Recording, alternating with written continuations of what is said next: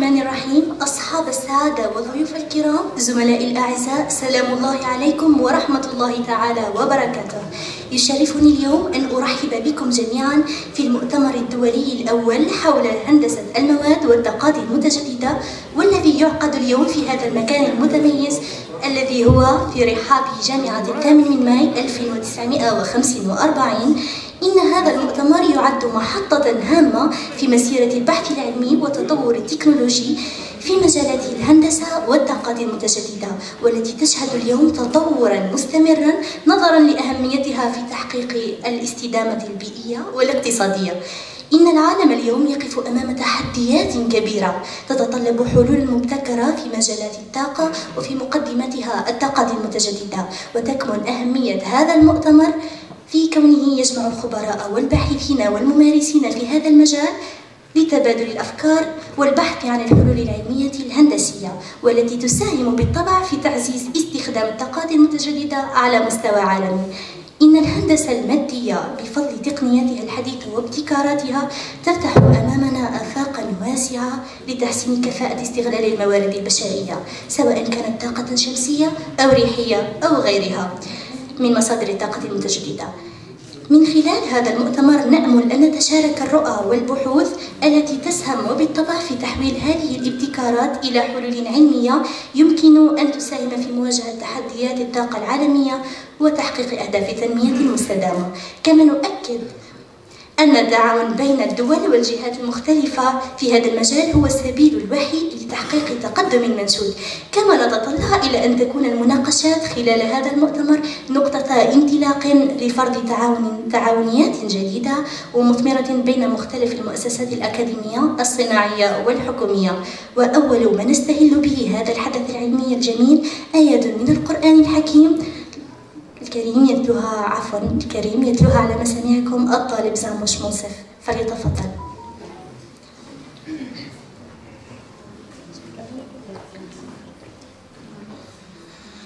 أعوذ بالله من الشيطان الرجيم.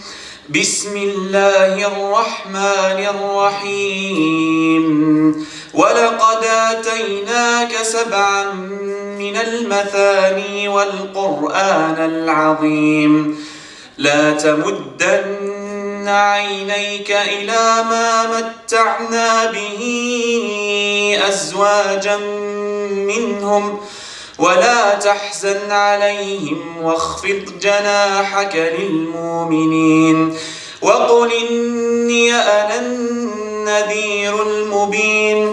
كما أنزلنا على المقتسمين الذين جعلوا القرآن عضين. فوربك لنسألنهم أجمعين عما كانوا يعملون. فاصدع بما تؤمر وأعرض عن المشركين. إنا كفيناك المستهزئين الذين يجعلون مع الله إلها آخر فسوف يعلمون. ولقد نعلم أنك يضيق صدرك بما يقولون فسبح بحمد ربك وكن من الساجدين واعبد ربك حتى ياتيك اليقين.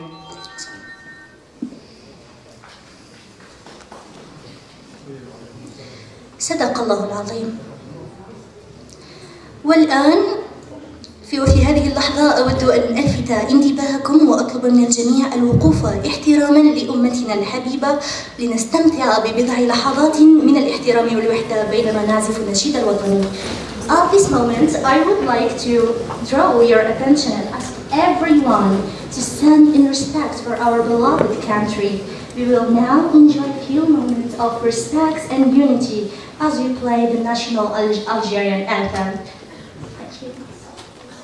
Guests from outside the country, I would like to introduction in English. Well, good morning, distinguished guests, respected professors, esteemed colleagues, and dear participants.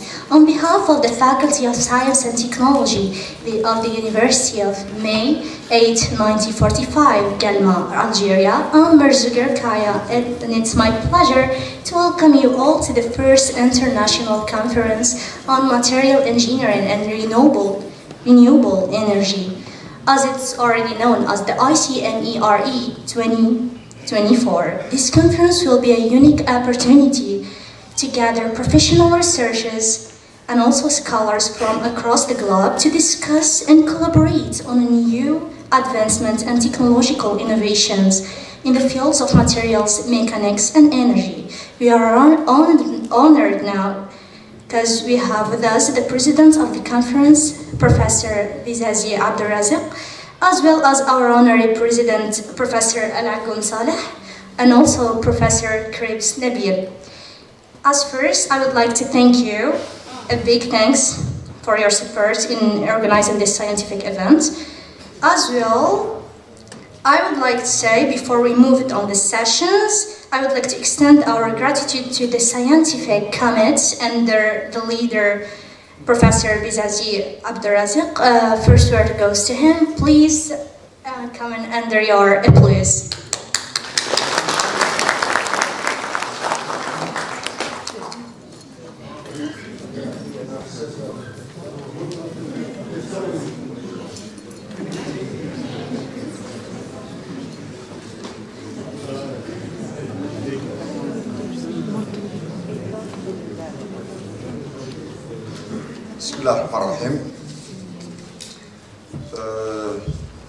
Ladies and gentlemen, first of all, I would like to thank the rector of the University of Kelma, Professor Saleh Al-Akoun, and the Dean of the Faculty of Science and Technology, Professor Krebs Nabil, for honoring me to be the chairman of the first edition of the International Conference of Material Engineering and Renewable Energy.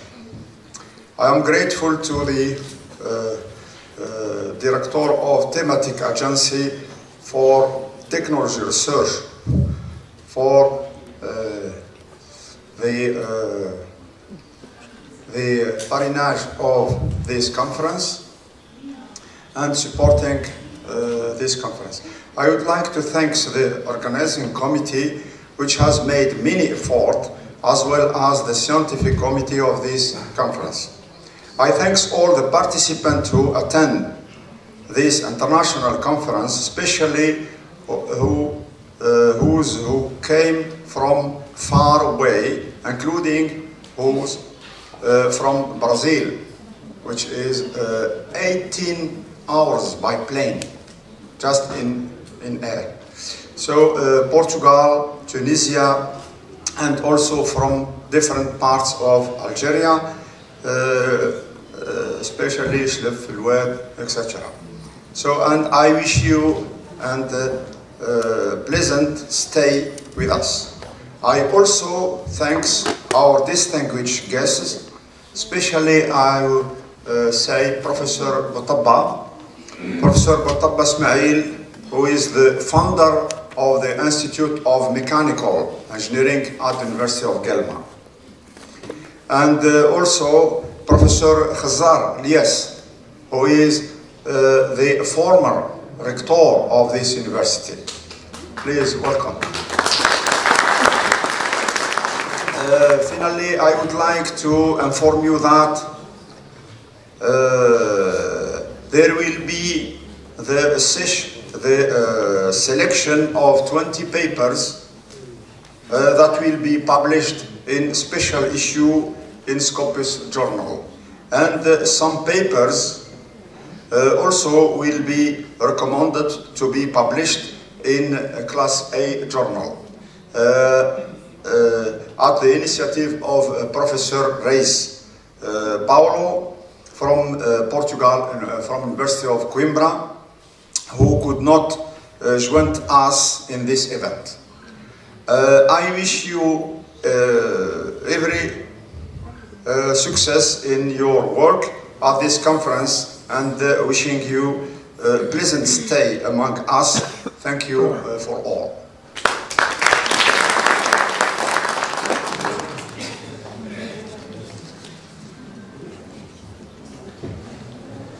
Thank you so much, Professor. And now special thanks also goes to the organizing committee and the leadership of Professor Krebs Nabil. Please come for the second word. Your clues, please.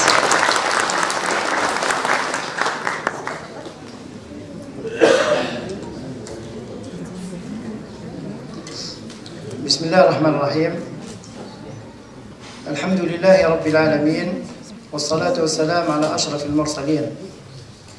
أيها السادة الحضور، نتوجه بالتحية الحارة لكل الحاضرين معنا من مشاركين، مدعوين وأساتذة، طلبة، موظفين الذين لبوا الدعوة لحضور هذا المؤتمر الدولي للمواد والهندسة والطاقات المتجددة.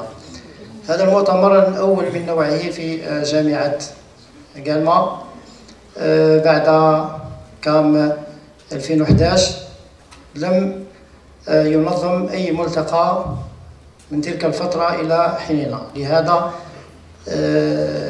رأينا أنه من الأجدر أنه كقسم الميكانيك والهندسة اللي هو عريق أول قسم في جامعة قالما يختفي هذا الاختفاء.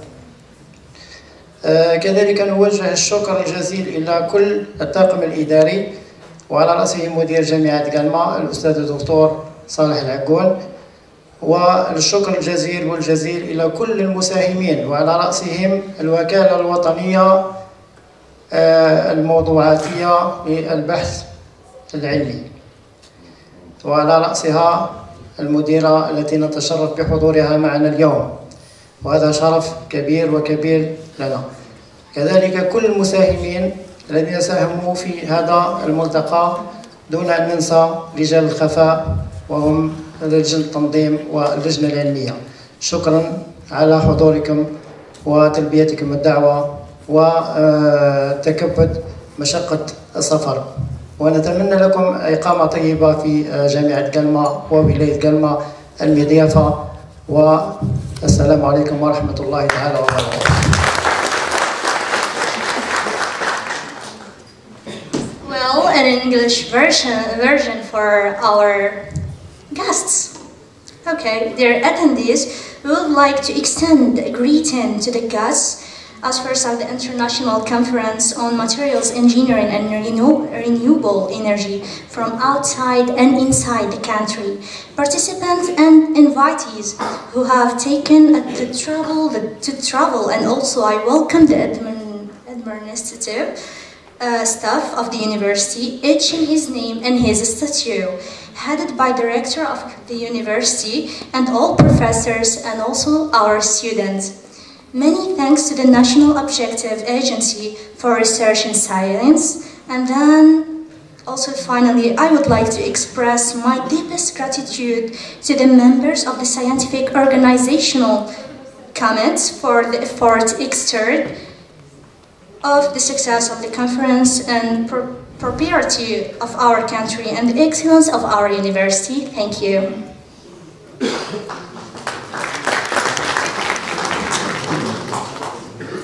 Well, about the conference covers three main themes: material and nanomaterials engineering and renewable energy. These themes encompass a broad of a range topics from advancements in nanotechnology, new materials and mechanical structures to renewable energy solutions and sustainable development. Before then, over the next 2 days, we have packed schedule filled with thought-provoking presentations, panel discussions, and network opportunities. We encourage all participants to engage actively, ask questions, and explore potential collaborations. For your reference, each session will consist of presentation followed by a question and answer period. Please ensure that your mobile devices are on silence to minimize interruptions during the sessions. Thank you so much for your attention. And also, we would like also to express our gratitude to our sponsors and partners without whom the conference would not have been possible, of course. Their support is invaluable in promoting research and innovation in the fields of materials engineering and renewable energy. Big thanks to you, it's really appreciated. Finally, a quick reminder to all attendees that the submission of the conference participation, such as abstracts and papers, should follow the specified guideline available in our platform. Additionally, those who have not yet been completed their registration may do so at designer registration area. Thank you so much for your attention. The conference starts now. Thank you.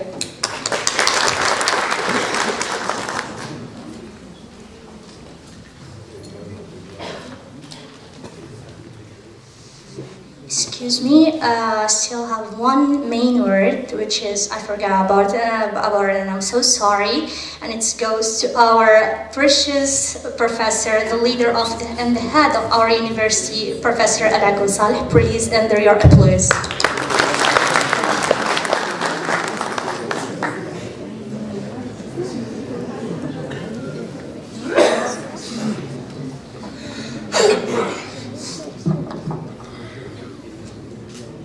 بسم الله الرحمن الرحيم، والصلاة والسلام على أشرف المرسلين سيدنا وحبيبنا محمد صلى الله عليه وسلم. بدأ أطلب منكم الوقوف دقيقة صمت ترحما على زميلنا وأخونا الأستاذ بديس بن نصر الذي وفته المنية الأسبوع الفارق. كامل السيدة مديرة الوكالة الموضوعاتية للعلوم والتكنولوجيا، السيد عميد الكلية ونوابه، السادة المسؤولون في الجامعة من كل المستويات، ضيوفنا الأكارم من برازيليا ومن البرتغال ومن تونس الشقيقة، مرحبا بكم زملائي الأساتذة، أبناء الطلبة. السلام عليكم ورحمة الله تعالى وبركاته. مسرور جدا بوجودي معكم في هذا الملتقى الدولي الأول من نوعه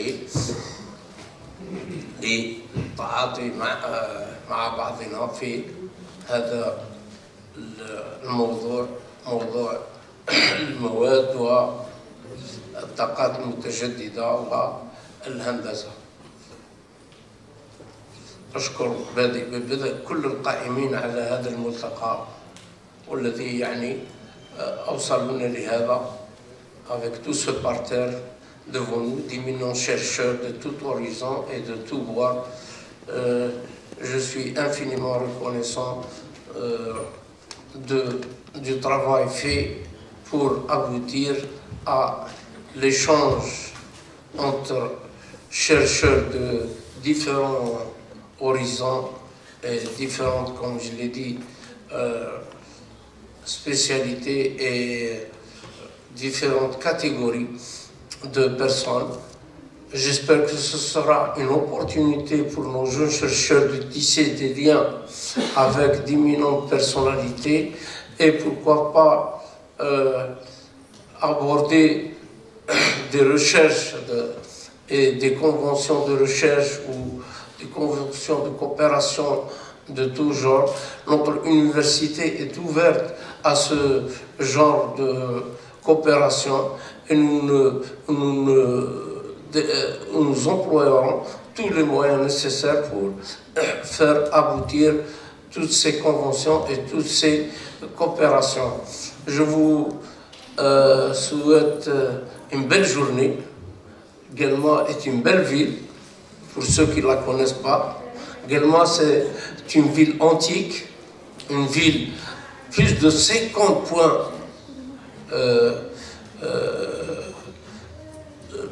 plus de 500 sites archéologiques également, plus de 9000 tombes monolithique. Hein, plus de... Également aussi, c'est une ville par excellence, une ville thermale, plus de 10 sites thermaux.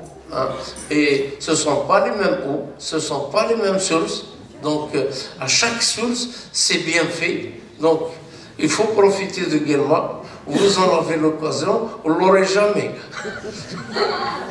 Donc, aussi, Guelma, c'est une belle ville. Je suis de Guelma et je l'aime beaucoup.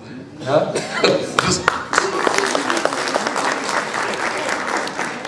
Donc, soyez le bienvenus chez nous. Soyez le bienvenus à Guelma. Soyez le bienvenus à notre université. Notre université, c'est une université jeune, mais qui voit gros. Nous sommes 2e national. Nous avons été classés par 2e national sur plusieurs, comment dirais-je, avec plusieurs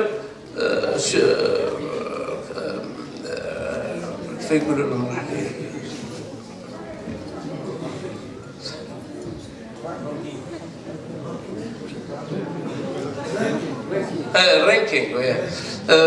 Donc nous avons été classés 2e national sur plusieurs, le terme, les classeurs, les institutions de classement, voilà ce que je voulais dire. Par plusieurs institutions de classement, QS World Arabic, Time Higher Education, Webometrics, et nous avons gardé cette place depuis au moins 4 à 5 années. Nous sommes 2e national. J'en parle d'une façon générale. Donc nous voyons gros. Inch'Allah, nous terminerons dans cette avancée. Nous avons beaucoup de chercheurs qui ont été classés, qui ont été bien classés. Donc parmi eux, notre défunt, professeur Ben Sarbadiz, et d'autres, M. Bezazi, M. Yales ici présent, et beaucoup d'autres chercheurs, M. Temersit, M. Farrad, beaucoup de nos jeunes chercheurs ont fait l'honneur pour cette université, et c'est dans cet esprit que... Pardon. Et c'est dans cet esprit que cette dynamique de recherche et d'expansion de notre université qui s'étend sur 5 sites, 7 facultés, un institut, et bien sûr nous avons tous les moyens de vie tout autour. Donc je vous souhaite plein succès. Je remercie mes collègues qui ont fait aboutir cette conférence pour qu'elle s'organise. Je vous remercie tous de votre présence. Je remercie nos collègues du Brésil pour faire tout ce trajet. Comme il l'a dit M. Bezazi, il faut avoir les nerfs solides. Donc, je remercie aussi notre collègue de Coimbra, du Portugal, nos collègues de Tunisie, bien sûr, من بلادنا طويلة وعريضة، إذا كان جماعة جاو من البريزيل حتى حنا واحد يجينا من طام الراس ولا أضرار ولا بشار، سي با لا بورت à côté، دونك الحمد لله. دونك مرحبا بكم مرة أخرى، ونتمنى التوفيق لأشغالكم، ونتمنى أنكم تستفيدوا وتفيدوا في هذا الملتقى. شكرا لكم جميعا، وأعلن عن الافتتاح الرسمي لهذا الملتقى. بارك الله فيكم، السلام عليكم ورحمة الله.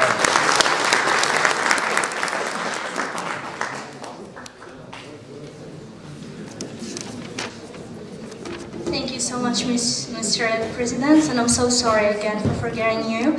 He said that he's so happy to have you here, to welcome you all here and enjoy, and he already opened this conference. Now, I would like to invite Professor Bizazi Abdulraziq from the University of 8 May 1945 and Professor Haddad Abdelkrim from University 8 May 1945, with Professor Ramalho Amilcar, University of Coimbra, Portugal. Bienvenidos. On the first session, which is intituled by Current Researchers Trends in Tribology at the University of Coimbra. Welcome you all here. Bienvenidos. Thank you very much. So, just a brief thing. I forgot to say that the conference contains it's from 7 countries. We have Brazil, Canada, Romania, Portugal, and we have Tunisia and also Algeria. So about the universities, we have 22 universities. We have about more than 100 participants in this conference.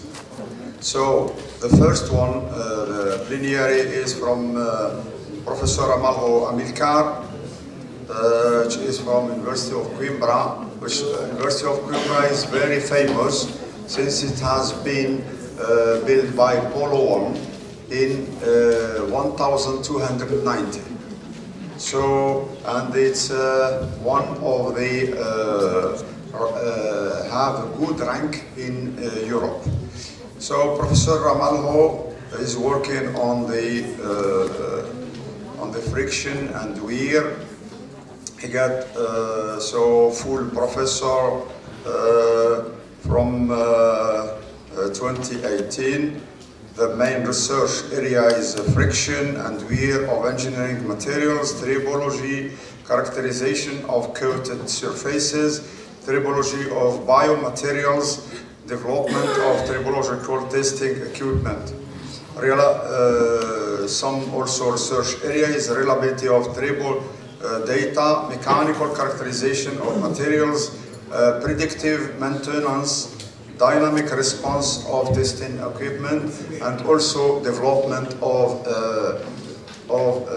bio oil, so which is from in order to substitute the synthetic one, because this is for environmental concerns, which and he is working with different industrial companies, and he has been involved in 25 research projects, international projects, and also he is a reviewer in many scientific journals, international journals. He have around 300 papers in journal and conferences, and he has high citation from 20 until now. Thank you very much. Now, Professor Krim will co-chair this session. So, please, Abdul.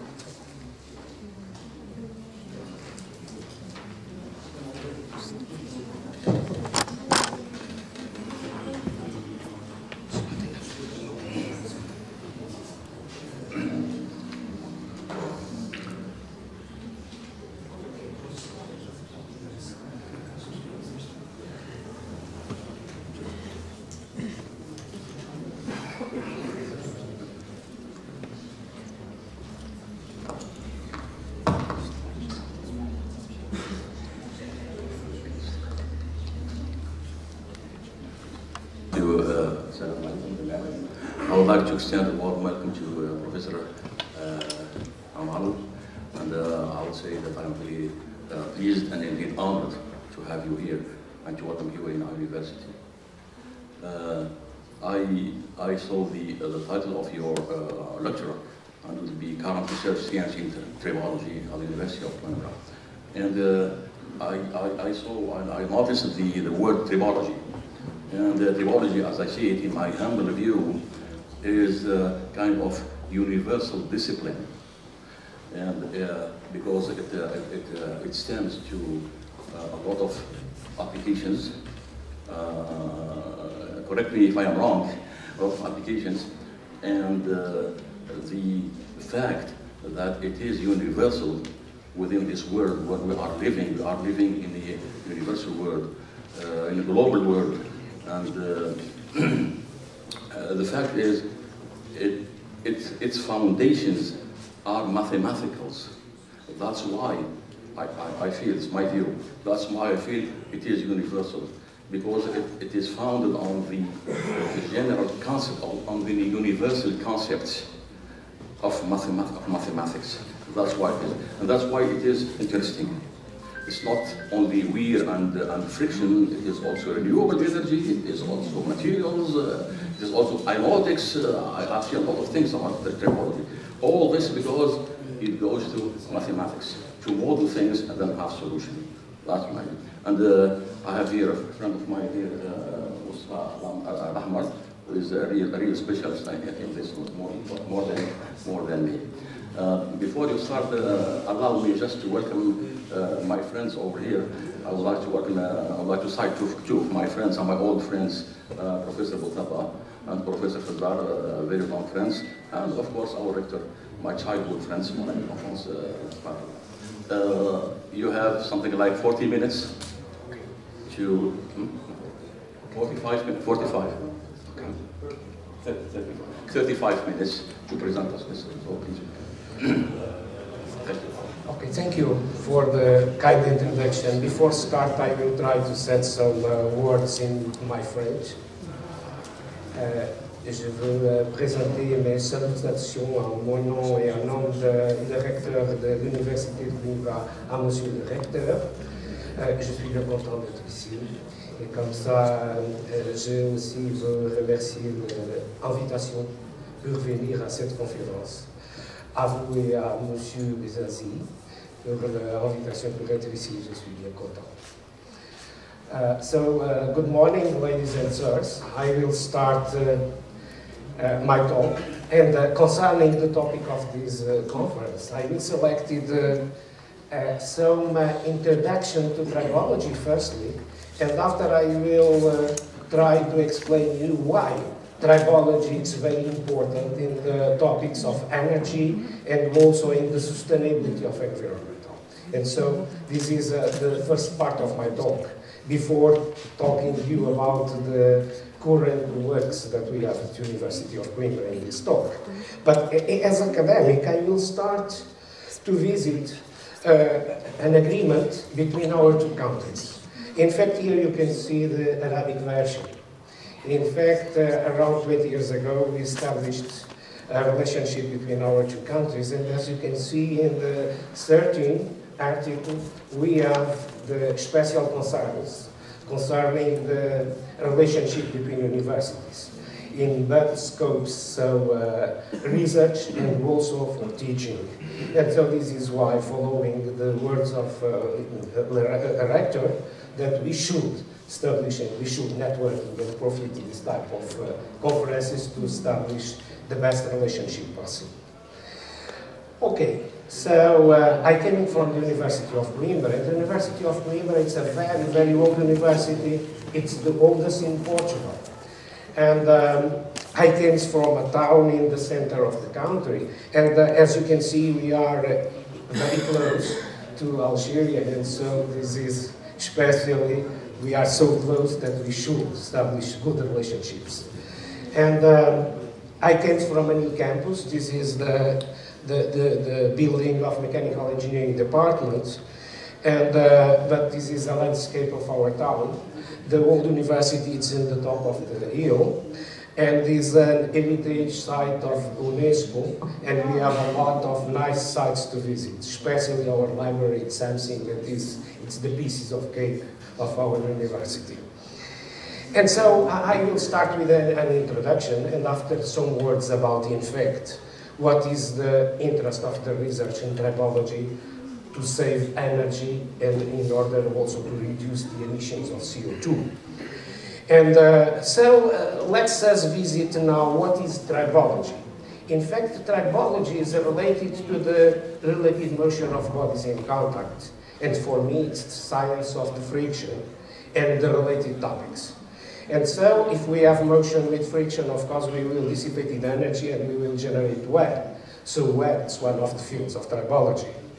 And one of the most used ways to try to reduce friction is using lubrication. And so we arrive in the three main topics of tribology: friction, wear, and lubrication.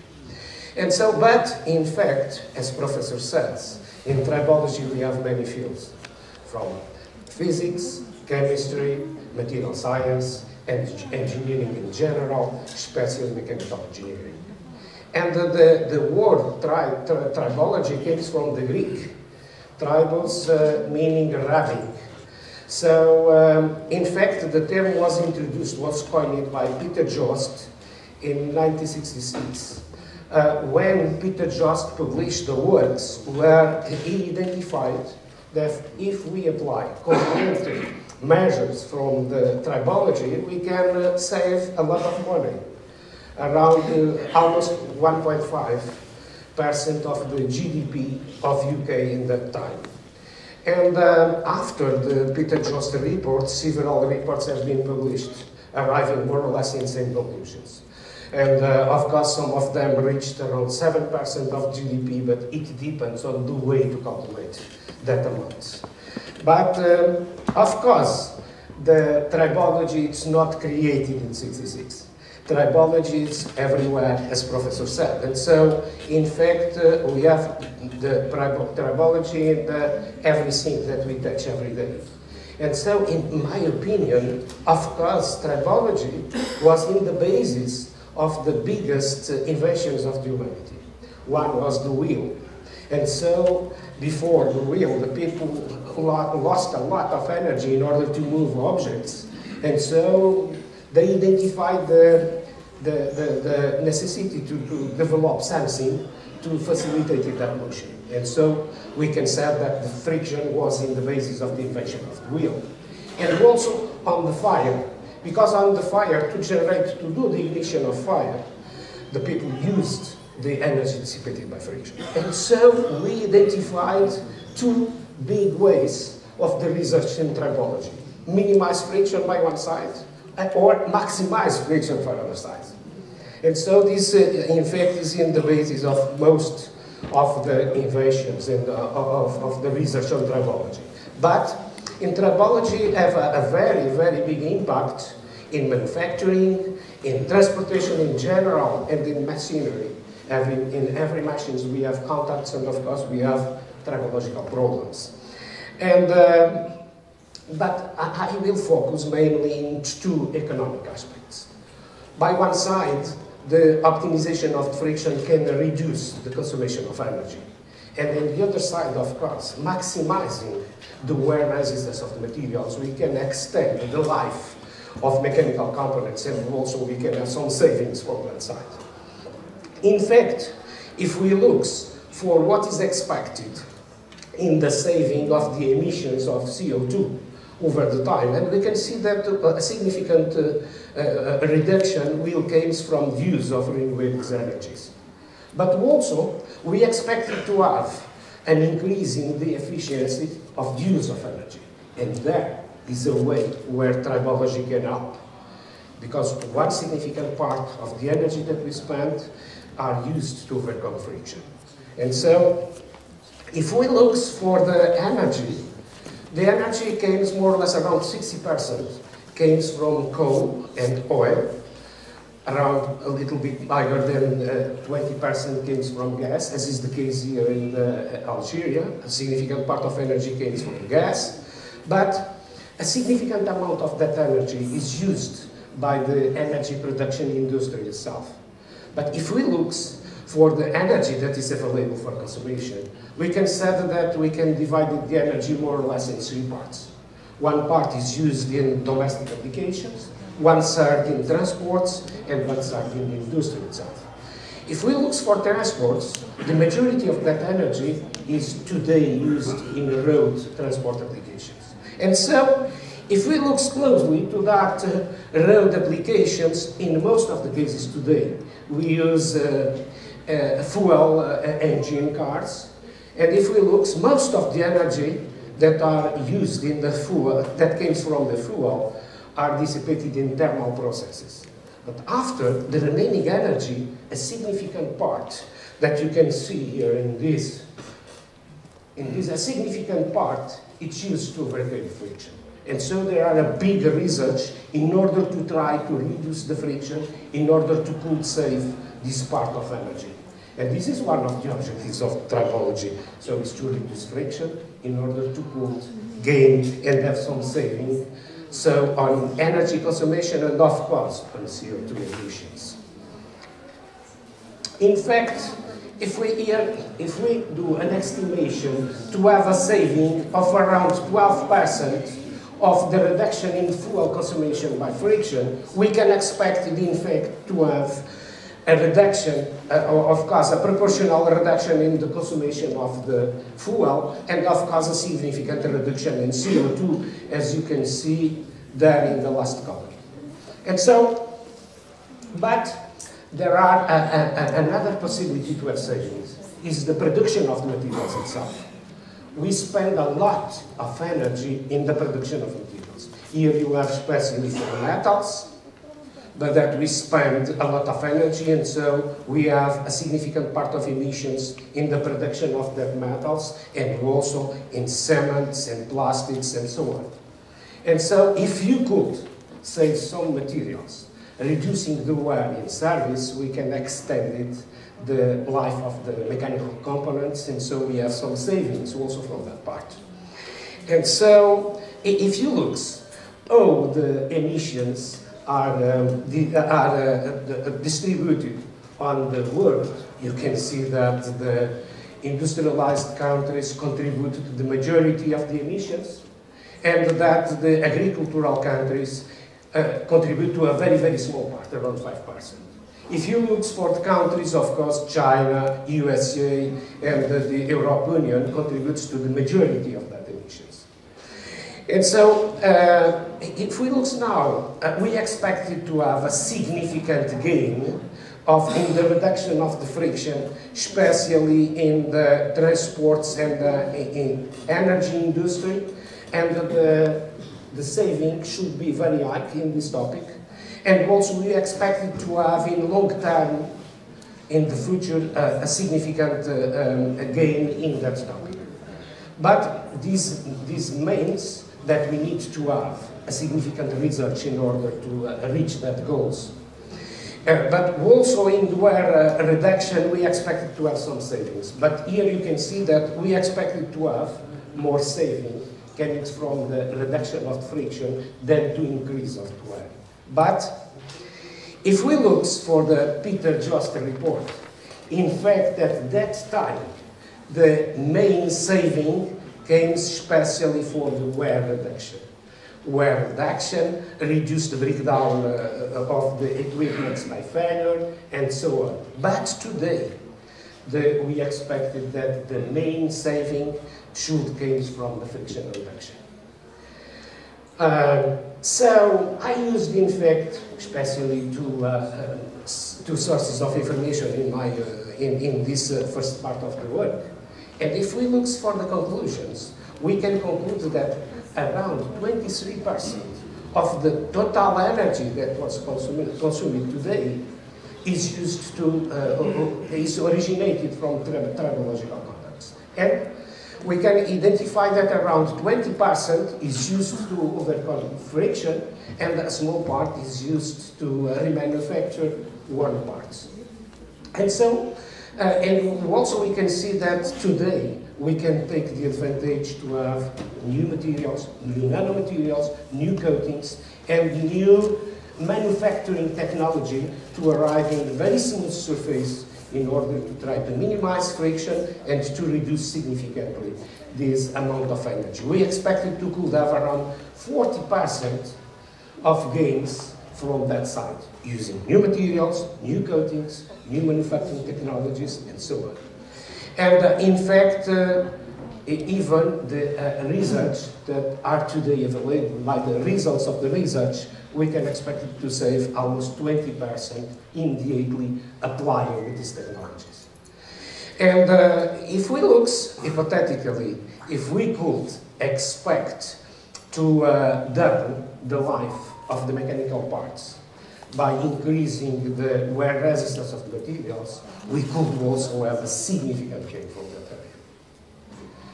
And so now we will look another time more to tribology and what is tribology.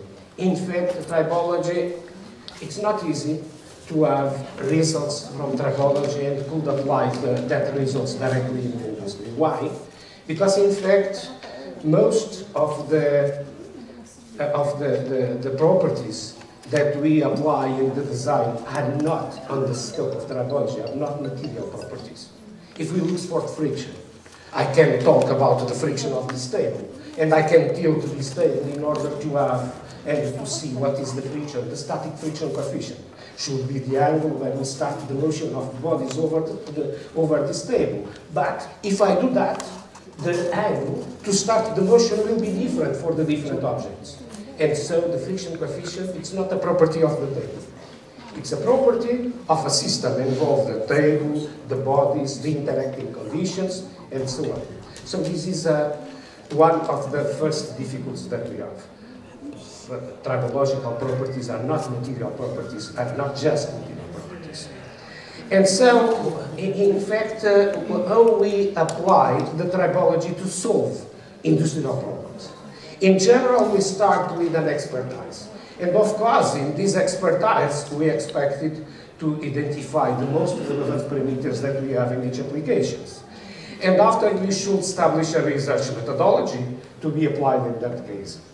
And so we can identify if in bibliographic resources, if someone has been done some work in that topic, and of course the know-how and the previous experience of the people that are involved in the expertise, it's very important for solving this type of problems.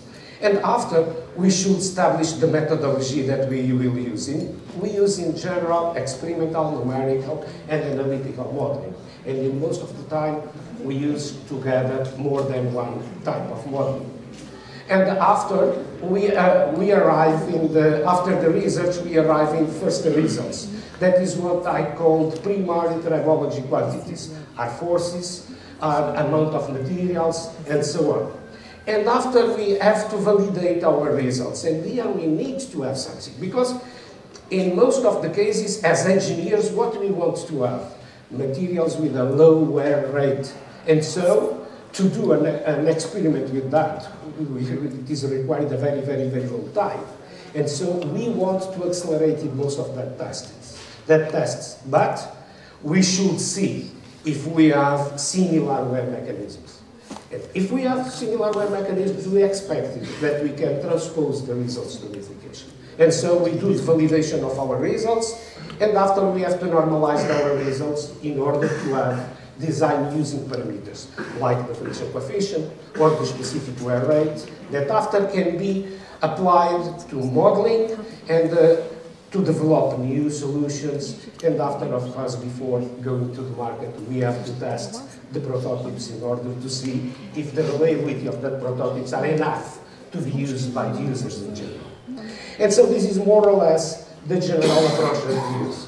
As an example, imagine that we want to develop new materials to be used in an engine in the contact of the cylinder lines and the piston rings. And I can do different approaches.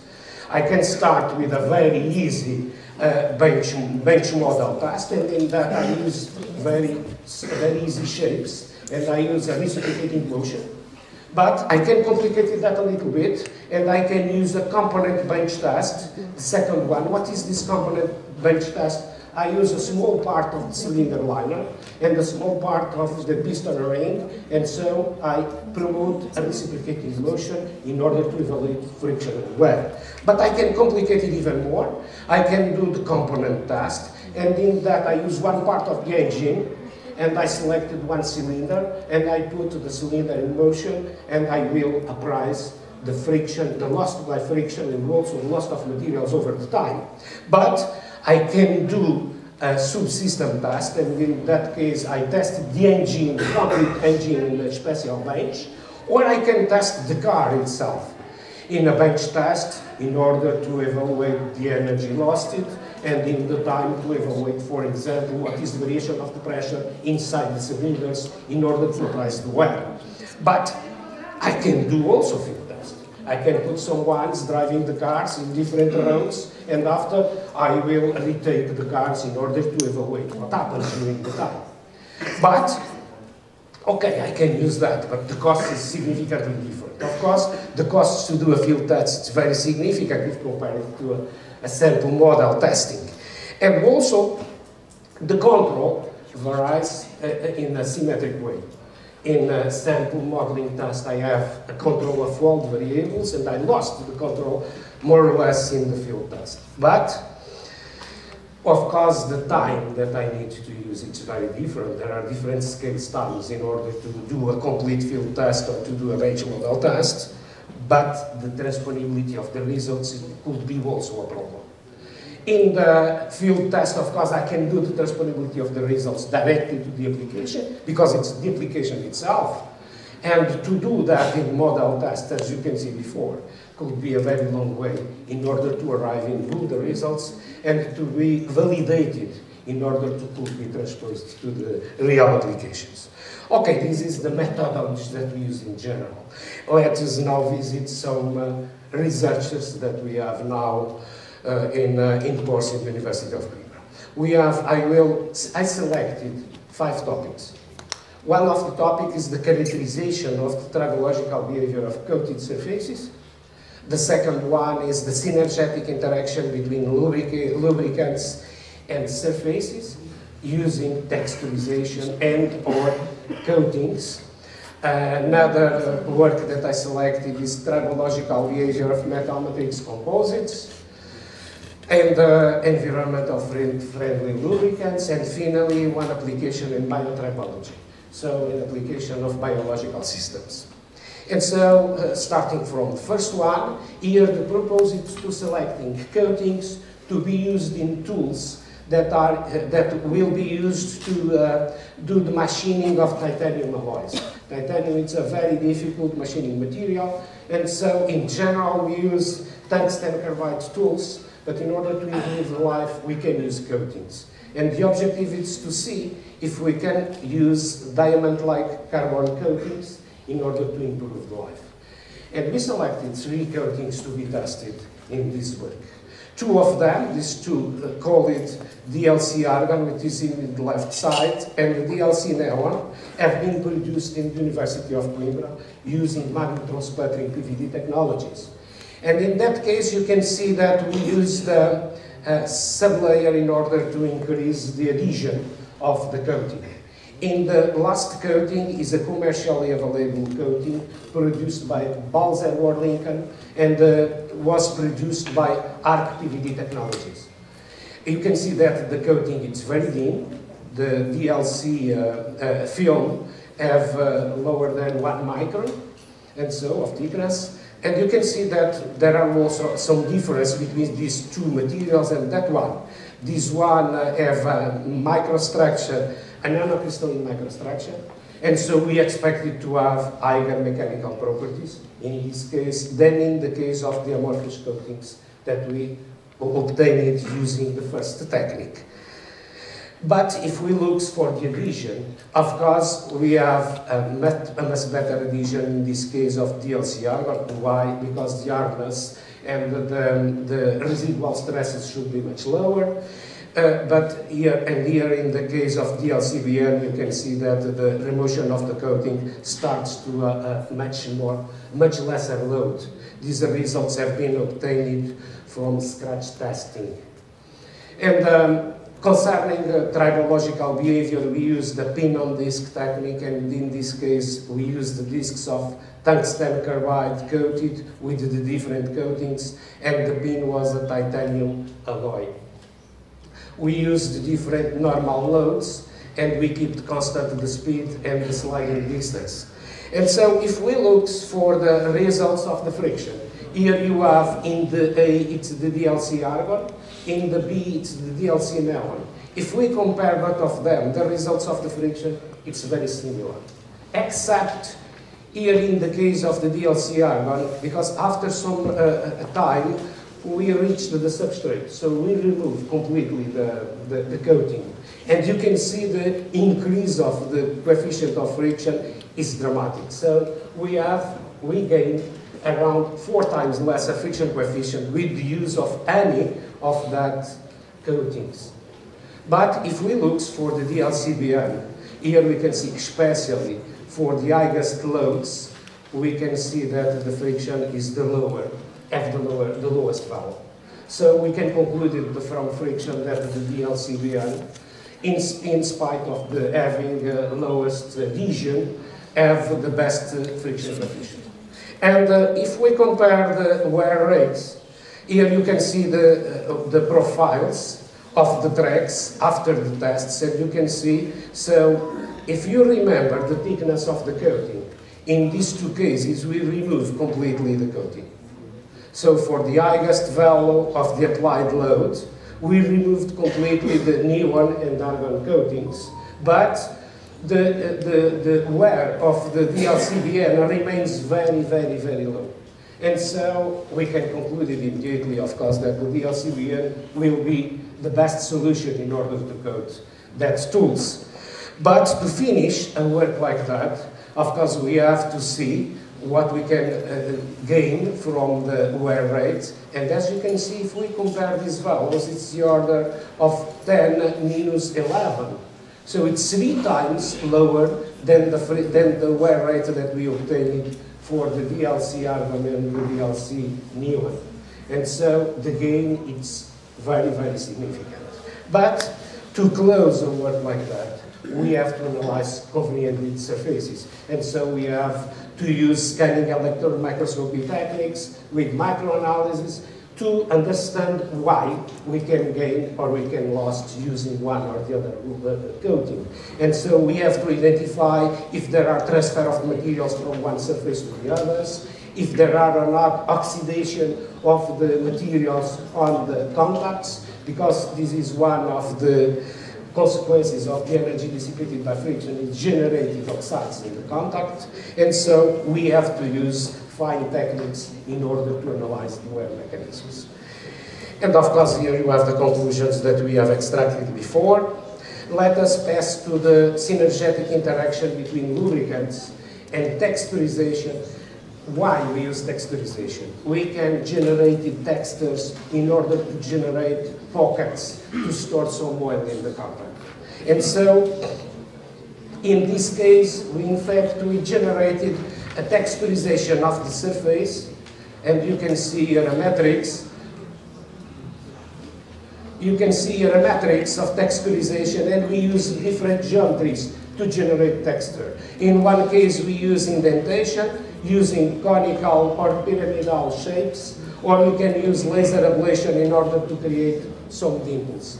And we tested 2 different sequences.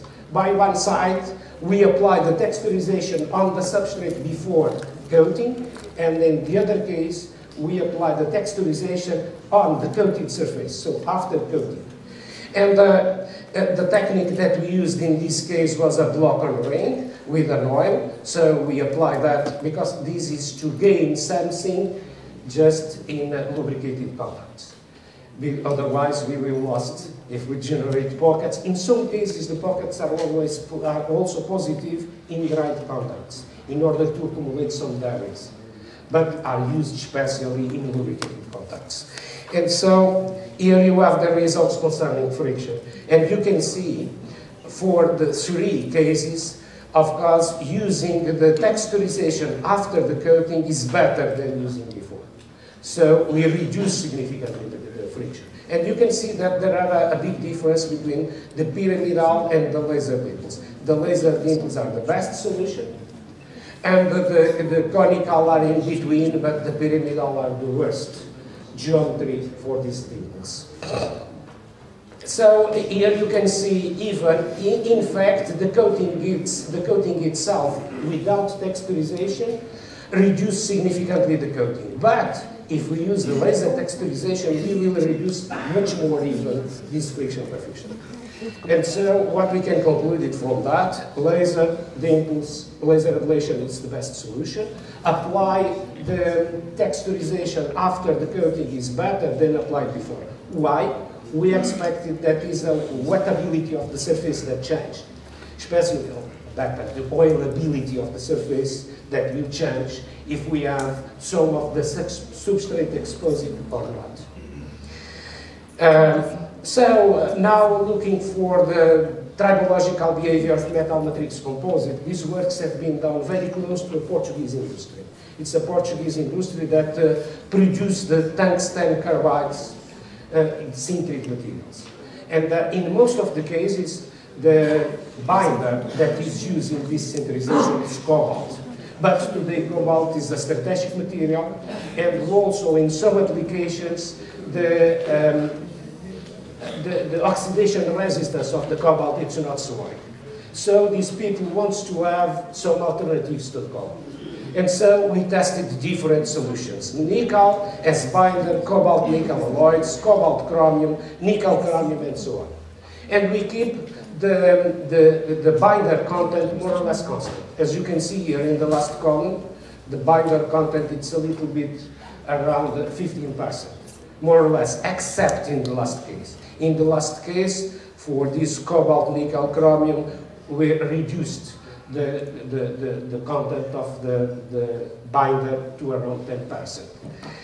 Of course, here you have in this case, our objective is to test the abrasion resistance in these materials, and so we move to a different technique. In this case, it's a ball cratering technique. We have a ball in rotation, and we have a slurry of silicon carbide grains in water that have been dropped over the ball, and the ball turn and will generate a dimple on the surface, and evaluating that dimple, we have the wear amount of the material generated by this technique.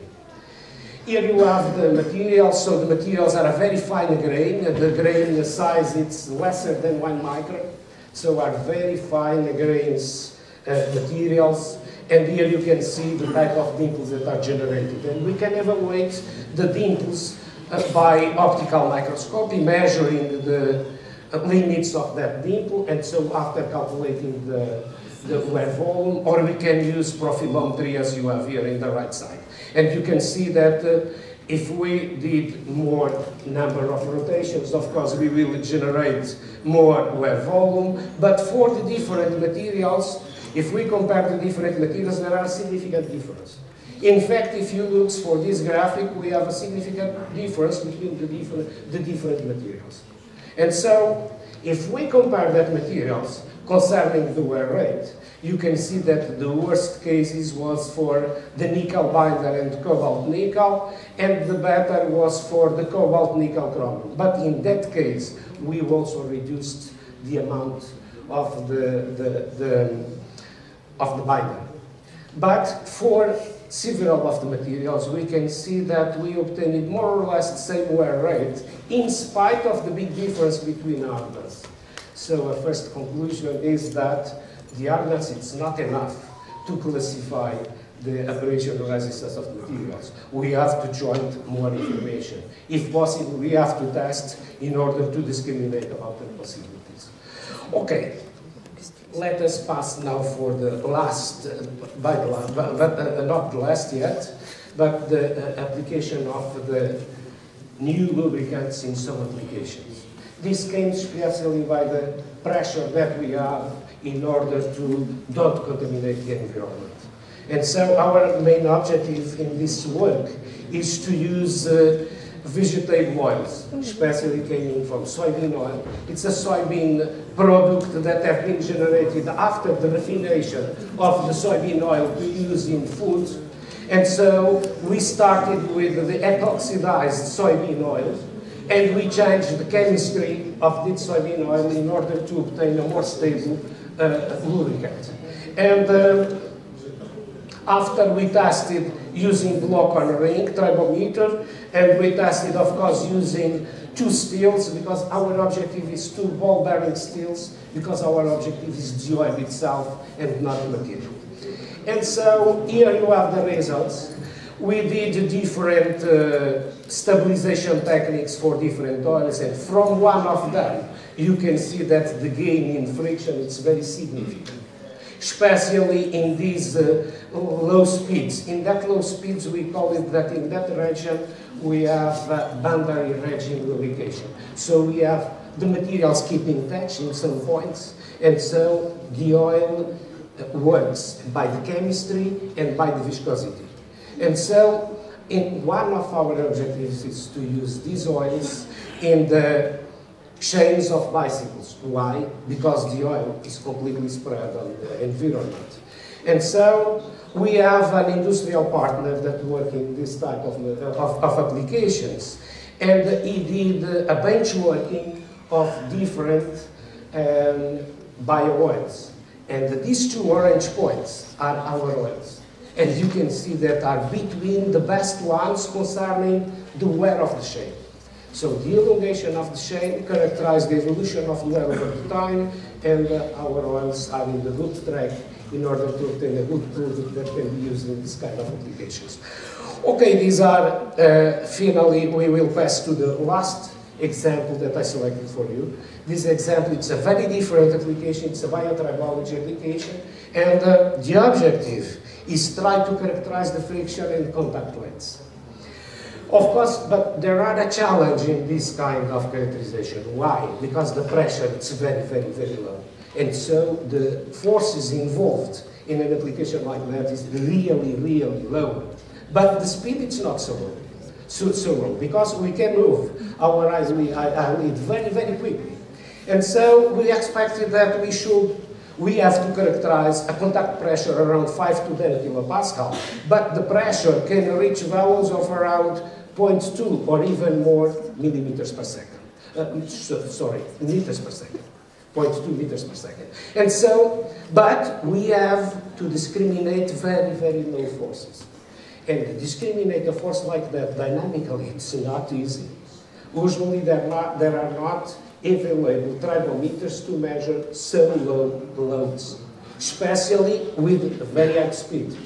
For low loads, there are some tribometers available. So we developed a new technology to evaluate that. It's a technology based in a vibration of a pendulum. So we used vibration of a pendulum, and we applied the classical mechanical to the equations of that. I will explain you how we apply that. So we have a pendulum, we apply a static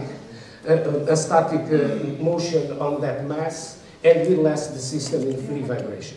And so in free vibration, we obtain the motion over the time. And after, we have here you can see the second order differential equation, and we know what is the mass of that system, what is the rigidity of that system, and what is the negative amount of dissipation of energy. And so we apply a specific normal load, and so after we don't know this friction coefficient. From that motion, we calculated the initial conditions, so the speed usually is 0 because we start from a maximum. And so we know what is the displacement, and we can do the integration of that equation and compare the numerical solution with the experimental solution in order to minimize the error. When we minimize the error, what we obtain? We obtain the friction coefficient and the friction moment. And so we applied that in order to characterize 4 different commercial lengths. In our case, we used the contact of a lens against a glass surface. Why a glass surface? Because it's the most used in the published studies, and so it's easy to compare our results with the published works. And here you have the results for that 4 lengths, and you can see that there are huge differences between these. Is the first one, because the friction is much higher than for these 3 ones, but the lens cell one display a much better friction behavior. If you can see, we can apprise immediately the friction by the energy dissipated over the time. If we reduce significantly the amplitude, we dissipated more energy, so the friction is higher. Even observing this evolution, this graphical evolution, we can immediately conclude what is the best one and what is the worst one. And so this is an example that we can apply directly to the physics, the mechanical physics, in order to discriminate between solutions that is not easy to be solved using the classical approaches. And thank you for your attention. And now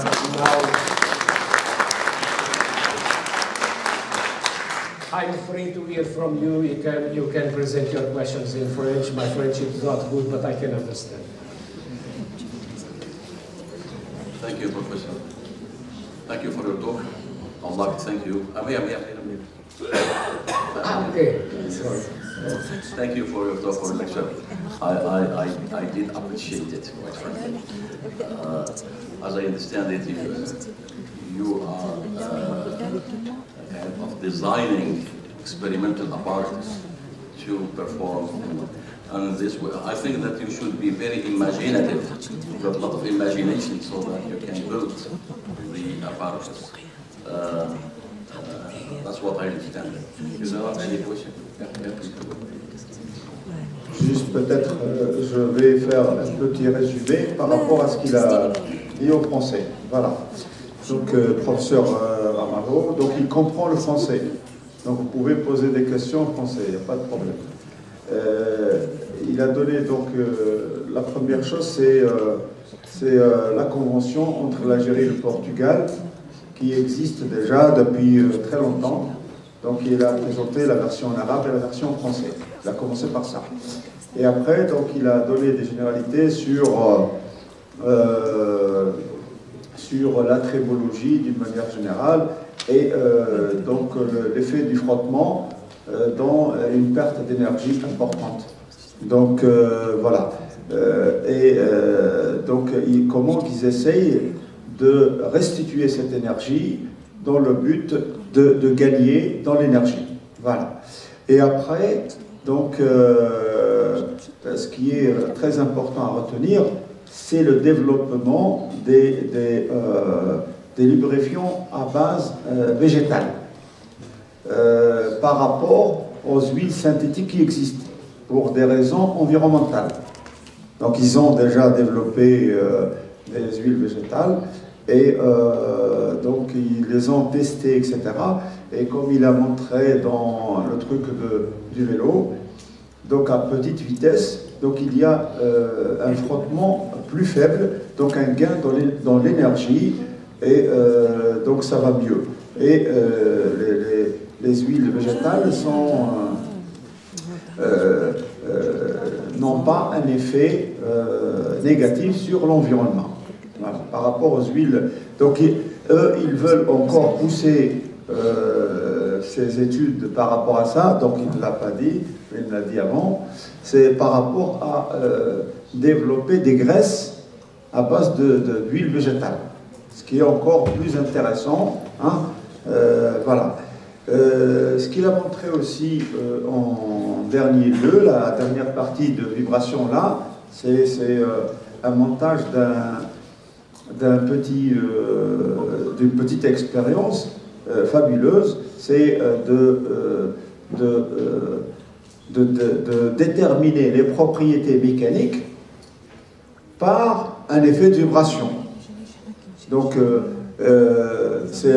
ils utilisent un amplificateur, donc il ne coûte pas grand-chose, et donc j'ai vu le truc à Cumbra, et donc j'en ai commandé, on va les avoir, Inch'Allah, peut-être dans 10 jours. Voilà. Donc c'est juste un petit système très simple auquel on peut faire de la vibration libre et on peut déterminer donc le module de Young, le coefficient de Poisson, etc. sans pour autant faire un essai de traction classique.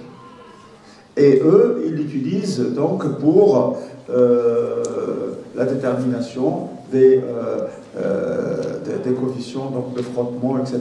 Et donc ils font le truc théorique par rapport à l'expérimental et donc le reste c'est de l'énergie perdue, etc. Voilà.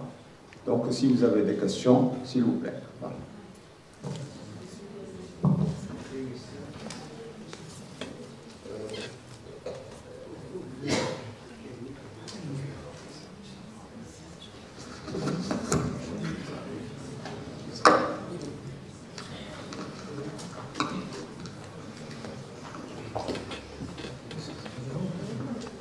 Je vous remercie, monsieur, de la présentation. Je viens d'apprendre plutôt de la part de monsieur l'auteur que ce professeur-là, il a étudié dans le même établissement que j'ai fait ma thèse. Ce n'est pas son traduction, mais je ne le connais pas. Moi, j'ai terminé ma thèse avant lui, hein, quelques années. Bon, j'ai travaillé à peu près dans le même domaine. Alors, je vous présente d'abord M. Belbah Ahmed, enseignant à l'université également. J'ai une petite question seulement à poser à monsieur.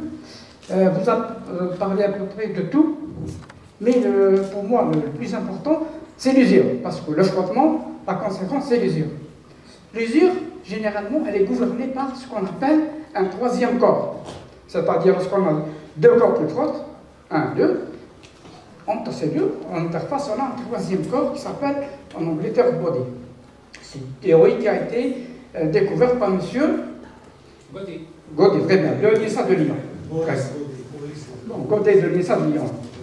Voilà maintenant, qu'en est-il de ce phénomène-là, troisième corps, dans le cas de la, vous avez dit, le frottement biologique. Moi, j'ai travaillé avec mon synthétique avant, donc les huiles industrielles, etc. Mais est-ce que l'usure, est-ce qu'il y a une influence sur le troisième corps, ce phénomène-là de lubrification nouvelle? D'accord? C'est vrai.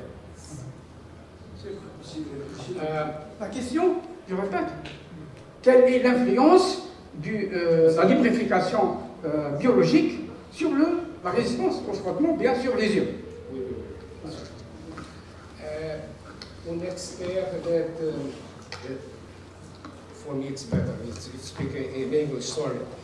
But I understand very well your question, and you have reason completely. In fact, the French school introduced this third body approach in the 90s but by Professor Maurice Godet in the INSA and Professor Léo Vincent in École Centrale de Lyon.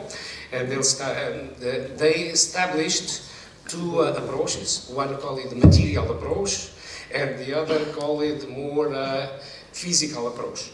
And in fact, from the lubricant, we expected to have, especially in the boundary lubrication, we expected to have a change in the material approach. In fact, in both cases, lubricated and non-lubricated contacts, the generation of a third body is especially important in tribology in order to control the friction and also to reduce the wear of gas. And today is even more important because we can change the chemistry on the surface using more complex additives. And we expected to have fat products from the bio oils that are very complex products and can improve this degeneration of a very, very thin third body and will preserve and will reduce the wear over the time. And so there are especially two main mechanisms in order to reduce the wear using the third body approach. In dry conditions is especially the environmental influence, especially the oxidation of the materials on the surface, and this oxidation is generated by the surface contacts itself. And in lubricated contacts, it's especially the reactions between the additives of lubricants and the surface itself. But in our case, using bio oils, this is naturally obtained because we have the fat acids in the bioproducts and can generate that kind of films over the surface very quickly.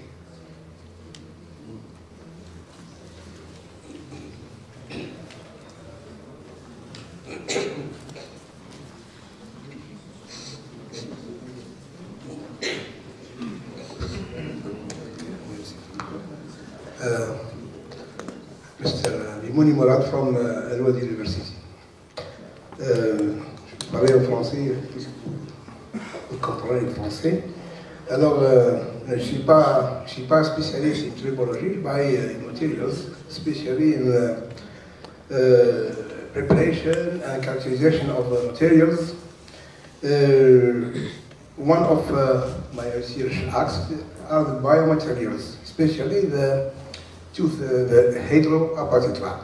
Je veux connaître la présentation. Votre présentation a été très claire, mais vous m'avez donné une idée sur comment appliquer la tribologie sur ces matériaux. Les matériaux sur les touffes, les dents, sur les dents. Voilà. Merci. Merci. Est-ce que vous pouvez l'appliquer et est-ce que c'est facile de l'appliquer et c'est un point de départ pour nous, pour une autre perspective, Inch'Allah. Merci pour votre question. En effet, on a eu different research work in that topic, and especially in two main areas. One is the materials in order to recover the tooth, the caries, especially the cavities. Especially we used in that case in general composites today. And in that case, there are many things that we can do as mechanical engineers. From one side is the addition tests of the composites to the dentine. It's one very big challenge area. And there are specific tests in order to characterize that addition. We can have tensile, microtensile tests, and we can have also tangential stresses tests, and we can apply both of them. We have some experiment on that topic. Another challenge work in that field is the implants. For the implants, we have in fact, one of the biggest problems in the implants are the micromotions of the different parts of the implant itself. And in that case, we have to apply a fretting approach. In fact, I prepared a call to Rangel University, and I will talk specially on that area. I will present some results from the characterization, fretting characterization on the contact of dental implants, and also some results concerning the abrasion resistance of dental resins. Thank you. Yes. Yes, please. And then Rosala. Yes. Go ahead.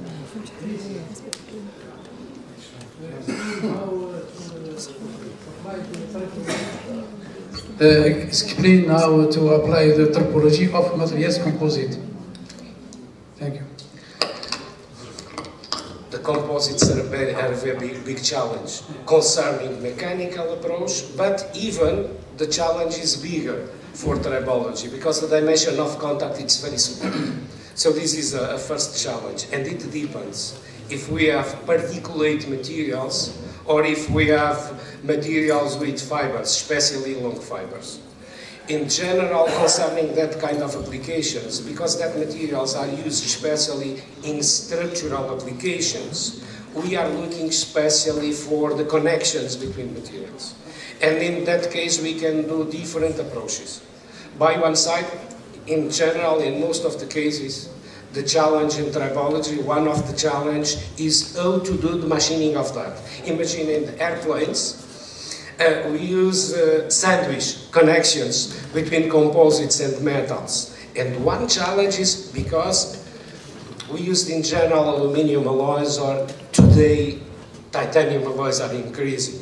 But the titanium alloys and usually this type of composites are two difficult machining materials. And one of our recent research is the machining of dead stacks. When we have, because the life of the tools, it's very, very small. And we have to perform in a typical airplane, usually more than 1 million of holes in order to connect dead structures. And this is a very big challenge. These results that I presented for the DLC are one of the part of that research that we published recently. So it's, if it is possible to use some specific coatings in order to improve the life of the tools for that case. And this is a special case of the application of the tribology in order to improve the applications and to could get better connections between the composites and the metals.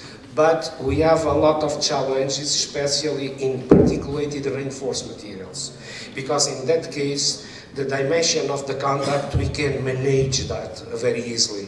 And this is the case of the composites applied on the tooth cavities, because in that case, we used that particulates in order to improve the mechanical resistance and the mechanical rigidity of that materials. And this is an area where there are a lot of works that can be done, and we have some experience also on that domain. But thank you for your question. Thank you.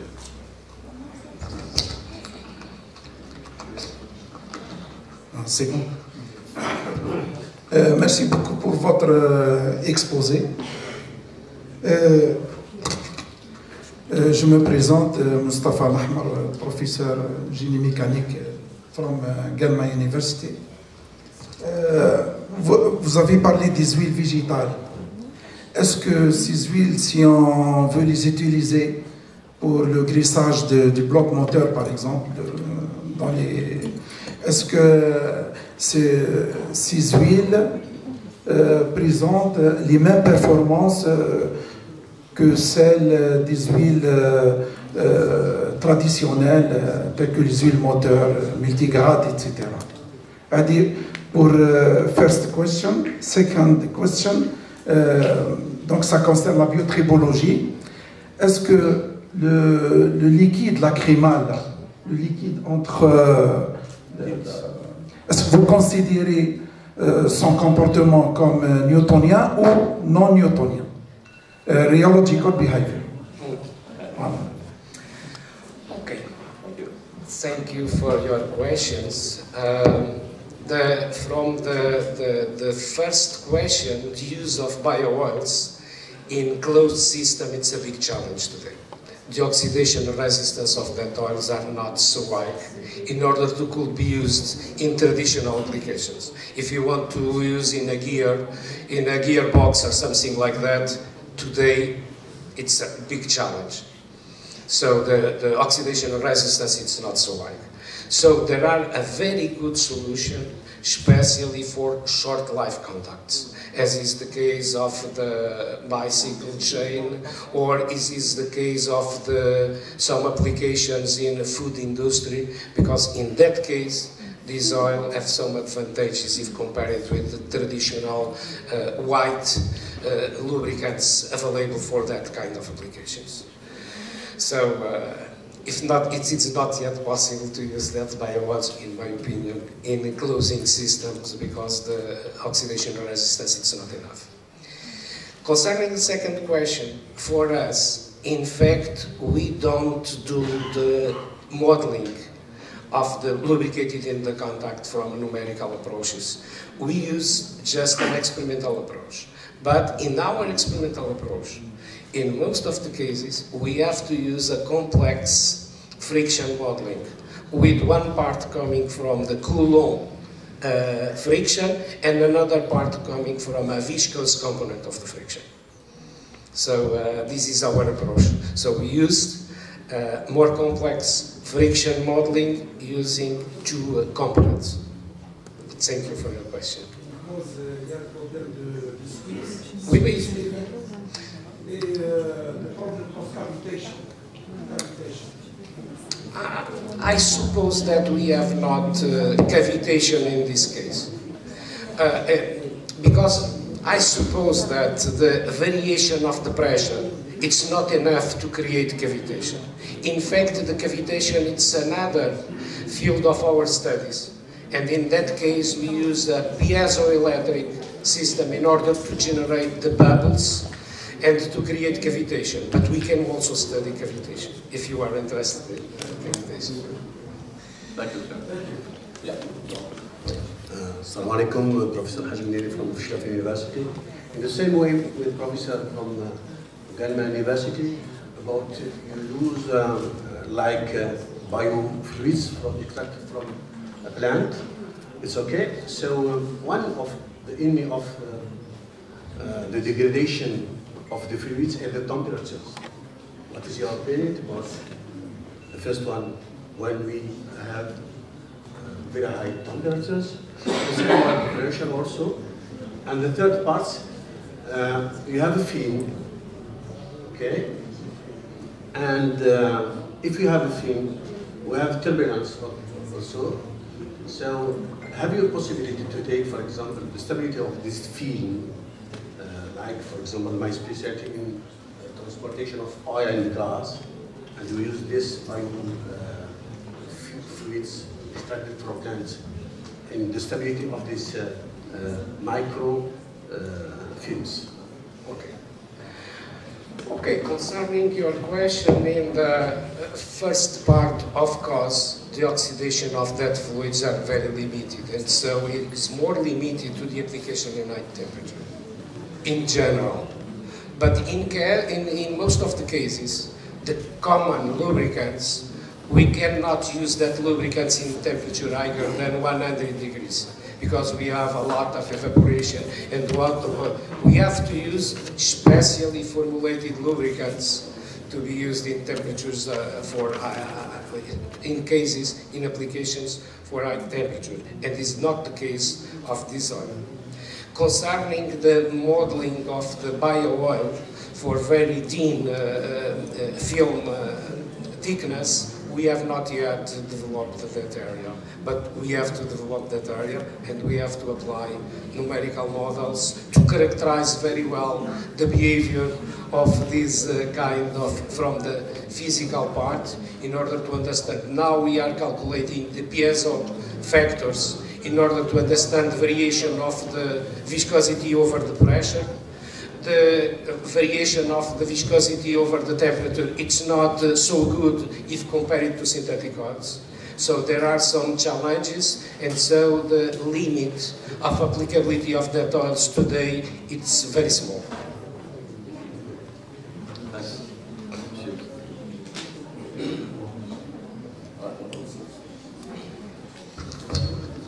Merci bien, Monsieur le Président. Je me présente, je suis Abdelzeb Bousliti de l'Université de Sfax. Donc, en premier lieu, je merci bien pour cette présentation. Elle est très claire, il y a beaucoup de nouveautés, surtout les nouveaux matériaux, etc. En second lieu, je ne suis pas spécialiste en anthropologie, donc je travaille surtout sur les matériaux électriques. Je vais poser une question sur le point l'environnement. Ces matériaux, l'effet de ces matériaux, surtout du point de vue environnement. Si on regarde bien sur l'énergie renouvelable ces dernières années, il y a beaucoup des avantages, il y a beaucoup des inconvénients. Dans les diapos, vous avez parlé sur les composés à base de cuivre, zinc, nickel.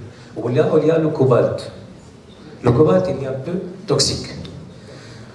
Dans la deuxième partie, vous avez parlé sur les huiles végétales. Il y a une partie organique, c'est ça. Et vous avez parlé un peu sur les frottements. Est-ce que ces huiles, au cours du frottement, la température augmente? Est-ce qu'il y a des engagements négatifs sur l'environnement? Est-ce qu'il y a des effets négatifs sur ce type de matériaux? Juste, je veux comprendre les effets négatifs et les avantages par rapport aux huiles qu'on utilise dans notre vie pour le moment. Merci. Merci pour votre question. Really,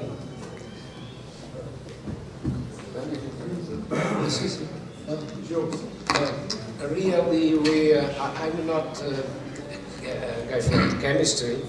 We have the help of our university in order to study the best chemical actions in order to stabilize the oils. One of the problems of the oils, even in some cases, they use the amino groups in order to stabilize the oils.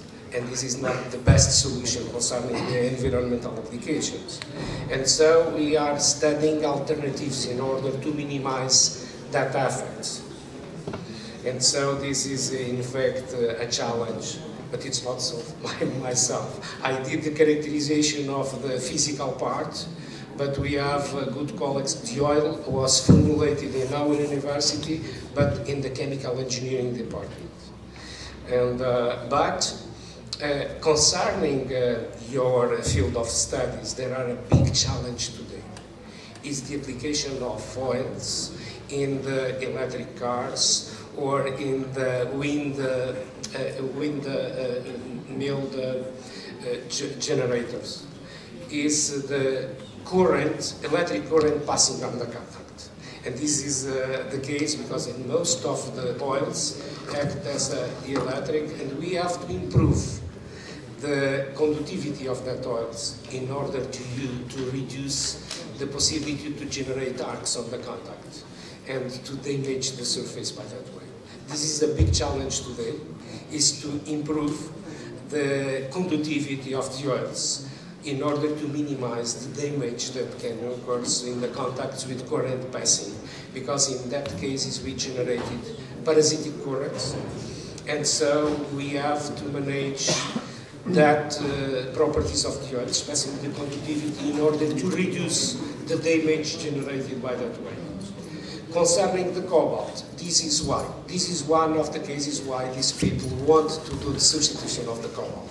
Because in some cases, especially in biological applications, we have to reduce the cobalt, because today cobalt is classed as a material that is not good for our body.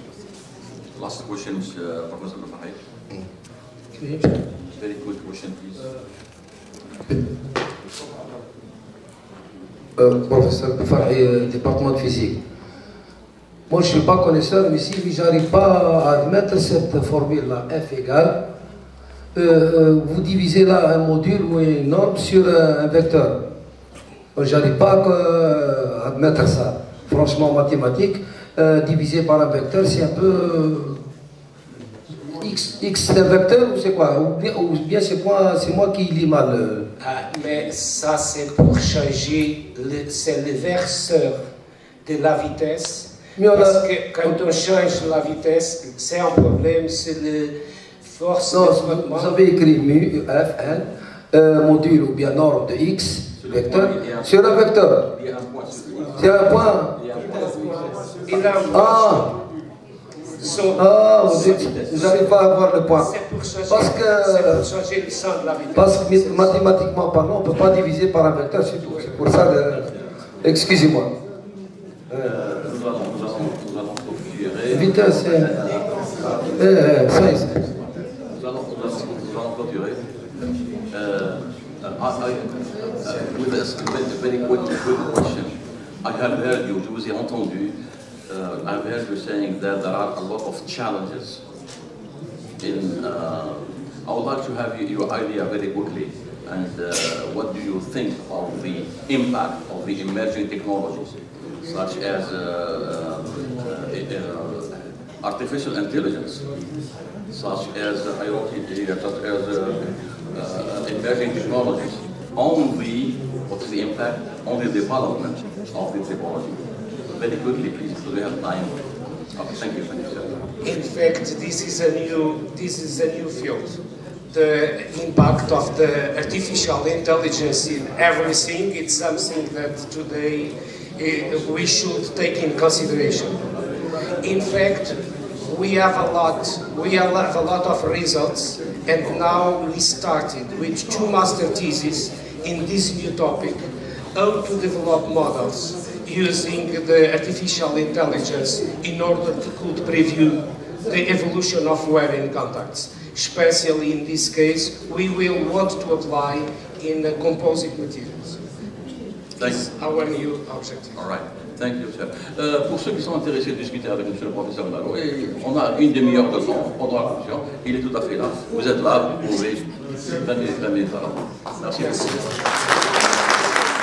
Donc juste Fabrizio Scarpa, professeur à l'université de l'université de Bristol. Donc il comprend le français, l'anglais et italien, parce qu'il est d'origine italienne. Voilà.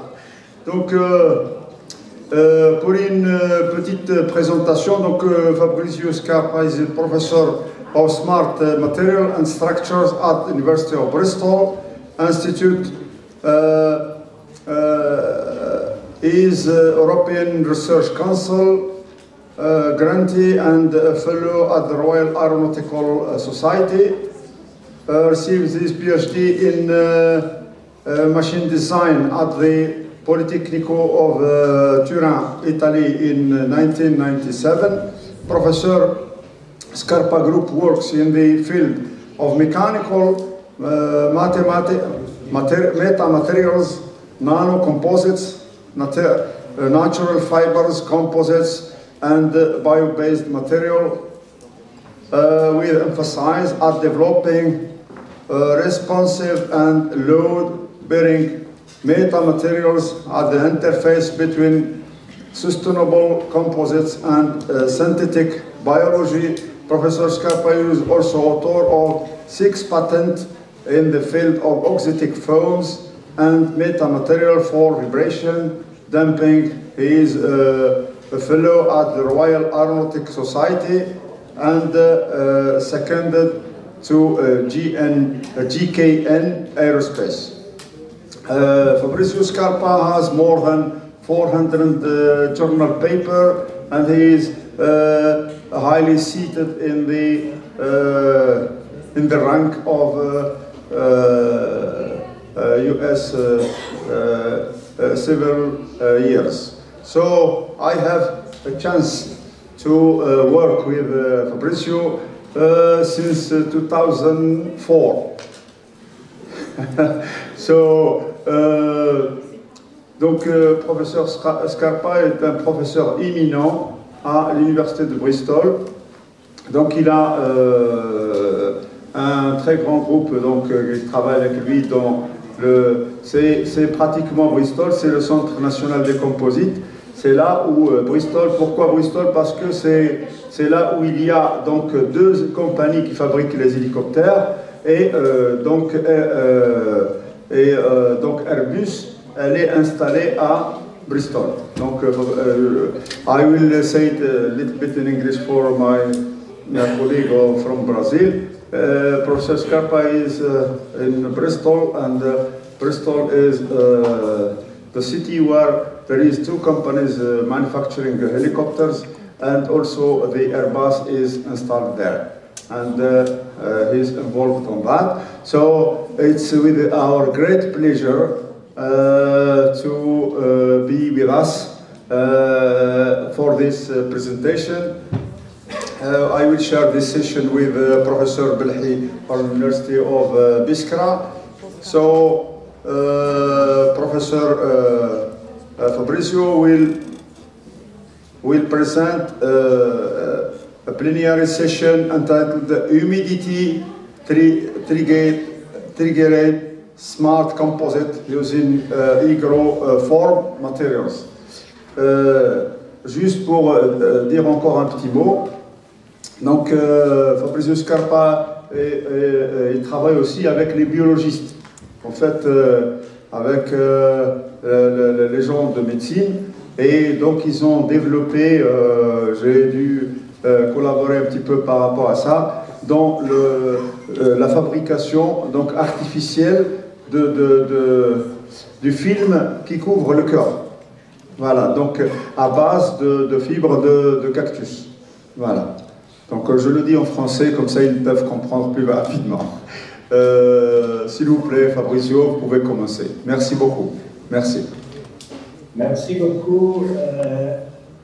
Avant tout, je veux remercier le professeur Bezazli et toute l'organisation de cette conférence. Le programme est très intéressant. Je suis désolé de ne pas être présent à Dilma, mais je suis sûr que les jours suivants vont être très intéressants d'un point de vue technique, et je vous souhaite, disons, une très bonne conférence. Et je veux aussi remercier le professeur Bezazli pour les gentils petits mots.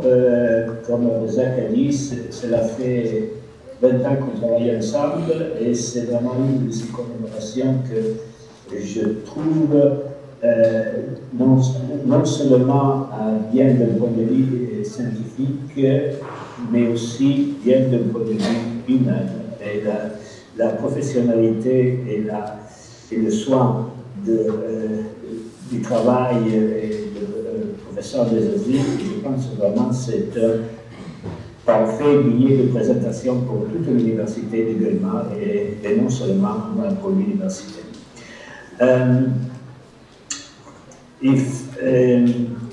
I will make the presentation in English so also all the audience may have a really better chance to understand really the topic of this presentation.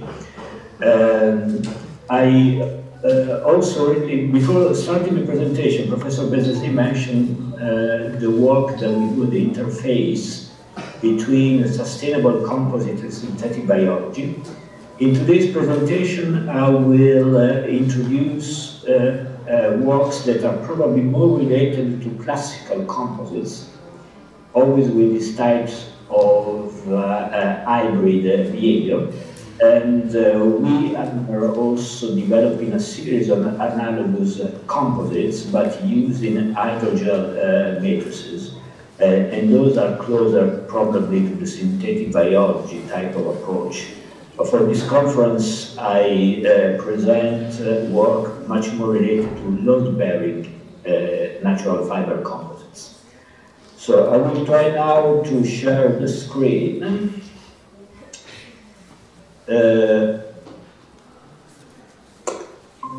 Let's see. Can you see my screen? Yes. So I will talk about humidity triggered smart composites using hydromorph materials.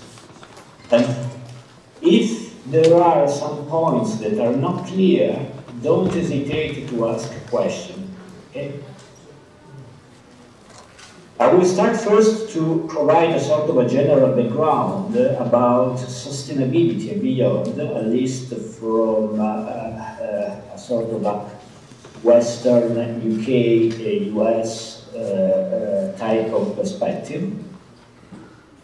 I will then talk about programmable composite hydromorphs and the related metasurfaces using natural fibers.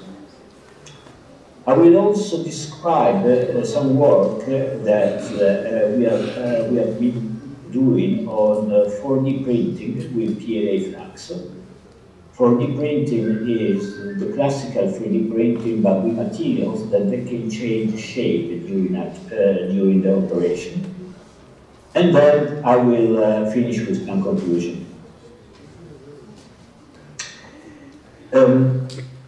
I start to talk about sustainability just giving you an example of, this is a picture taken from the Bridgestone website. Bridgestone is one of the major US companies dealing with rubber and also dealing with other types of polymeric materials for elastomeric, general machinery types of applications.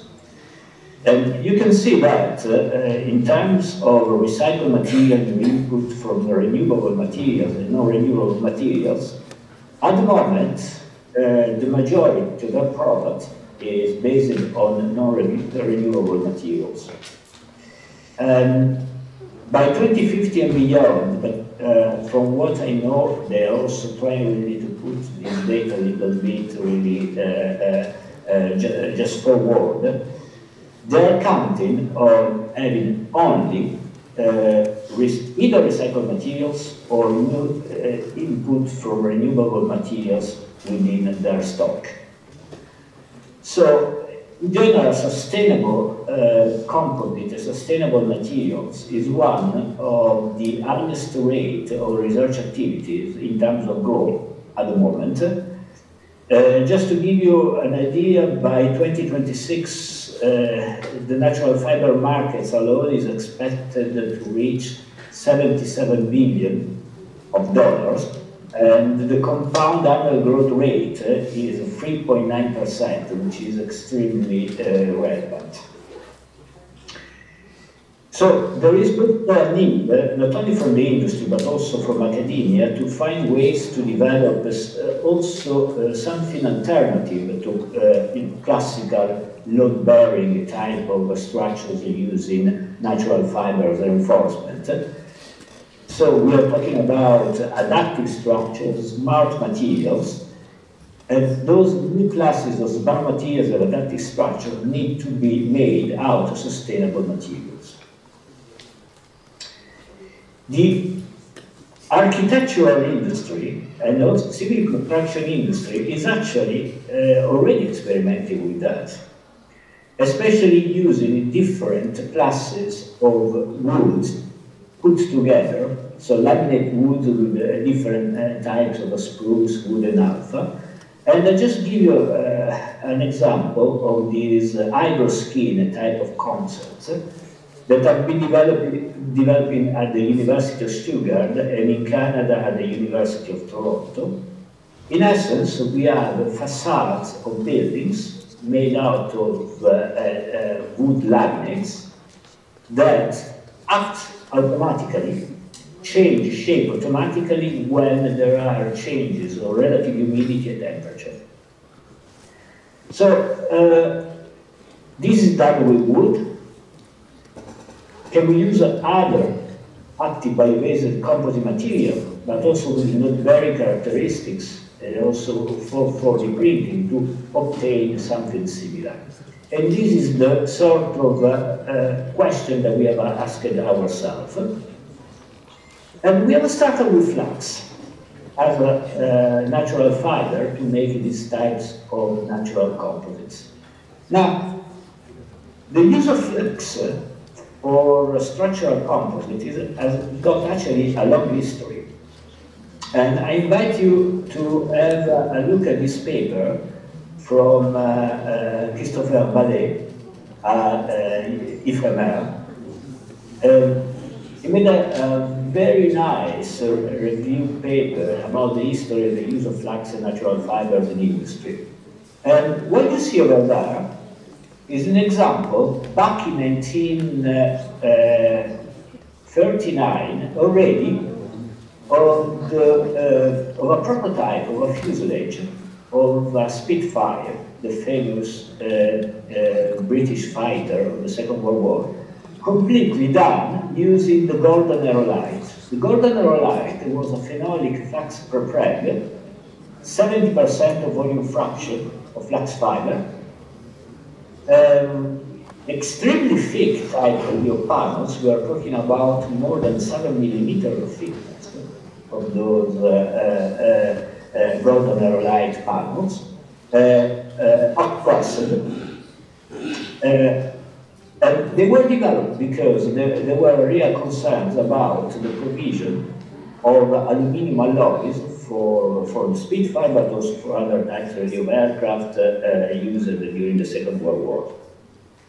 And interesting enough, that type of golden aerolite, even though it was made with natural fibers, was also quite insensitive to changes of relative humidity. And this is an aspect that hasn't been probably explored as much as it should, apart from some few studies related to marine composites. But there is also another beautiful example of development of adaptive structures, also bio-inspired by nature, and it is the spar of the Bristol Blenheim reconnaissance aircraft. It was actually already built very close to Bristol between 1939 and 1941. And the designer of the wing of the Bristol Blenheim took inspiration directly from the metacarpal bone of the vulture, the bird, to design the spar, the wing spar. The wing spar was also made using the golden aerolite. So Bioinspiration using natural fiber composite or bio-based composites. This is something that is very hot in the academic agenda at the moment, but back in 1939 they were already doing that. And if you look also at the performance of those golden aerolite composites, they were unidirectional. Golden aerolite is still the stiffest natural fiber-based composites that you can find in a vernacular. So we are talking about well above 50 gigapascal of Young's modulus along the zero direction. And only relatively recently, in terms of tensile strength, some threads using epoxy and flax fiber at 49–50% volume fraction have been doing a better or equivalent performance to the Gordon aerolite, simply because of the pre-pregging techniques have obviously greatly improved since those times. So flax is still a very well-known material in the composite community, also from an historical point of view, and again, it has got some sort of value-based derivatives that haven't been completely matched during the last 80 years. But to make adaptive structure to use natural fiber composites, you will need to make use of the hygroscopic strain of the flax fiber. And there is an excellent example in nature about adaptive bio-based composites. The example is the pinecone scales. Pinecone scales, as you may well know, they start really to open up when there is a change of the temperature, and they close down when we are going towards the dry state. And if you look at the internal architecture of the pinecone scale, it's made out of different layers, active layers and active layers. The passive layer is thick in the axial direction, and the very low axial flow. The active layer is soft with high inductivity.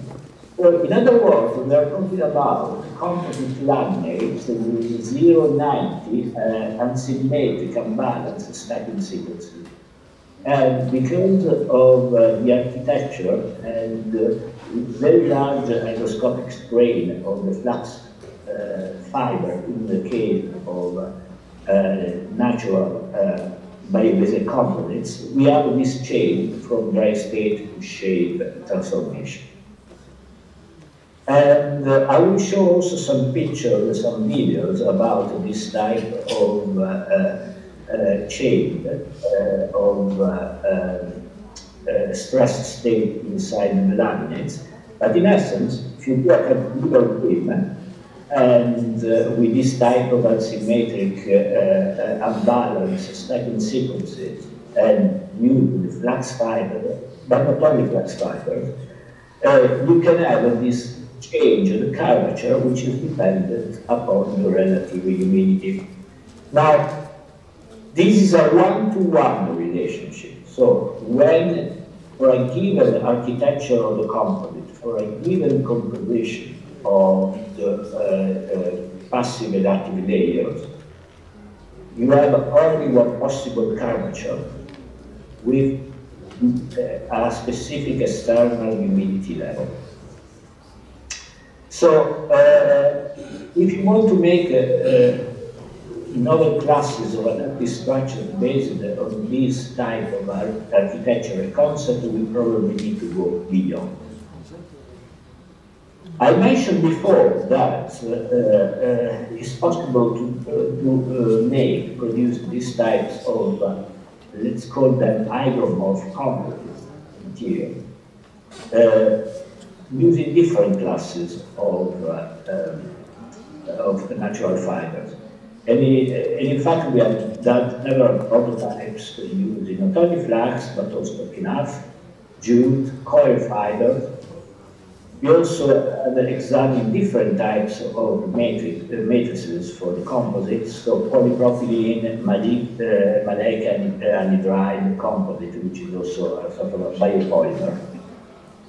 And the beauty of these different combinations of matrices and natural fiber is that you can then effectively develop different types of shape-morphic structures when you put the fiber either in dry state or in very high relative humidity or in motion. And we can really create already the equivalent of metamaterials, like really kirigami type of configuration, and you see over there as an example. What is also very interesting is the sort of actuation authority, the actuation performance of these types of composites. If we plot the specific stress, so it's the maximum really exerted stress during actuation per volume versus the not per volume, sorry, per density, versus the specific strain, again, maximum strain actuation divided by the density, we can observe that these hygromorph biocomposites, they sit nicely between the performance of shape memory alloys and hydraulic systems. Even shape memory polymers, for example, that are also quite involved at the moment, they tend to possess well, larger specific strain, but in general, a lower specific stress. So this is also one of the reasons why we took this type of platform of composites to make the next step in terms of hygromorphs. And what is the next step? The next step is, rather than having one-to-one relation between external humidity and architecture of the composites, is to increase the number of possible shapes that you can store inside the hygromorph composite. And we did that making epoxy flax fiber composites, but this time around the epoxy has a shape memory polymer characteristic. In other words, it changes from at a temperature roughly of 6 degrees, so at TG roughly at 6 degrees. It changes from a very viscous state, so we are talking about a few megapascal of Young's modulus, to up to 3 gigapascal when we move really the temperature. And this actually allows us really to develop this type of hygromorphs, considering the initial content, moisture content that we can store, the temperature change, and the hygroscopic strain of the flax fibers. So, just to give you an idea, these are some of the shape memory polymer flax hygromorphs that we have in produced. Those corresponds to different types of architecture, but actually each of these composites have got also different, slightly different curvature shape at a specific temperature that has been selected for the activation. To give another example, we have used these shape memory polymer flax fiber hygromorphs to make sort of a soft robotic grasping type of tool. So we have the four fingers made with these isomorphs, and we are in full immersion. There is the absorption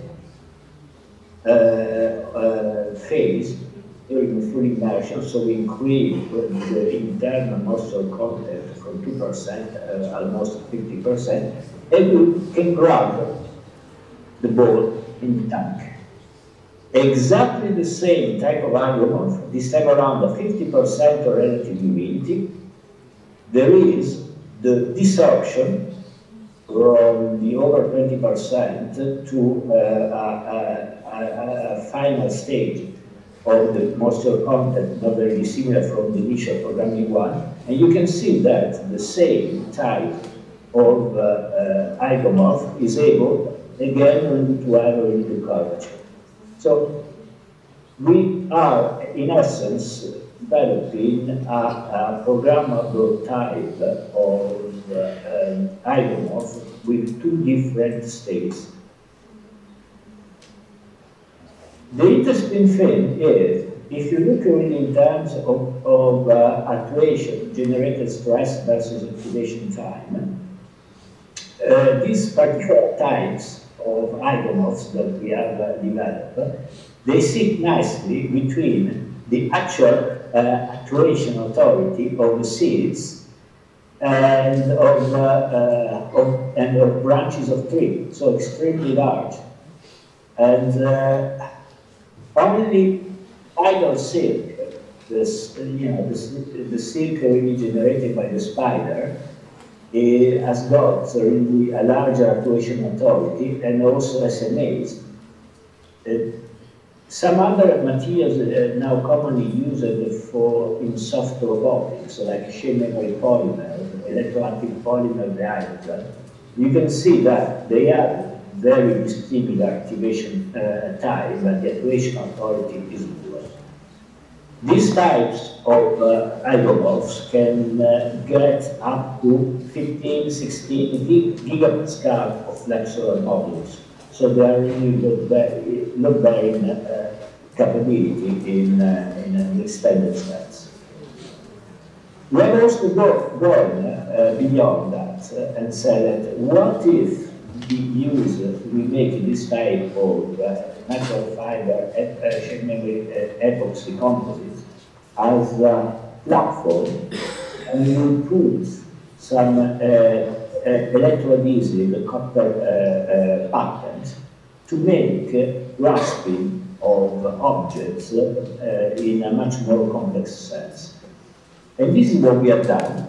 We have made these types of panels, also with different types of stacking sequences inside the same panel, architected the electroadhesive electrode, and it is possible in this way, making use of the dual programming type of shape existing in this natural fiber composite and the electroadhesive to grasp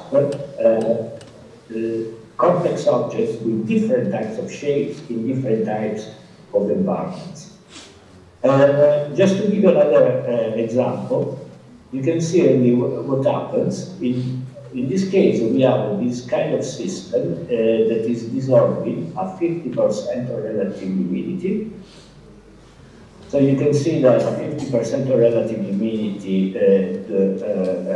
the structure tends really to have really a double concavity because we have made the platform using two different types really of joined stacking sequences.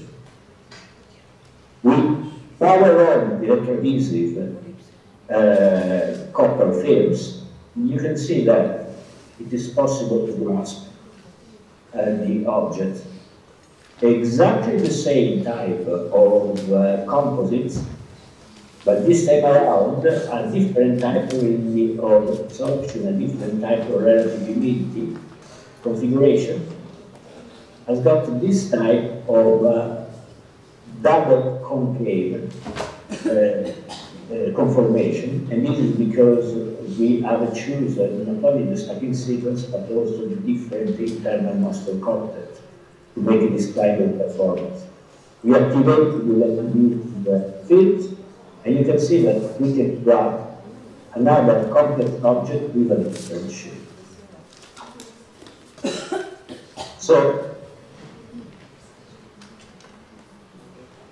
what you have seen is very much related to composites made out of, in that case, those are thermosets and autoclave tubing, so classical type of composite manufacturing.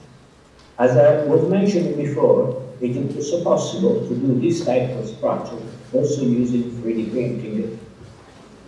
And 3D printing, we have been experimenting with PLA filaments, but with long flux reinforcement inside the PLA. At the moment, we're also working with a new class of PLA, MPP, and wood fiber type of filaments that actually is quite interesting also in terms of operational product. However, when you use these types of PLA flux components, especially with the 3D printing characteristics, one of the very important parameters that affect the hydromorph performance is the porosity. And how to quantify the porosity in natural fiber composites is not a trivial matter. Because natural fiber composites, they have a multi-scale porosity due to not only the presence of pores in the matrix, but also internal voids in the fibers, so the lumen, and then you have also other porosity given at the fiber matrix interface. And we have developed a special protocol technique to identify the interval radial porosity in this kind of components. And if you use the standard gravimetric density water, you tend to overestimate the porosity. You obtain closer value really of the porosity that is obtained from CT scanning.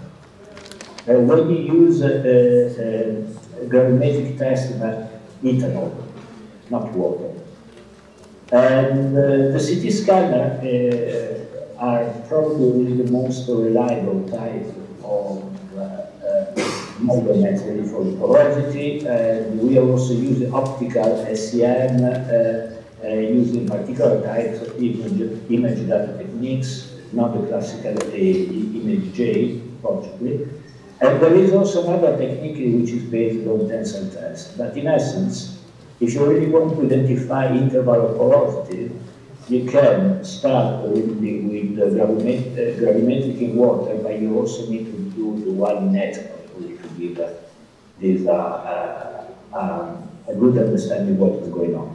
Only you can perform CT scanning techniques. Something very important when you use filaments in 3D printing or 4D printing, especially these types of filaments, there are quite a lot of defects that are generated by the deposition of the filament. And so you need also to develop really the G code. The G code is the classical code used for deposition in a very special manner, because if you consider, for example, samples that are subject only to tensile loading or transverse type of loading, even on shear at plus minus 45, you will start to observe some initiation of fracture at the interfilament distance. Then for the PLA flux with long fibers, because the reinforcement are made by yarn, you have also failure of the yarn matrix interface, fracture of the yarn, and then you also start to have interlaminar fracture over the girth thickness. So These are aspects that they need to be taken into account to really evaluate the performance of the structure made with these types of 3D printing or 4D printing techniques. And the type of DNA flex fiber that we have developed, you can see that they probably don't have the best mechanical characteristics in town. We were interested in actuation, so we didn't choose the yarn as a manufacturing aspect really related to the yarn in such a way also to provide a very iron-bearing characteristic. But yeah, especially for actuating, you can see that in terms of longitudinal models, you start to have a sort of exponential imaging with the content projects that move from around the 20 gigapascal up to 6 gigapascal when you go to moisture content for 7%. For the transverse, the values are obviously a lot lower. It goes from 2 to around 0.5, and also similar values are also for the plane shear models. But you can really develop structures with a lot of complexity using this form of print type value concept. And we developed this type of lift type structure also optimizing the deposition of the filament. And for the optimization of the deposition of the filament, of the mechanical properties, we have developed a voxel-based finite element algorithm. So we could target and optimize the curvature in architecture. And in essence, especially in one plane, we can get a pretty good estimation of the curvature. In the transverse plane, we still need to improve. But this is an example of this Scala-Levy type of configuration that over time starts really to change, shape, closing and opening. We're talking about a very long time. Okay, so in essence, the stabilization of the curvature happened in 7, 10 of hours. But this is also typical really of plants. We know that plants they take a long time really for the actuation, and these in essence are the picture actuators made with some plant ingredients. So the big advantage of this kind of technique is that we can really develop even more complex configuration than the calamity that you see over there. So in terms of conclusion, I hope that I show you that morphing or adaptive structures can be made by using bio-based materials. Isomorphism coupled with temperature is a good trigger to make composite material with high actuation authority. As usual, the manufacturing aspects are always critical to not only to assess but also to improve the performance of these bio-based actuators. There is a lot of work to be done to further explore the design actuation space, and also it is possible to generate more isomorphic configurations. We come from composite community, so we are fairly knowledgeable with classical laminate field design by static sequences, but there are other configurations that are not only similar to the pinecone scales, but they can provide also to the simpler types of actuation. And if anybody is interested in this topic, feel free really to keep in touch. I also recommend this open access paper that we are publishing on advanced functional material.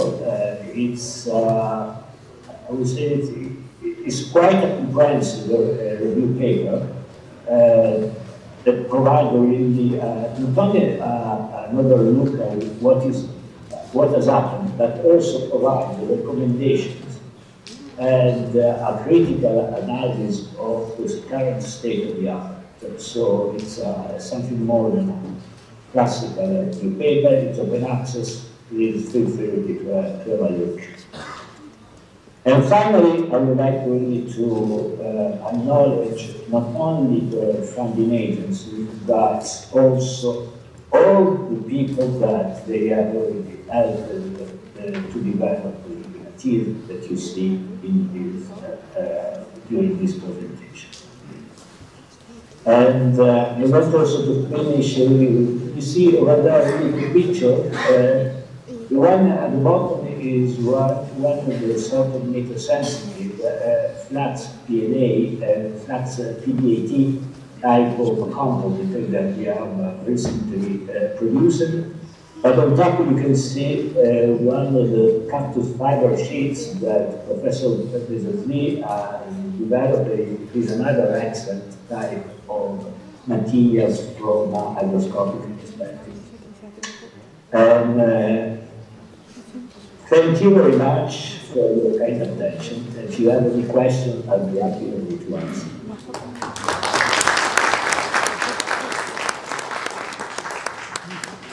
Thank you very much, Fabrizio. Juste un bref résumé par rapport à ça, c'est ce que le professeur Fabrizio vient de présenter, c'est une nouvelle classe de composite. Donc PLA flax, PLA c'est un matériau biodégradable et le flax c'est le lin en fait. Le lin c'est une fibre naturelle qui est donc cultivée maintenant dans plusieurs pays, notamment la France. Donc ils essayent de substituer les composites classiques par des composites donc bio-based, c'est-à-dire qui sont pas nocifs par rapport à l'environnement. Qu'est-ce qui est, pourquoi on dit que c'est une nouvelle classe? Une nouvelle classe parce que il y a 20 ans, hein, les composites classiques, donc tels qu'on connaît les composites dans le livre de Berthelot, etc. Donc le problème des composites, c'était l'inconvénient, c'était l'humidité en fait. Là maintenant, c'est-à-dire qu'on essaye d'utiliser l'humidité et d'en tirer profit. Voilà. Pourquoi que c'est une nouvelle classe de composites et donc on l'utilise donc dans les morphines, dans les structures. Donc les structures, ils changent de forme en fonction du taux d'humidité. Donc, for you, I will say again 2 words. Just this is a new class of composite materials that has been developed because 20 years ago, as we know, the classical composites, the problem of the humidity is a challenge and a big problem for the composite. Now they use PLA flax. So PLA is a biodegradable material, flax also, and then using the humidity which exists, then to can have a benefit by designing a new structure of morphine. Thank you again, Fabrizio. J'essaie de résumer un peu le truc, parce que peut-être qu'il y a des gens qui, quand on dit PLA flax, pour flax, bon, il vaut mieux de dire le lin, etc. Voilà. Donc, est-ce qu'il y a des questions, s'il vous plaît? Même en français, il peut répondre en français sans aucun problème. Voilà. Oui. Si je peux me permettre, je le dis en français, après j'ai fait la traduction en anglais. Les exemples que j'ai montrés sont tous liés à des composites avec des fibres du lin, et bien sûr on peut faire avec de la ténafre, du coille, de la chanvre aussi. Mais il y a aussi des équivalents fossiles qui sont faits avec des fibres en carbone, mais cette fois-ci on utilise des matrices comme la polyamide, le PA6, qui sont des matrices qui ont une sensibilité vers l'humidité. Et ça, on a développé aussi des prototypes récemment en collaboration avec l'Agence spatiale européenne, parce qu'ils utilisent du carbone et du PSX dans certains designs de lanceurs. Et ils sont intéressés effectivement à voir quels sont les effets, disons, de l'environnement aussi pour le lanceur dans disons dans le terrain avant le lancement, mais aussi d'exploiter certains types de mécanismes, pas tellement dans l'espace, mais sur la Lune et surtout sur Mars. Okay?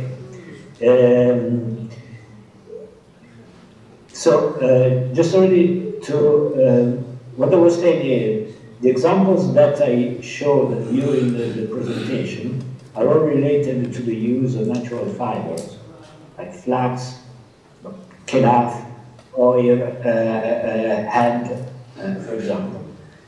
The composites over there only have natural fibers as the main hygroscopic strain actuators.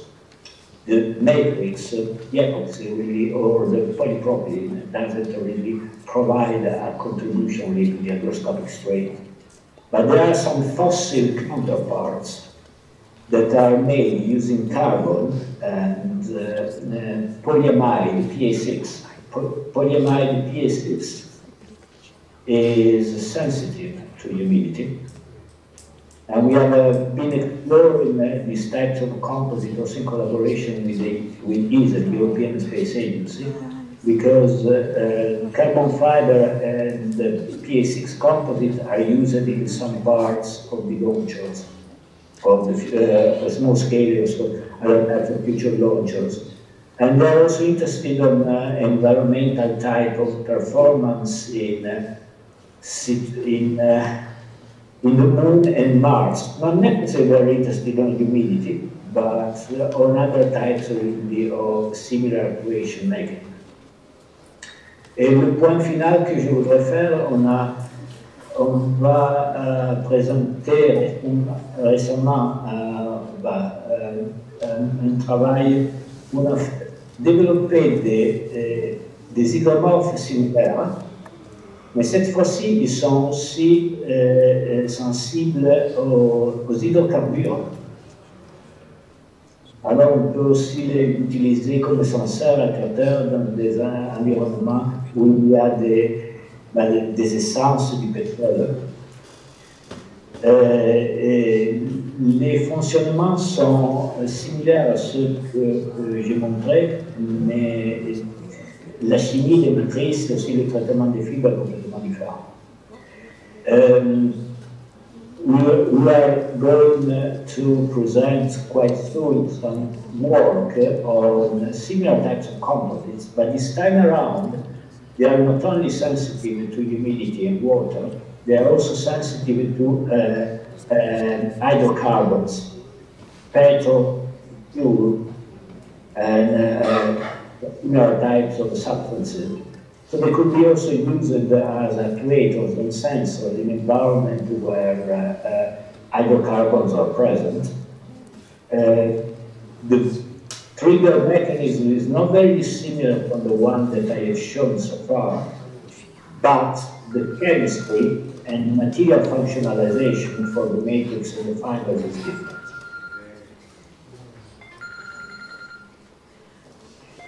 Est-ce qu'il y a des questions, s'il vous plaît? Merci.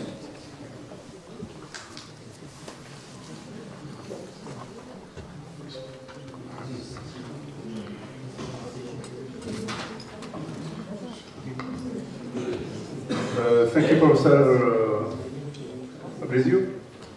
So I have questions about geometry configuration of natural fibers, flax. It is small or particle or continuous fibers. In order to get idea about some applications. Okay. I have to say, unfortunately, I cannot hear very well. It's there is a lot of really of echo. Razak, est-ce que tu peux répéter la question, s'il te plaît?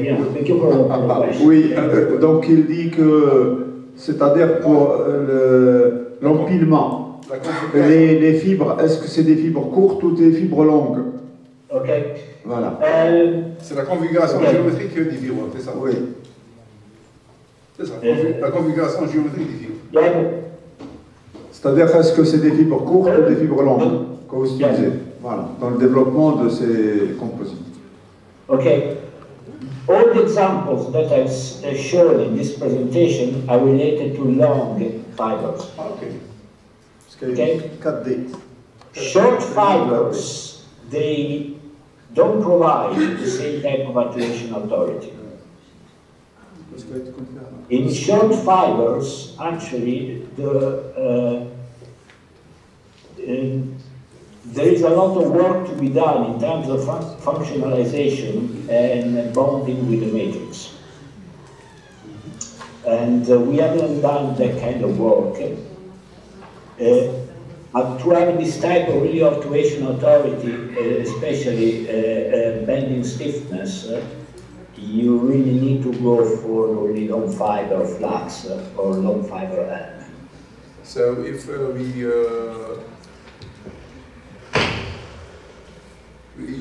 work about with continuous fibers, so we must talk about angular orientations, sequence for some applications, maybe.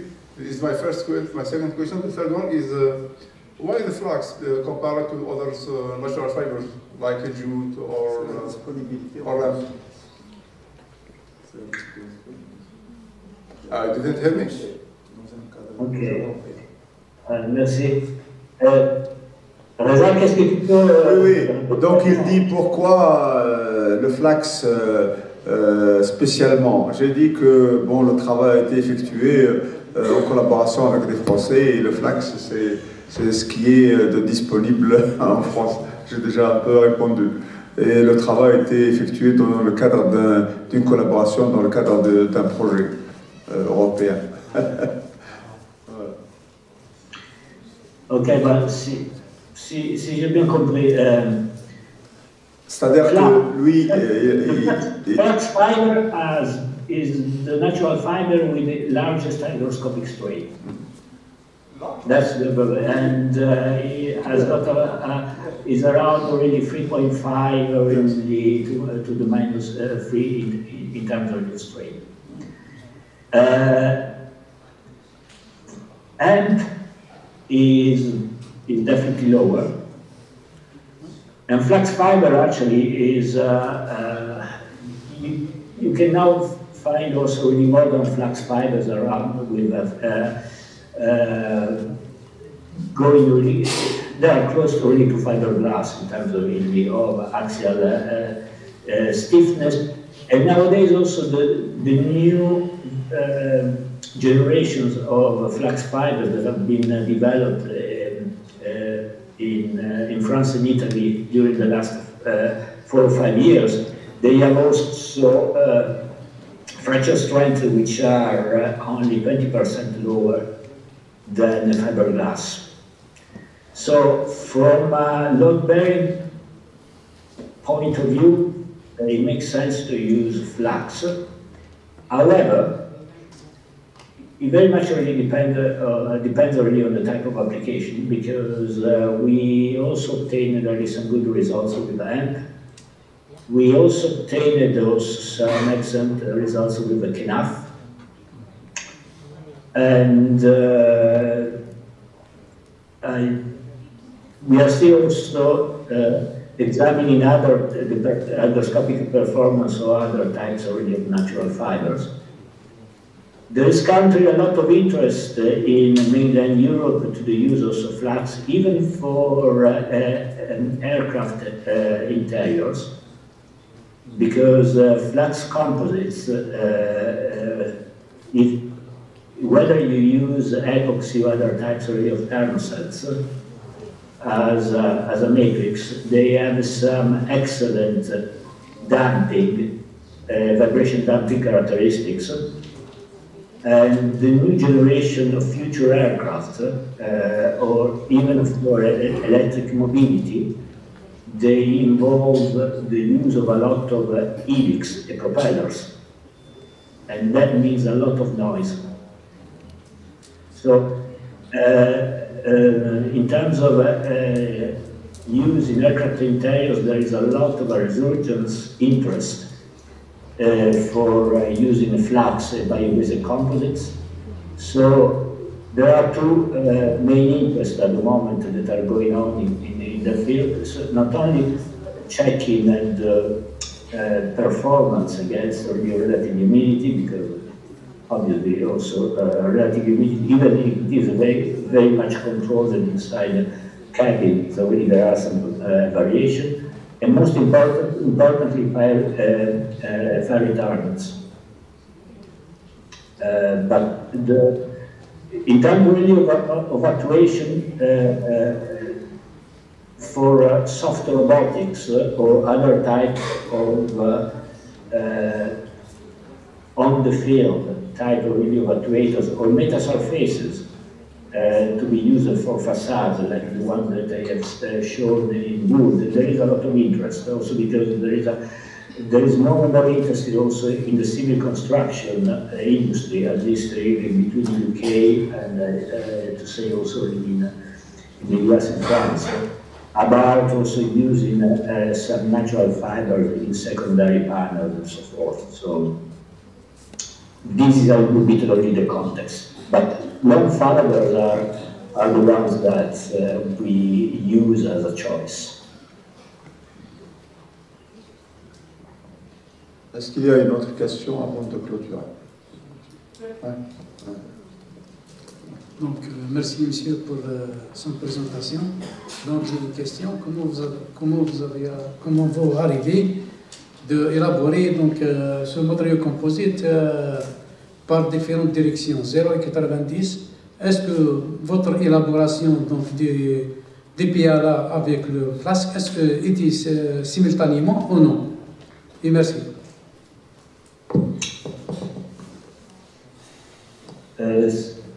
Excusez-moi, si j'ai bien compris, la question était à propos de l'utilisation du PLA. Yes. L'utilisation du PLA avec le flasque. Est-ce que l'extrusion par l'impression 4D, est-ce que se fait simultanément ou non, en même temps, ou bien séparément? Aussi, donc, comment vous arrivez à arriver des couches avec des orientations dans le sens 0 et dans le sens 90, c'est-à-dire maths? Alors, encore une fois, excusez-moi, si j'ai bien compris la question, parce que je reprends la question, Fabrizio. C'est-à-dire, lui, il demande comment que vous arrivez à faire l'empilement, par exemple, 0,90, donc un stratifié croisé, 0,90, comment que vous le faites? Il disait, est-ce que par injection ou je dis non, c'est pas ou extrusion. Je dis c'est plutôt par imprimante 4D. Donc il voudrait avoir un peu plus d'explications par rapport à la réalisation du stratifié croisé par l'impression 4D. Voilà. Alors, l'impression en 3D, slash 4D, on utilise des filaments qui ont déjà, disons, la fibre bat le yarn, le twisted yarn, de lin. Et ils ont la couche de PLA. Et ces filaments sont produits à travers un procédé d'extrusion. Et on a une imprimerie particulière qui permet effectivement de faire passer, disons, le filament, le déposer et aussi de le couper, parce qu'on coupe.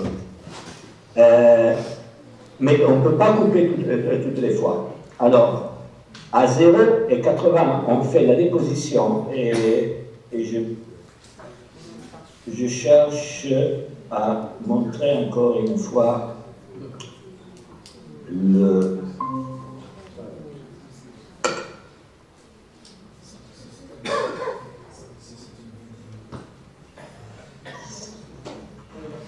Ça sont des exemples de déposition qu'on fait à plus ou moins 45 pour le cisaillement. Mais pour le 0,90, on fait une chose similaire.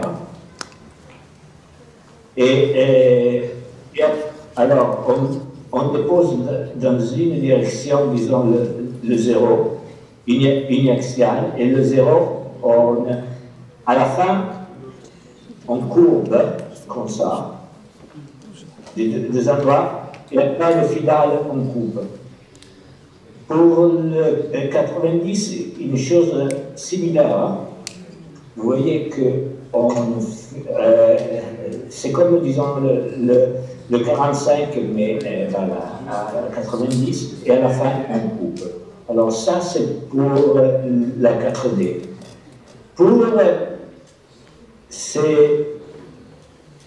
Pour ce type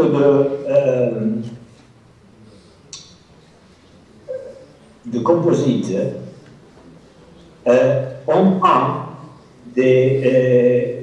pratiquement les fibres en uniaxial, on fait l'infusion avec la matrice, on fait l'équivalent, disons, de laminé. Alors, on fait un laminé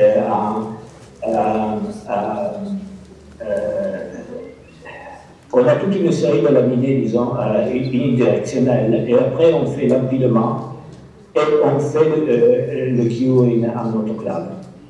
Si on utilise du polypropylène, ce qu'on fait, en général, on met, disons, les fibres déjà en second sequence. Sur les fibres, on met des pellets en polypropylène et on fait l'autre presse. Il y a aussi disponible en commerce, si on n'utilise pas les fibres naturelles, mais du carbone et du polyamide PSX, Toré vend directement, disons, des prépragues unidirectionnelles en 0 et PSX avec une fraction glumique sur le 43-44%. Et on peut faire l'empilement de la presse. Donc je pense qu'on remercie encore une fois professeur Fabrizio, qu'on l'applaudit encore une fois. Merci beaucoup Fabrizio, c'est très gentil et c'est très intéressant. Donc voilà. J'espère que la prochaine fois, vous serez parmi nous. Voilà, donc Fabrizio, donc, il est venu à Guelma en 2008, c'est ça? 2011. 2011, pardon, oui. C'était dans l'habilitation de Arcati. Oui, voilà. Donc Arcati, donc, il a soutenu en 2008 et il a fait l'habilitation en 2011, effectivement, 2011.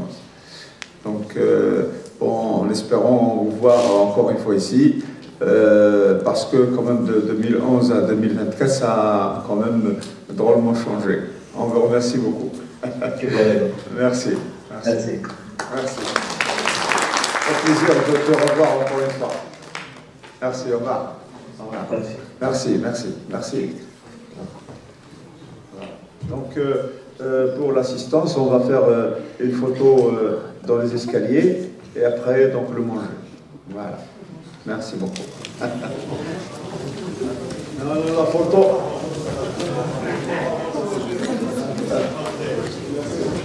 Assalamu alaikum. We start our session. اللي قادرين يديروا لنا اونجلي يديروا، اللي يحبوا يديروا فرونسي يديروا فرونسي. Donc juste je vais voir donc les communicants qui vont passer donc la session هذه juste باش نشوف واش ما كاين غيابات.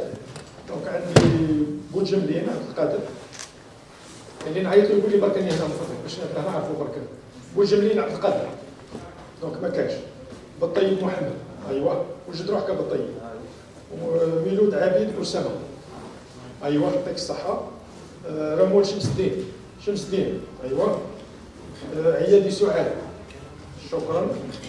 شريطيه وحده دونك دو كالما. برباريس مروه هي بنتي قد مش بنت. وميموني مراد هاي سي بون دونك عندنا واحد غايب برك. دونك اون فا كومونسي مع بالطيب محمد. طيب تفضل.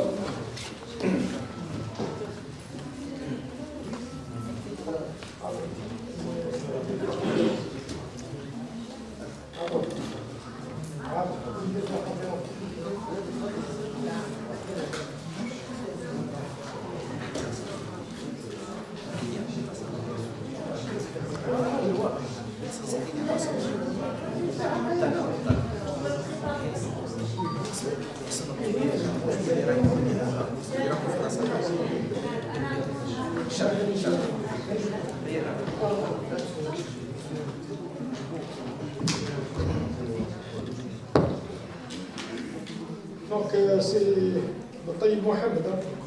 Taïb, donc vous allez donc présenter la communication d'art qui s'intitule Theoretical and Numerical Analysis of the Impact of Favor, Type and the Orientation of the Strength of Multilayer Composite to be subjected to internal pressure.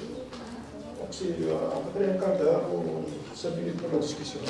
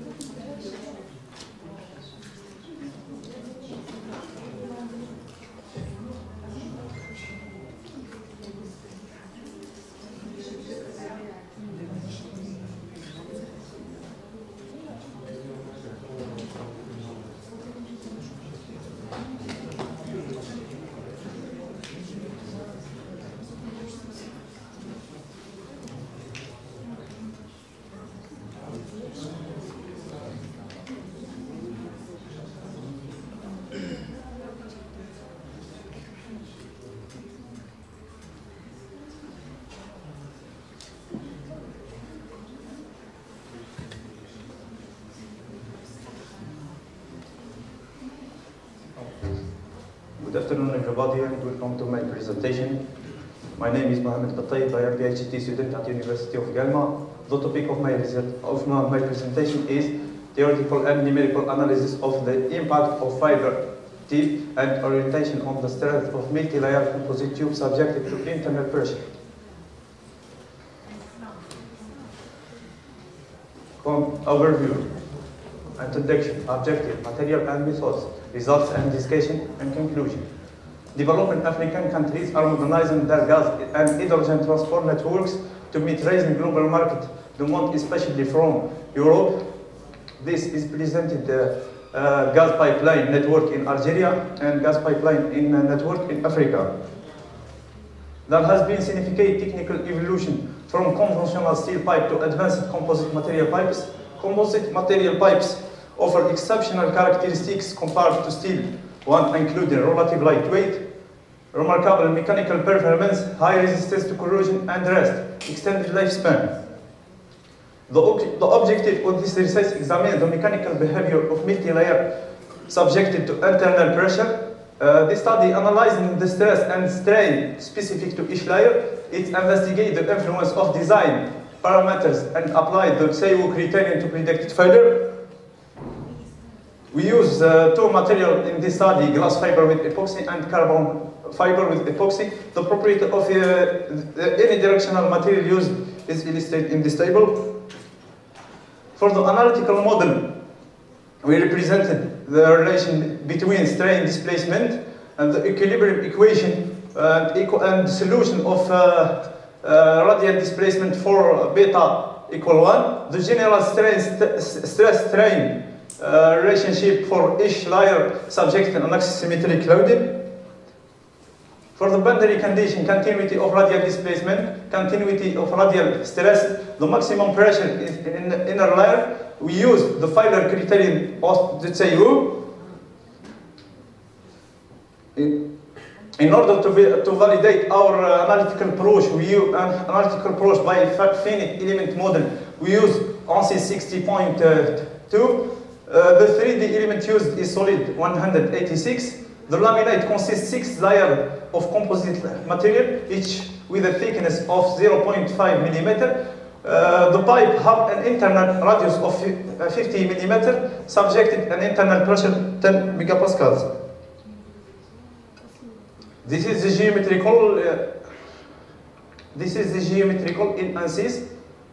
This is machine using the solid 186, and we apply boundary condition.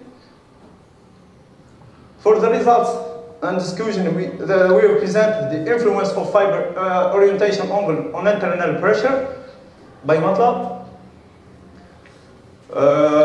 And this is the results obtained from both the ANSYS and the MATLAB program show consistently with identical value in the same simulation, in the both simulation.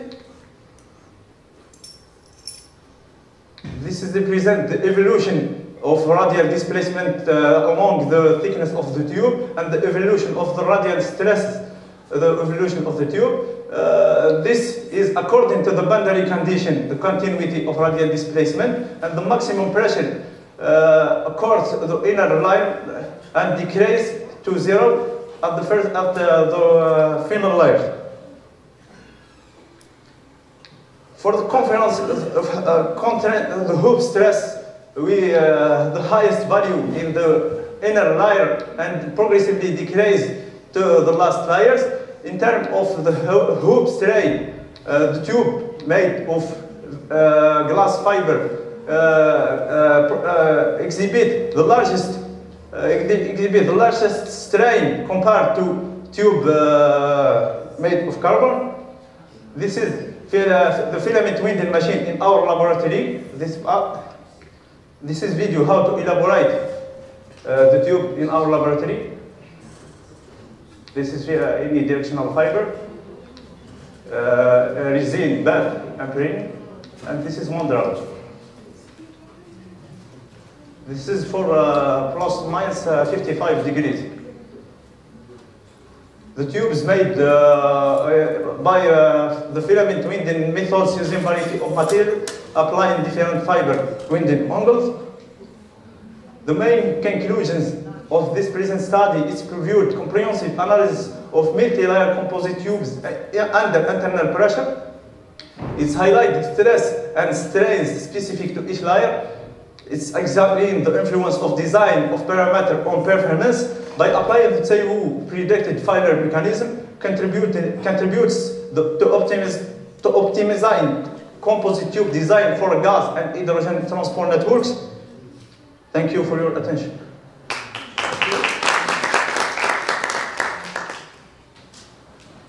Any question? Do you have any questions? Questions, vous avez des questions? Allez-y, allez-y. Merci, monsieur. طيب monsieur. Oui, une question sur ça, c'est la résine que vous utilisez.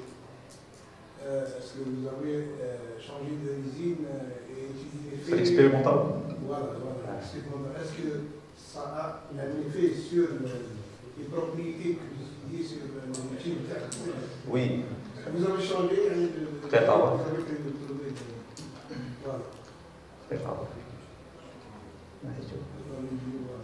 كيما هنا كيما هنا هذه ايبوكسي هذه ايبوكسي وهذه بوليستير دونك كي نرجعوا لي كاركتيرستيك ميكانيك تاع البوليستير نلقاوها ضعيفه على الايبوكسي تسمى تنفليه حتى هي في لا ريزين واش خدمتها لا ريزين خدمتها تلي لي فيبر برك لا ريزيستونس كلها تروح لا فيبر فهمتني باسكو حتى لا ريزين كي تكون قويه بعد تزيد تعاون لا فيبر كي نرجعوا لا لوا دو ميلونج الموديل دو يوم تاع الاستراتيفي تاعنا يساوي او اف في الفي اف زائد او ام في الفي ام تدخل هنا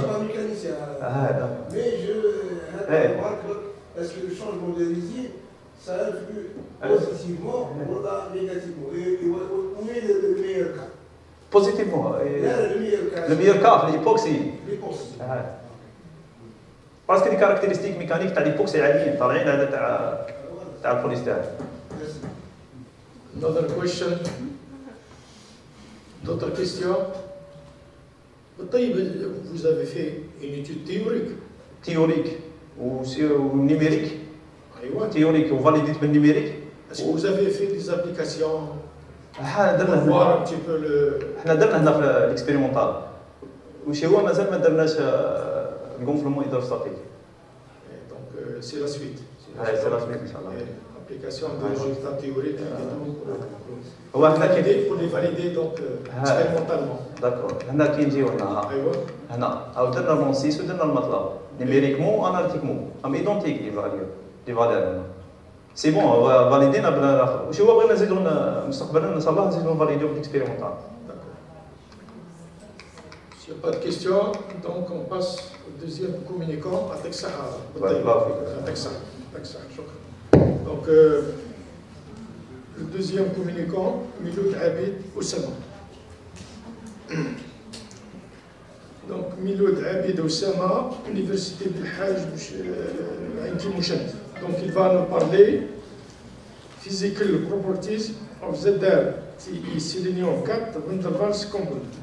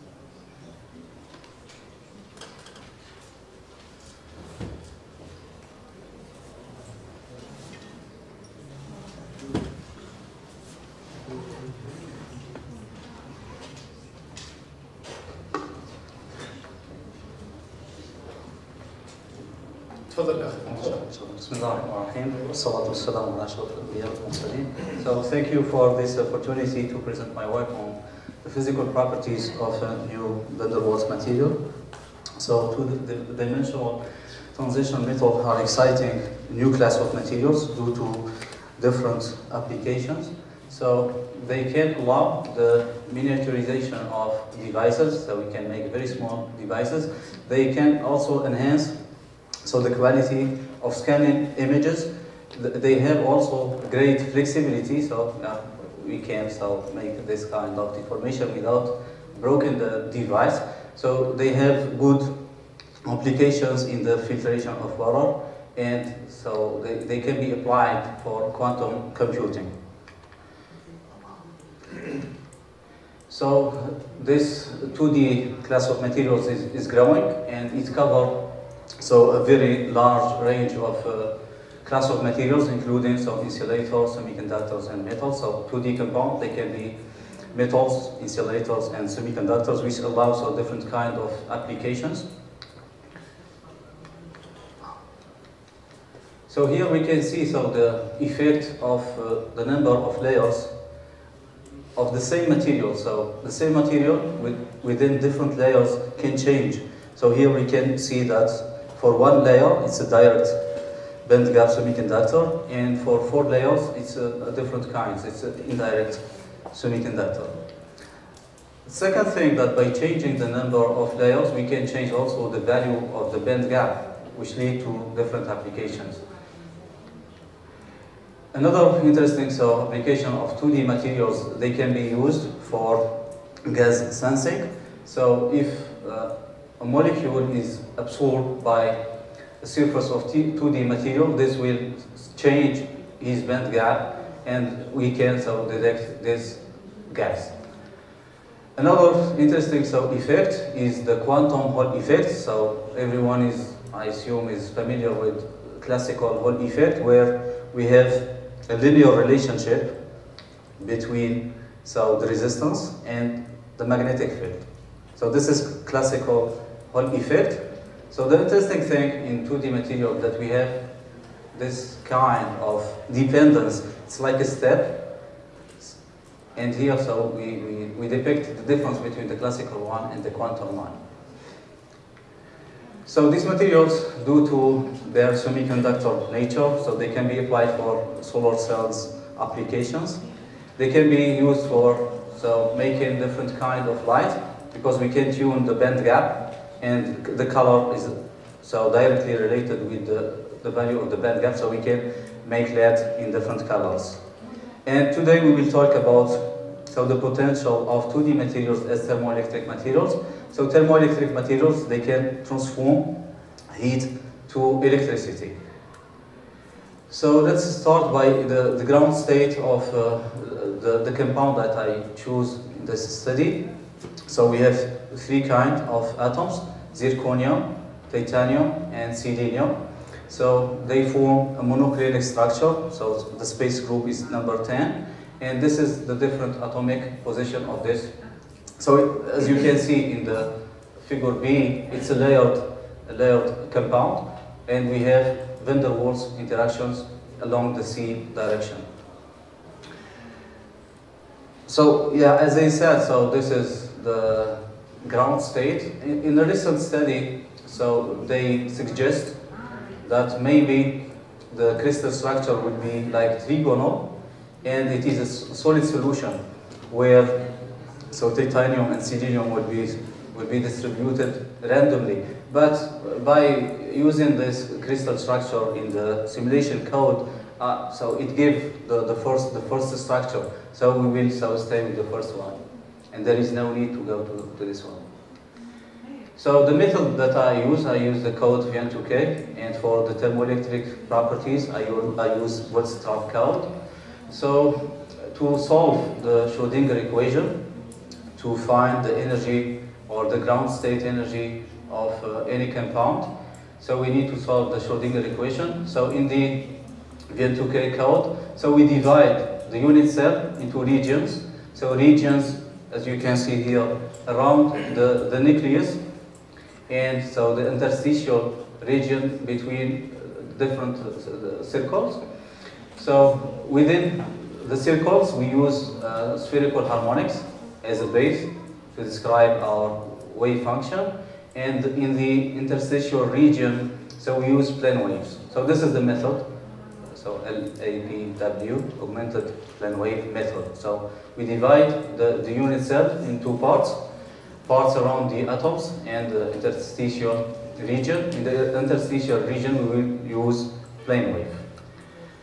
So, okay, so density functional theory says that we can have the ground state energy by using the density of any structure. So we don't need to go to the detail. Just by using the density of the system, we can have the ground state energy. So we have the kinetic energy due to the motion of electrons, this one, T. And we have the interaction between the electrons and the nucleus. And we have the repulsion between different electrons. And at the end, we have the exchange correlation due to the non-symmetry of the wave function. So at the end, what we need to use this code, we need to define the crystal structure by introducing the space group and atomic position, and to specify the exchange correlation model. And using this, so we can have any property of any material at any time.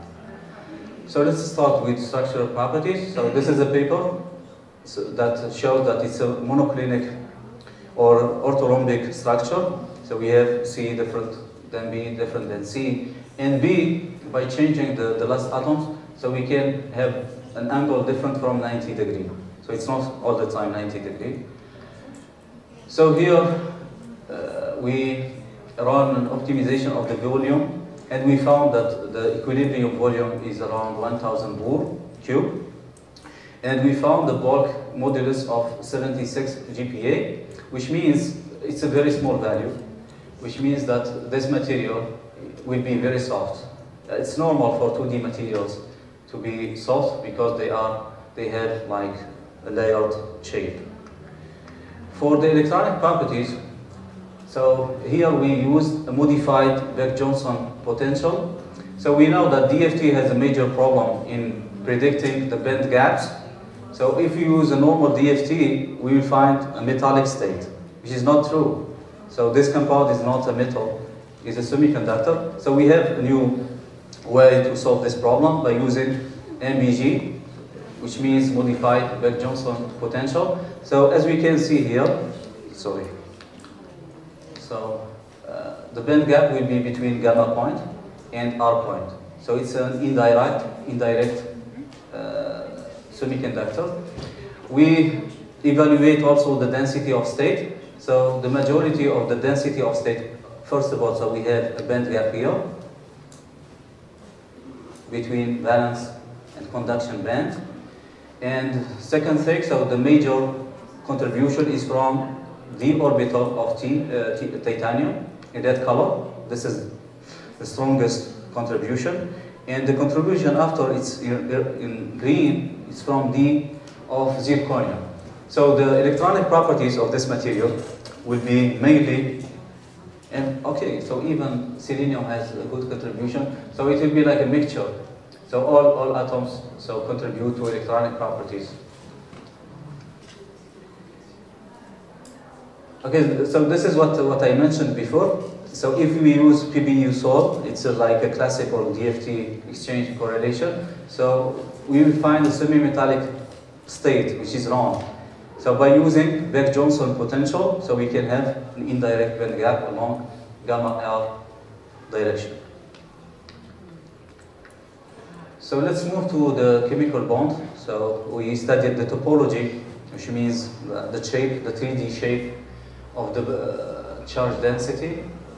So the study of the topology starts by, so it's an analysis of the charge density in many points. So we start by obtaining so the attractors, which means so the center of each atom, and after that so we evaluate so different critical points, and after that we can integrate the volume and the charge of each atom. So this is the study of topology. So here I depict the electron localization function in two planes. So in the plane 0, 1, 0, so we can see a bond between selenium and titanium, and the density between the two atoms, it's not very high and it's not very low, so it's in the middle. And the same thing in the plane 0 to 0, so we have also another bond between zirconium and selenium. So here, so the different critical points found. So we found 7 different bonds in this compound. So as we can see here, so the densities are small and positive, and the Laplacian is also positive. So when we have a positive Laplacian, it's an ionic bond. And when it is negative, it is a covalent bond. So here we don't have negative values, which means that mostly this compound has like an ionic to covalent extent nature. So the bond between selenium atoms, they are in the center, and between selenium and titanium and selenium and zirconium, they are closer to selenium and zirconium respectively. So this, okay, one of the beauty of topology analysis is that we can see the position of different bonds. So by performing topology analysis, so we can see all the bonds that exist in a material. So the bond 1 is between selenium, and the bond 4 is between selenium and titanium, and so on. So these are the different bonds that exist in this class of materials. So here, so we evaluate the oxidation state and the volume occupied by each atoms. So we see that the biggest volume occupied here will be by selenium, and we have a charge transfer to selenium from zirconium and titanium. So the negative charge means that they got some electrons from other atoms. So from this, we can evaluate the ionicity ratio is 43%, which means that the covalent character will be greater than ionic one. And we can evaluate also the flatness.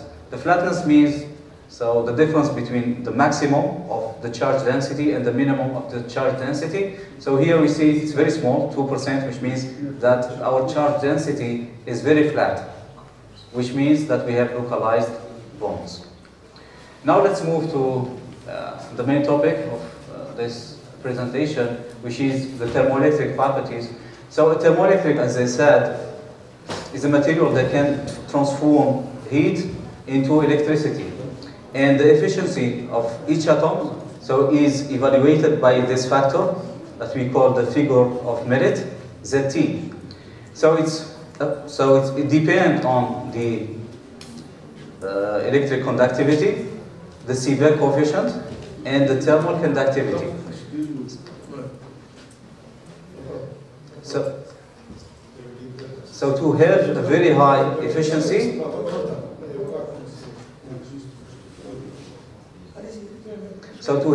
high efficiency, so we need a very high electrical conductivity, a very high Seebeck coefficient, and a very small thermal conductivity. So this is the key for a very high efficiency material. So here,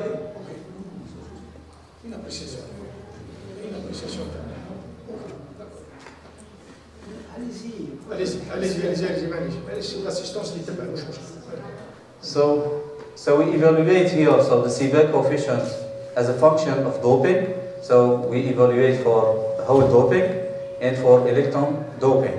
So as we can see in the values, so electron doping will be better than p doping, and we will have high performance around 10 to the power 18 times maybe 3. So this is the best doping values for high efficiency. So let's move to thermodynamic properties to have an idea about thermal conductivity. So here, we evaluate heat capacities. So they are close to each other. And so here is the Berg modulus at 300 Kelvin. So again, we have very soft values, very small values, which means that we have a very soft material. And we have not a very large value of Debye temperature, which means that we will have weak thermal conductivity, which will be very beneficial for thermoelectric performance. So here we depict the volume change versus temperature. So at low temperatures it's a linear dependence, and after that we have a linear dependence. And in the figure B, we depict heat capacity. So at very high temperatures we reach the de Long Petit limit. So at the end, this is a new study where they evaluate thermoelectric properties of these materials. So the ZT that they found is very small, but as we saw in this picture, that it can be improved. So here they found a Seebeck coefficient, here, it's around minus 250, and here we saw that we can reach 10 minus 400. So it's around 2 times. So by including a good doping to this system, we expect that we can improve the efficiency of this material. And thank you very much for your attention.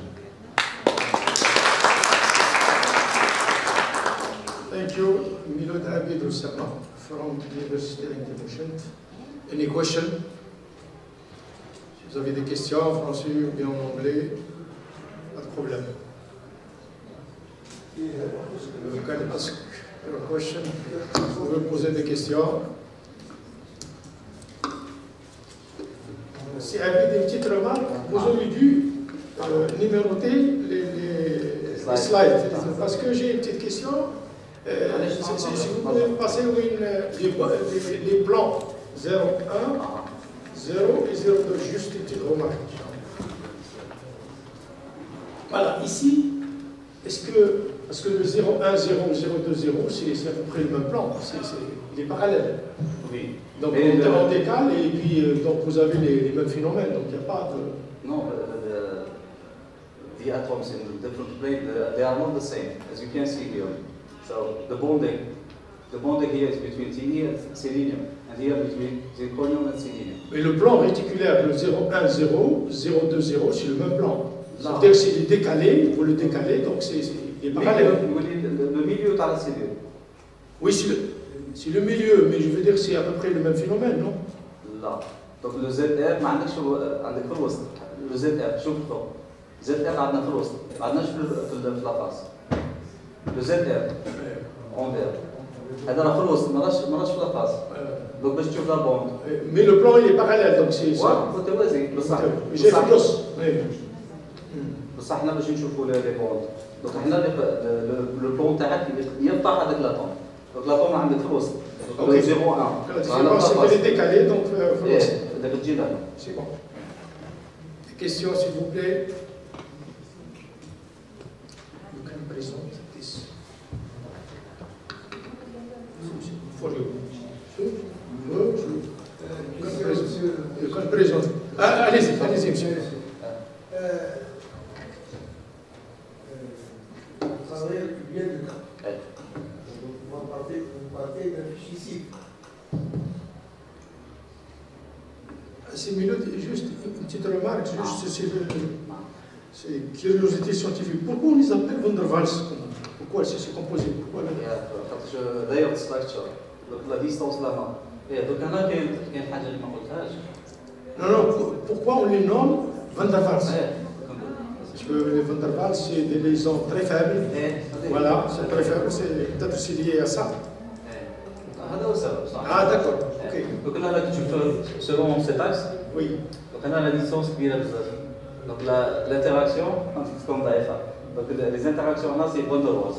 Donc l'étude structurale là donc le A ou le B غادي تلقاهم ملاف كيما l'expérimental. بصح C غادي تلقاه كبير بزاف. Donc هنا donc ما نبغيش نحبسوا لهنا. Donc il faut introduire donc l'interaction de Van der Waals. Et comme ça, vous allez avoir un C proche de l'expérimental. C'est l'interaction très faible, comme dans le domaine des matériaux. Et donc, nous avons ندخلوها في الكود. Oui, bien sûr. نقدروا ندخلوها وتشوف باللي صح. Donc تأثر. Très bien. C'est le niveau d'attaque ça. الله يرحمك. Many thanks. Donc, je peux le présenter. Good afternoon. Now continue with the presentation. In this moment, the work of remote chain editing. Research Center is of the Research Center in Industrial Technology in Algeria. The work is synthesis of biodegradable zinc, magnesium alloys and the effect of different magnesium compounds in the alloy. How much time? 10 minutes. 10 minutes. Okay, 10 minutes.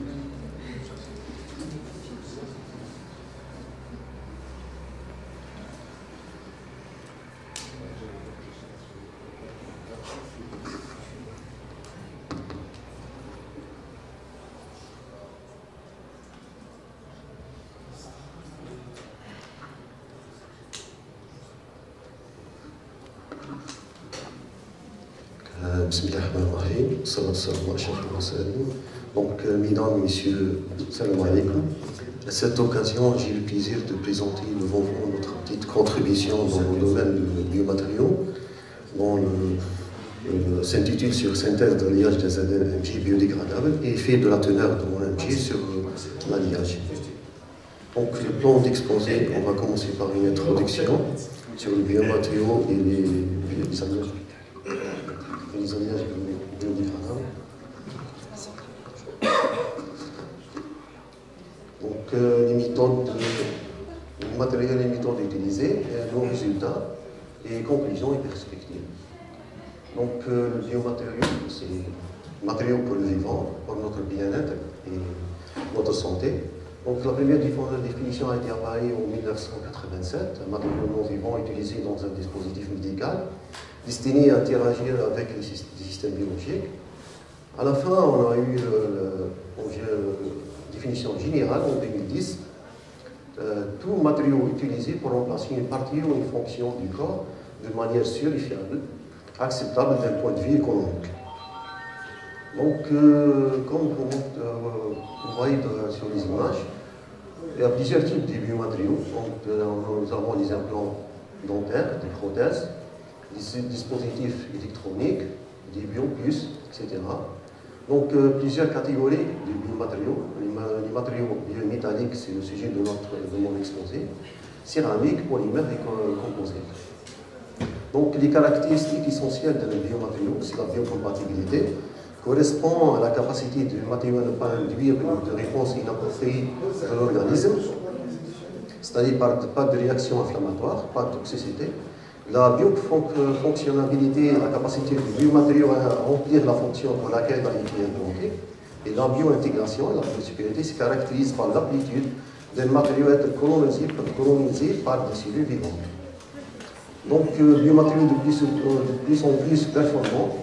Donc, au XXe siècle, on a eu l'apparition de la première génération, la deuxième génération. La troisième génération, c'est au début du XXe siècle. C'est un matériau combinant plusieurs propriétés. C'est ce qu'on appelle le smart biomatériel. Donc, et ça, c'est qu'on travaille actuellement. Il y a aussi la quatrième génération, c'est les biomatériaux électriques. Donc, la problématique, c'est l'imitation des implants métalliques traditionnels permanents. Donc, c'est la toxicité des éléments d'implants biométalliques classiques, les alliages de titane, du cobalt, des acides oxydables 304, 316L en système biologique. Et la chirurgie secondaire pour les implants permanents et la cicatrisation des tissus environnants. Donc la solution, c'est les alliages biodégradables. C'est un biomatériau innovant utilisé pour remplir des fonctions permanentes et se dissolvent progressivement au fil du temps. Donc l'avantage pour les alliages biodégradables, c'est la résorption complète dans le corps, réduction du risque de rejet améliorant le confort du patient, éviter la nécessité d'une deuxième intervention chirurgicale et favorise la guérison naturelle. Donc, comme vous voyez l'image à droite, donc fracture au niveau de la main, donc a été réparée par des vis, c'est des tiges d'ancrage à base de MG. Donc au cours du temps, après 12 mois, on voit la disparition complète de l'implant. Donc les métaux biodégradables utilisables, ce sont le MG, le magnésium, le fer et le zinc. Ce sont des métaux qu'on trouve dans le corps humain. Donc pour le design d'un implant biodégradable, il faut prendre en considération les propriétés requises, c'est-à-dire les propriétés mécaniques, physiques, chimiques et aussi biologiques. Donc le compromet, c'est, comme le montre l'image à droite, c'est le devoir a été fait pour les alliages biodégradables, a été implanté. Il faut qu'il complète son devoir après la guérison complète du tissu, c'est-à-dire après le remodelage complet de l'os. Donc, notre objectif de cette étude, c'est de développer un nouvel alliage pour un plan biodégradable à faible coût qui combinerait une contenue mécanique associée à une dégradation modérée. Donc, on a utilisé pour cette élaboration conventionnelle, à l'aide d'un four sous atmosphère contrôlée. Donc, les lingots utilisés, c'est de haute pureté, de zinc et de MG. Donc la coulée a été effectuée dans un moule métallique, préchauffé préalablement. Donc après la coulée, on a traité thermiquement des traitements d'homogénéisation pendant 24 heures pour les alliages élaborés. Donc on a passé par des tests tribologiques pour étudier les performances tribologiques des échantillons élaborés, donc à l'aide d'un thermomètre de type pilon-bien, thermomètre. Donc les alliages ont été frottés contre un antagoniste à base de l'os cortical du bovin. Ils ont été usinés avec une tête demi-sphérique. Donc le demande à ces lubrifiants, à l'aide de lubrifiants similés du corps humain, c'est la solution de Rank à une température de 37 degrés. Donc des tests électrochimiques aussi ont été conduits. Donc on a découpé l'échantillon pour préparer l'électrode de travail. Donc enrobé en époxé, poli jusqu'à une surface polymiroir. Donc il est testé à 37 degrés dans la solution physiologique de Rank. Donc nos résultats, donc là je vous montre les microstructures. Donc la teneur de magnésium a été variée de 0,5 jusqu'à 1%. Donc dès qu'on augmente la teneur en magnésium, la taille de grain sera raffinée. Donc la composition des alliages ZNMG composée de deux phases, phase alpha ZN et phase MG2 ZN11. Donc a été confirmé par l'analyse d'IRX. Des essais de micro-DRT ont été étudiés pour voir l'influence de la teneur en MG. Dès qu'on augmente la teneur, la dureté augmente par rapport au ZN pur référent. Donc le comportement tribologique, comme vous voyez, c'est l'évolution de coefficient de frottement au cours du temps. Donc on a mis le fameux alliage permanent, c'est l'ITASSV comme référent.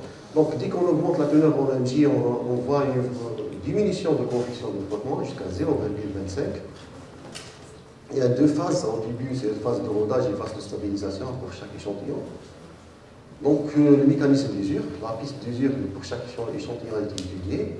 Aussi l'antagoniste, le pion en lance. Comme vous voyez, donc la tête du pion a été analysée à l'aide d'un profinomètre 3D pour quantifier le taux d'usure spécifique pour chaque échantillon. Donc l'histogramme présente l'évolution du coefficient de frottement et taux d'usure au cours du temps. Donc on constate, comme vous remarquez, la diminution du coefficient de frottement et taux d'usure en fonction de l'augmentation de la teneur en énergie. Donc les essais électrochimiques, donc des essais de potentiodynamique, de polarisation potentiodynamique. L'alliage ZN1-MG a été étudié en référant avec le ZN-MG. Étant donné que le MG est plus réactif, donc le potentiel de corrosion tend vers des valeurs plus négatives, jusqu'à moins 1, moins 1,7. Donc l'ajout de l'MG ou l'alliage pur ZN décale le potentiel de corrosion vers des valeurs plus négatives, c'est logique par rapport à l'addition de MG. Donc le taux d'usure, le taux de corrosion pour les échantillons élaborés ont été déterminés et déduits à la base des cours de potentiodynamique. Donc on voit clairement que l'addition à partir de 0,8% de MJ, le taux de corrosion augmente. Et la fin, c'est la conclusion. Donc les biomatériaux conçus depuis l'Antiquité demeurent un domaine attractif, car il y va de notre santé et celle des animaux et donc de notre environnement. Les alliages biodégradables à base de zinc représentent une avancée promoteuse dans le domaine des biomatériaux. L'étude systématique de la microstructure, des propriétés mécaniques et le comportement tribologique et ainsi le comportement de corrosion, les alliages binaires, de différentes compositions de magnésium a fourni des informations précieuses sur les caractéristiques de performance de ces alliages. Donc les améliorations observées en termes de dureté, réduction de frottement et avec l'augmentation de la teneur en magnésium répondent à certaines principales limitations des implants en zinc pur. Cependant, des recherches supplémentaires sont nécessaires pour caractériser pleinement leur performance in vivo, surtout et leur cinétique de dégradation et leur biocompatibilité à long terme, avant que l'application clinique puisse être réalisée. Les perspectives pour ce domaine, c'est l'exploration des alliages ZNMG-X. X, il peut être un élément bactéricide ou bien nutritif, c'est-à-dire un alliage multicomposant, vise à améliorer les propriétés mécaniques, la biodégradation et la biocompatibilité. Donc, merci pour votre attention.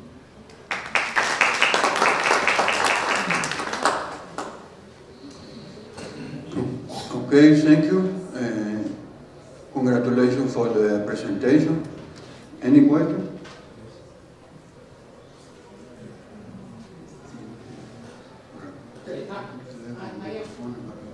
I have a question for you. It's concerning, you did the characterization of your materials in a reciprocating sliding, yes. And you did also a electrochemical study concerning the corrosion. Yes. In some cases, the product of the corrosion on the surface can get a positive or a negative contribution to the sliding behavior. What I think that you should do a characterization concerning type of corrosion. Yes. Have you any expected for the results that you can get from that way or not? Yes. Je peux répondre en français, une traduction en anglais. Ah, voilà, oui, maîtriser. On revient sur l'évolution de corrosion de traitement, ou bien c'est le thermomètre essai. Donc, on a simulé les conditions de tribologie parce que pour l'implant et le tissu environnant, c'est ce qu'on appelle le mouvement à petit abattement, c'est le fruiting. Donc, on ne peut pas les réaliser. Il y a des équipements sophistiqués, on ne dispose pas actuellement. Donc, on a simulé, on a rapproché de quelque sorte. Et la corrosion, on s'est séparé pour voir le comportement électrochimique sans la synergie de l'usure. Et après, il y a bien sûr, prochainement, on va faire la synergie des deux phénomènes, c'est-à-dire la tribocorrosion. Et il y a des échantillons qui sont envoyés au laboratoire de Lille en France pour faire ce travail-là. Merci. Ok. Okay, improvement. Merci pour la présentation. Je reviens sur le slide 10.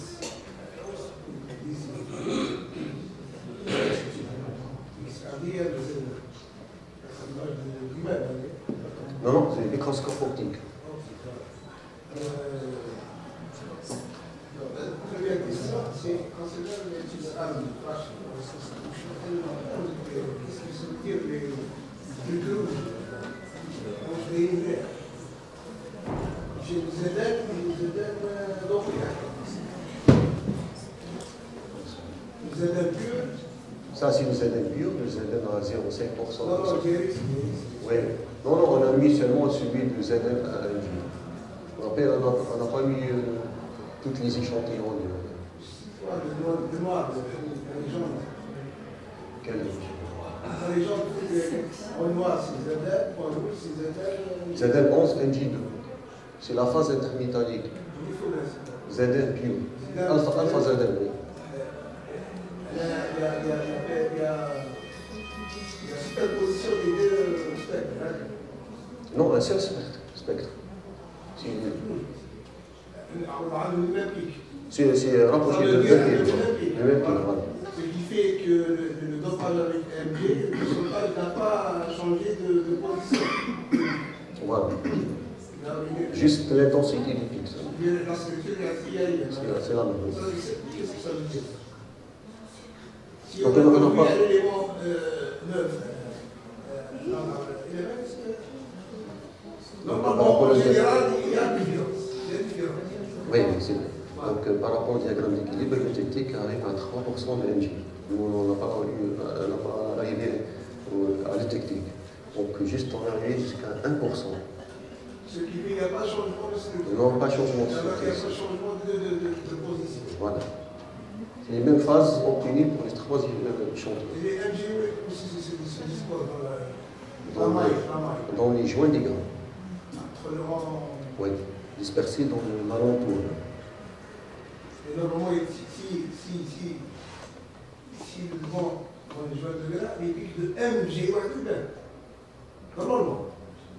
C'est la logique. L'IRIX, même cristallisé MG, un élément métallique.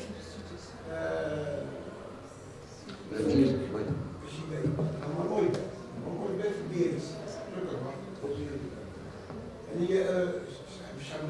Ce que je veux dire, il faut faire une identification, peut-être. Oui, on a fait. Il y a des pics qui a l'MG.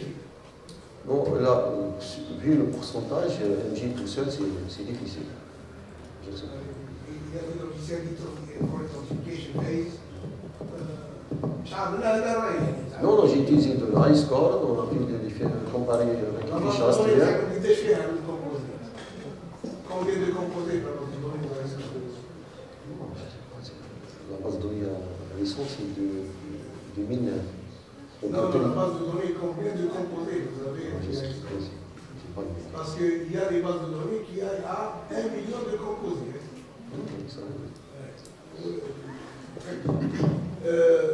Second question is the porosity. I see porosity in the sample. Avec l'augmentation du ZN, il y a des pores qui se... C'est des pores ou le MG? Non, on a fait l'attaque chimique avec le militaire. Donc ça c'est le reflet de l'attaque. Bien sûr, tout matériau est fusionné avec la méthode conventionnelle, on va trouver automatiquement quelques porosités.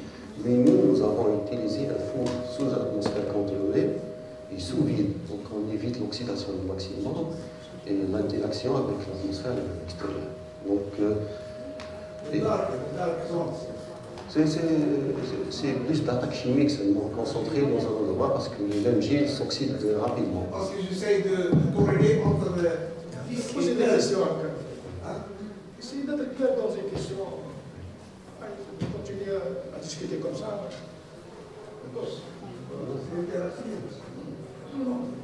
Préciser les questions. Parce que j'essaie de corréler entre le slide 10 et le slide 13, la dégradation. C'est dur ça. Des pores, peut-être que ça crée des pores. L'introduction du MG, ça crée des pores. Oui, et ça influe sur la dégradation, c'est tout. Donc le MG, dans la solution physiologique, se dissolve le premier. Donc il va laisser sa place. Donc il va créer des zones, des porosités, automatiquement. Mais cette attaque chimique, c'est elle qui a révélé ce qu'on a oublié. Il a reflété cette phase sombre. Merci. Et je peux rebondir à des remarques tard. C'est pour voir les pores. On ne peut pas les voir avec le microscope optique. La structure, il faut aller vers le mer. Là, on peut visualiser dans la microstructure et la porosité sera, s'il y a la porosité, c'est des cristaux, et avec le microscope optique, on ne peut pas voir la porosité. Juste, je profite pour la diapo. Pour les HV, l'unité, vous devez pas de l'unité. Oui, Winkel, c'est la charge, c'est... Non, l'unité, c'est quoi? L'unité, la unité. Winkel, c'est 16 grammes. C'est normalement, vous précisez, c'est des pascals, donc il faut préciser kilomètre, kilogramme, force par centimètre carré. Exactement. Donc ça. Est-ce que vous pouvez me montrer la diapo 7? Justement, juste...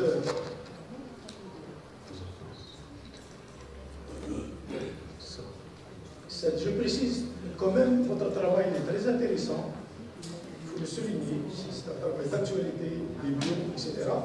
Mais reste quand même, si vous acceptez les quelques remarques, pour l'améliorer. Quand vous faites la fusion, là c'est pas clair à quelle température, les pourcentages, etc. Donc il faut préciser à quelle température. Quand vous faites la coulée, sur quel support, est-ce que c'est un matériau réfractaire, est-ce que c'est déjà un métal, il faut ça, pour l'élaboration, il faut bien préciser les conditions d'élaboration de votre alliage. Ça, il faut le compléter. Plus de détails. Et il faut le compléter. Je ne sais pas si j'ai bien compris ou pas. Maintenant, vous parlez de bio. Bio, c'est à partir de deux éléments minéraux, le magnésium et le zinc. Ces deux éléments, pour vous, d'abord le biomatériau, ou vous mélangez autre chose? Non, non, on a démarré avec le système de ZNMG. Dès qu'on optimise ce le ZNMG, c'est deux éléments minéraux. Voilà. C'est à partir de ces deux éléments, vous allez faire la fusion avec des pourcentages, je ne sais pas de quel pourcentage, vous allez avoir un alliage bio. Voilà. Bio à partir des minéraux. Mais moi, je ne vois pas le vivant. Bio, c'est le vivant. Est-ce que vous ajoutez quelque chose je ne sais pas, des végétaux, de l'animal, mais c'est un bio-minéral. Donc ces métaux-là sont existants dans le corps humain. Donc, oui, je sais. Mais attention, il existe, il faut préciser aussi, il y a une limite. Bien sûr, la teneur. Mais attention. C'est quotidien. C'est pas des... C'est un bio-minéral. Donc là, ça c'est un travail préliminaire. Donc nous, notre objectif, c'est un multi-composant. Donc ça, c'est juste une optimisation afin d'arriver au alliage ternaire et quaternaire, de dopage des éléments bactéricides et aussi nutritifs, tout en gardant les propriétés requises pour la biodégradation modérée. Petite introduction sur le ZNMG. Donc le premier implant, ça a été en MG. L'MG, c'est les inconvénients, ça libère l'hydrogène, il se dégrade rapidement, donc a été délaissé, après il y a eu le traitement de surface, coating, etc. Donc les gens ils sont passés par le fer. Le fer, il se dissolve lentement, et les oxydes qu'il obtient, gèlent l'organisme, donc il y a un problème d'inflammatoire, etc. Ça a été délaissé momentanément. Il y a des recherches actuellement pour l'améliorer. Donc les gens sont optés pour le zinc. Le zinc, c'est une propriété mécanique médiocre. Donc pour l'améliorer, il faut ajouter un autre élément pour améliorer la propriété mécanique. Donc le MG ou bien le lithium. Un autre objectif ici pour l'approbation de notre projet à travers le conseil scientifique, on a appliqué le zinc parce que, comme vous voyez, maintenant en Algérie, on a 3 méga-projets. Celui de Garage Villette, de Mézol de Bijaya, et des Mézol, le 6e gisement au monde en termes de zinc. Voilà. Donc, non, on projette pour ce qu'on appelle un biomatériau diesel, made in bled, c'est-à-dire pour les propriétés. C'est pas question, c'est clair, on peut avoir un bio à partir des minéraux, c'est juste une petite précision. Il faut bien préciser. Et les pourcentages aussi. Les conditions de la fusion, à quelle température, tout ça. Je le répète, c'est intéressant. C'est intéressant, mais il faut le préciser. C'est un bio à partir des minéraux. Parce qu'on peut avoir le bio vert, le bio céramique, c'est du bio.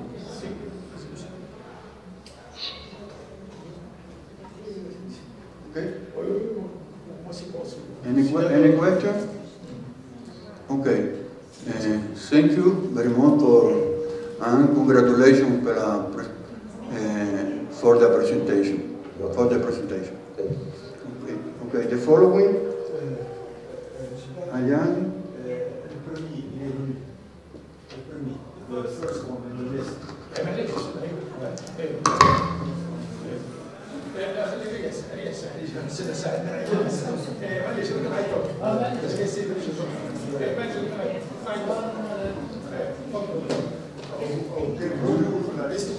على بالي حديثه اعلامي ذكاء سماع مش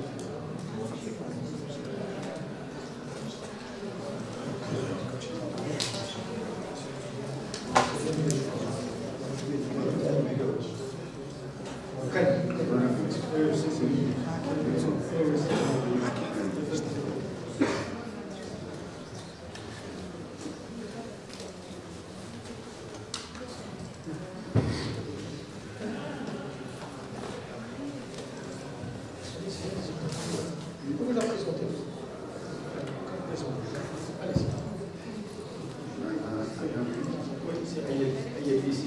Allez-y. C'est une English. Okay. The following word is Yedi Swat University of Bali, Mokhtar, and Abbas Algeria.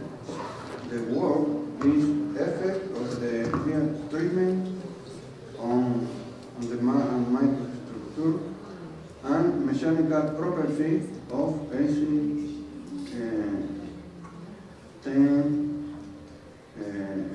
magnesium alloy. Please, you have between 10 and 15 minutes. Ok. Bonjour à toutes et à tous. Je suis docteur Ayedi Souad, enseignante à l'université de Belgium-Khtar à Nîmes. Le travail que je vais présenter s'intitule Effet du traitement thermique sur la microstructure et les propriétés mécaniques de l'alliage à SDG. Cette présentation est organisée comme suit. Une petite introduction sur les alliages aluminium-silicium-magnésium, l'objectif de cette étude. On va ensuite entamer la partie expérimentale qui englobe les principaux essais effectués lors de l'élaboration de ce travail. On va ensuite discuter les résultats obtenus et à la fin, on va terminer par des conclusions.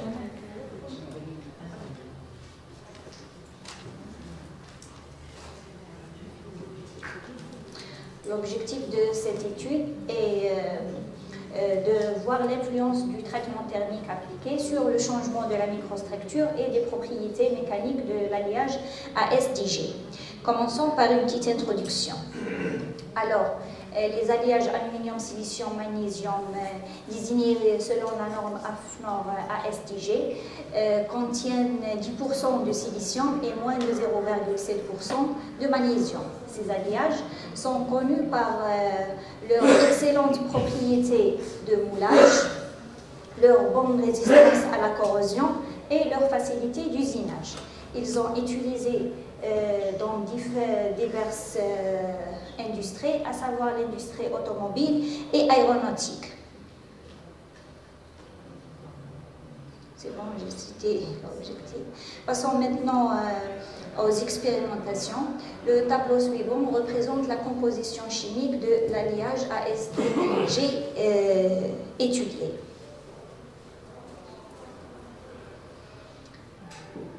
Le traitement thermique appliqué dans cette étude consiste à une mise en solution à une température de 540 degrés pendant 6 heures, suivie d'une trempe à l'eau, et un revenu à une température de 160 degrés pendant 10 heures, suivi d'un refroidissement à l'air. Après l'élaboration des échantillons et l'application des traitements thermiques, les échantillons ont subi une préparation métallographique pour des observations optiques et nettes. Les essais de dureté, de traction et d'usure ont été également effectués. Le test d'usure a été effectué sous une charge de 50 newtons contre un papier abrasif de granulométrie 120 et une distance de 1000 mètres. Passons maintenant aux résultats. On commence par l'étude microstructurale. La diapositive suivante représente une micrographie optique de l'alliage à SDG à l'état brut de coulée. D'après cette micrographie, on peut dire que la microstructure de l'alliage en étude à l'état brut de coulée est composée de dendrites de solution solide d'aluminium et de tectique. L'analyse EDS a confirmé l'identification de ces deux phases. D'après la micrographie même, on remarque également l'apparition d'une nouvelle phase sous forme de script chinois. L'analyse EDS a identifié cette phase comme un intermétallique composé d'aluminium, de magnésium, de fer et de silicium. Après traitement thermique, la microstructure de l'alliage en étude est également composée de solutions solides d'aluminium et de tectique. le traitement thermique appliqué a favorisé la formation d'une solution solide d'aluminium sous une forme arrondie. La micrographie même a montré que le traitement thermique appliqué a également agi sur l'eutectique. Dans ce cas, on remarque un eutectique plus fin. Cette micrographie révèle également une phase sous forme de script chinois, mais dans ce cas, c'est la phase MJ2SI. Passons maintenant à l'étude des propriétés mécaniques. La diapositive suivante représente la dureté, la résistance à l'usure et l'allongement avant et après traitement thermique de l'alliage en étude. Je ne sais pas pourquoi les valeurs... je ne sais pas pourquoi ils ont comme ça. Alors, on peut dire que le traitement thermique appliqué a favorisé une amélioration significative de la dureté et de la résistance à la traction, mais il a conduit à une légère diminution de l'allongement. La diapositive suivante représente la variation de la perte de masse en fonction de la distance de l'alliage à SDG. On remarque que le traitement thermique appliqué a favorisé une diminution remarquable de la perte de masse, ce qui est expliqué par une amélioration de la résistance à l'usure. D'après ces résultats, on peut conclure que la microstructure de l'alliage à SDG à l'état brut de coulée est composée d'andrites de solution solide d'aluminium, d'un eutectique et des phases intermétalliques composées d'aluminium, de magnésium, de fer et de silicium. Le traitement thermique appliqué a favorisé un changement de forme des dendrites de solution solide en une forme arrondie, a affiné l'eutectique et a favorisé la formation de la phase durcissante MJ2SI. À partir de cette microstructure a conduit à une amélioration de la dureté, de la résistance à la traction, de la résistance à l'usure et a conduit à une diminution légère de l'allongement. Merci pour votre attention.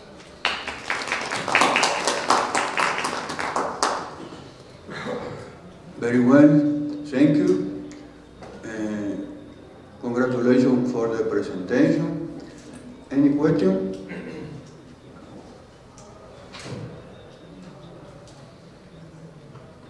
Ça, c'est un acier connu. Ce n'est pas un acier, c'est un alliage d'aluminium. C'est un alliage d'aluminium qui est normalisé, connu.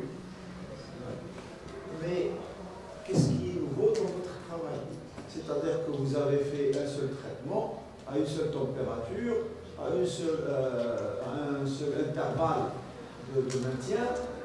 Comment que, comme ça, par hasard, vous trouvez que ça s'améliore?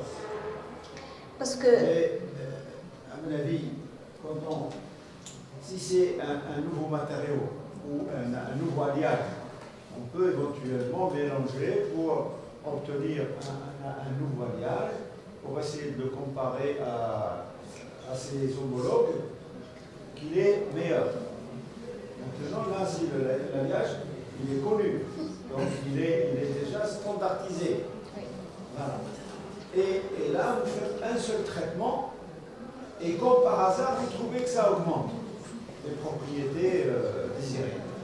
Vous ne trouvez pas que c'est un peu bizarre? Parce que normalement, j'ai créé seulement une partie de l'étude. Dans cette étude, on a utilisé 3 températures de coulée avec 2 traitements thermiques.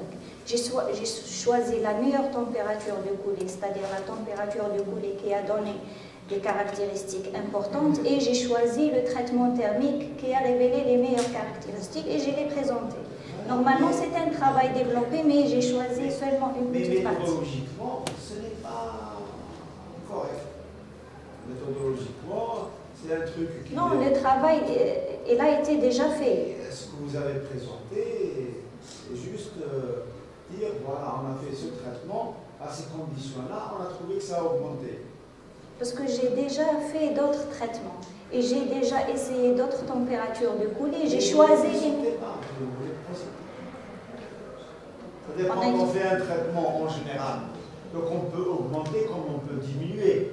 Voilà. Donc il faut faire plusieurs températures, voire plusieurs temps de maintien aussi, de les combiner, et essayer d'en tirer un profit quelque part. C'est ça un peu la recherche. Surtout que le composé n'est pas nouveau. Oui. Voilà. Parce qu'avec notre traitement thermique, on a remarqué l'apparition de cristaux de silicium. C'est vrai, ils ont amélioré la dureté, mais ils ont fragilisé l'alliage.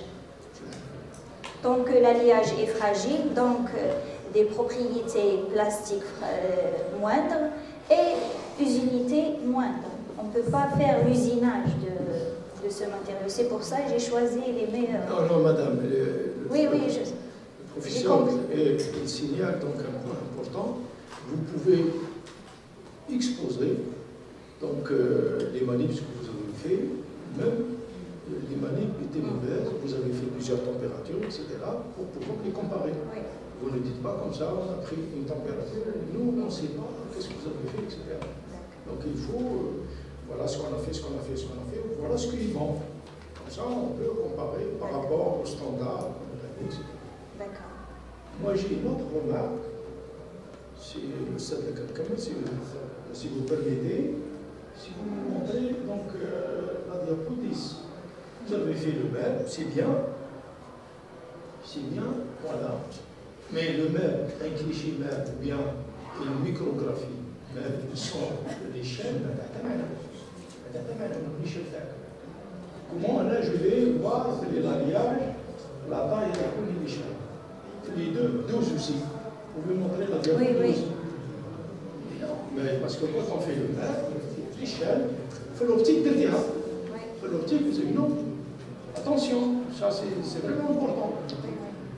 D'accord? Parce que c'est bien de faire le même, mais il faut avoir l'échelle pour que je puisse voir la taille.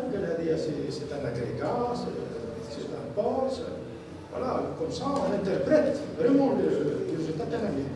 J'insiste toujours, quand vous faites, vous avez parlé pour la diaposène, vous faites la diaposène. Bon. Les mélanges analgésiques, qu'est-ce que vous avez fait? 10. Vous avez pris donc. Si vous faites, je ne sais pas, enfin, généralement on travaille dans les éléments à 100%. Vous avez pris 10, c'est quoi? Le dixième de silicium 960. J'ai 0,25, 0, etc. Quand vous faites le total. Le reste, c'est l'aluminium.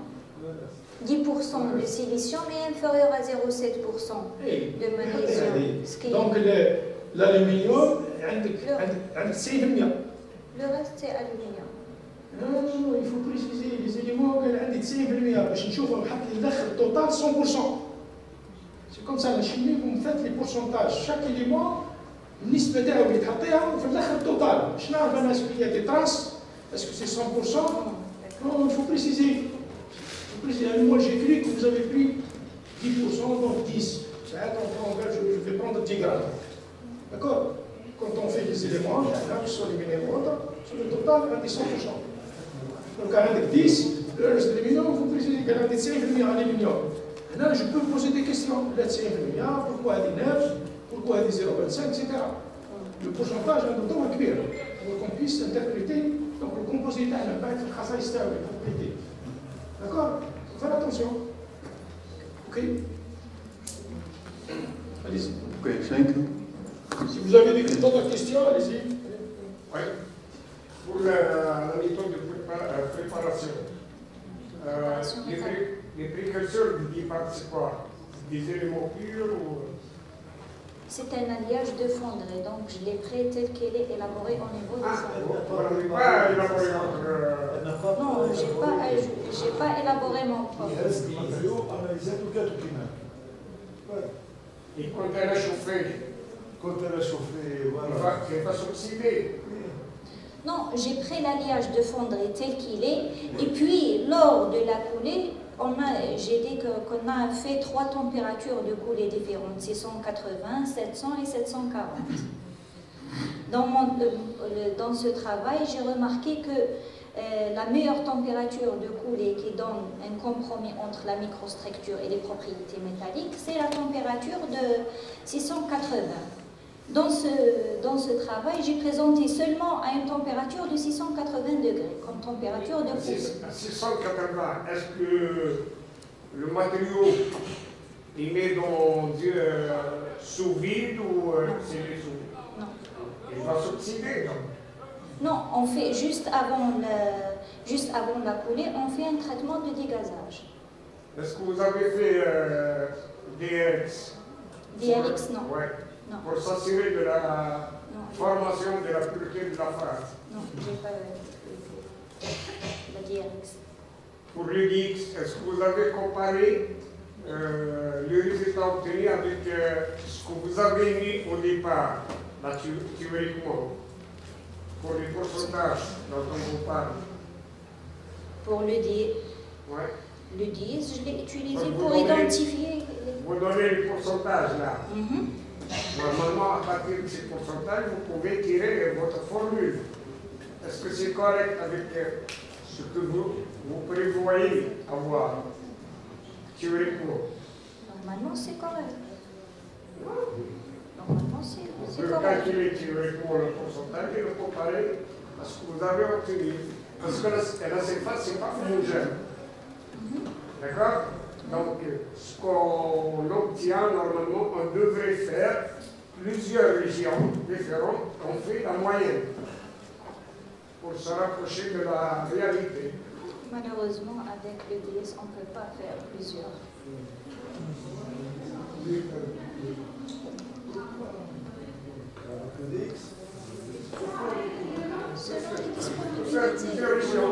Vous pouvez choisir une région ici et vous analysez l'autre. Vous pouvez même utiliser 10 facilement. Mais c'est difficile à faire. Juste première question, pourquoi on n'a pas fait une étude comparative entre les deux études? Les résultats obtenus au départ et les résultats après le deuxième traitement. Deuxième question, si le matériau a été déjà préparé, puis tu dois le chauffer une deuxième fois. Je ne le chauffe pas une deuxième fois.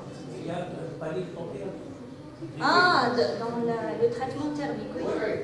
L'effet du traitement thermique, c'est normal, il influe ce traitement. Bien sûr. Pourquoi on fait le deuxième traitement thermique? Normalement, c'est un traitement de vieillissement. Il permet la formation des précipités, la phase MJ2SE.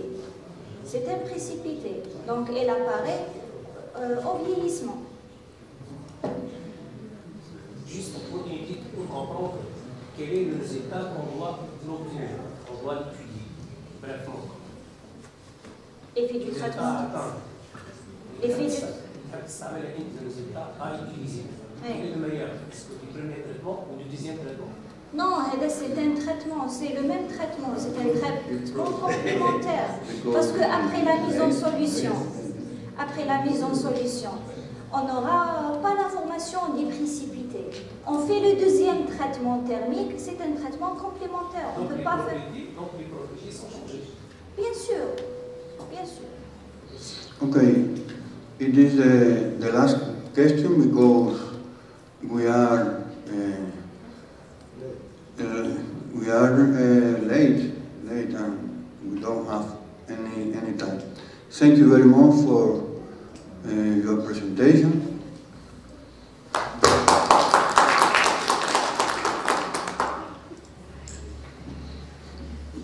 Okay, the following.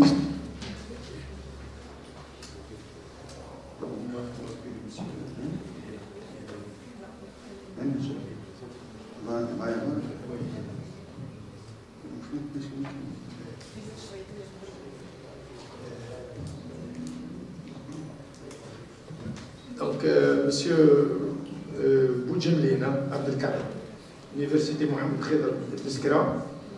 Donc, Donc, votre communication qui s'intitule The Effects they left its powder on the mechanical behavior of PVC composite comparative study. On a à peu près 10 à 15 minutes. J'ai été retard, donc sur le temps. Allez-y. Oui, pas de problème. Oui, allez-y. Ah, d'accord. D'ailleurs, moi, presque. Presque.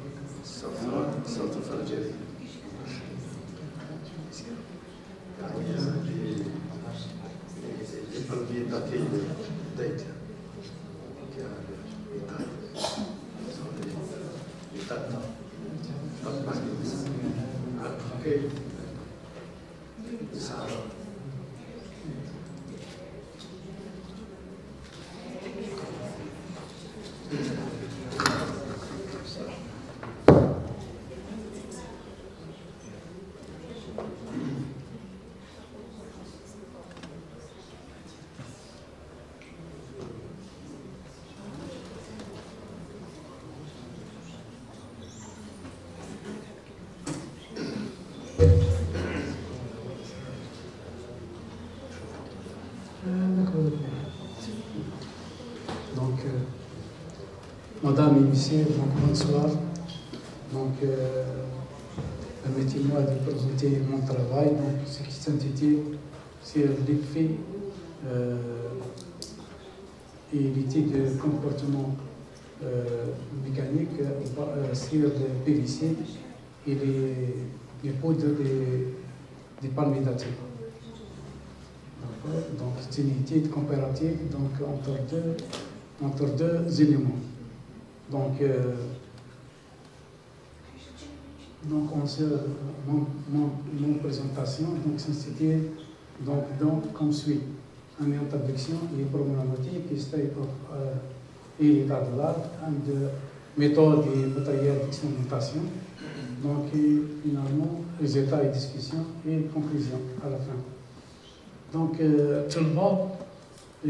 Ici, Biska, on se trouve dans Biska, elle se trouve dans le sud nord algérien.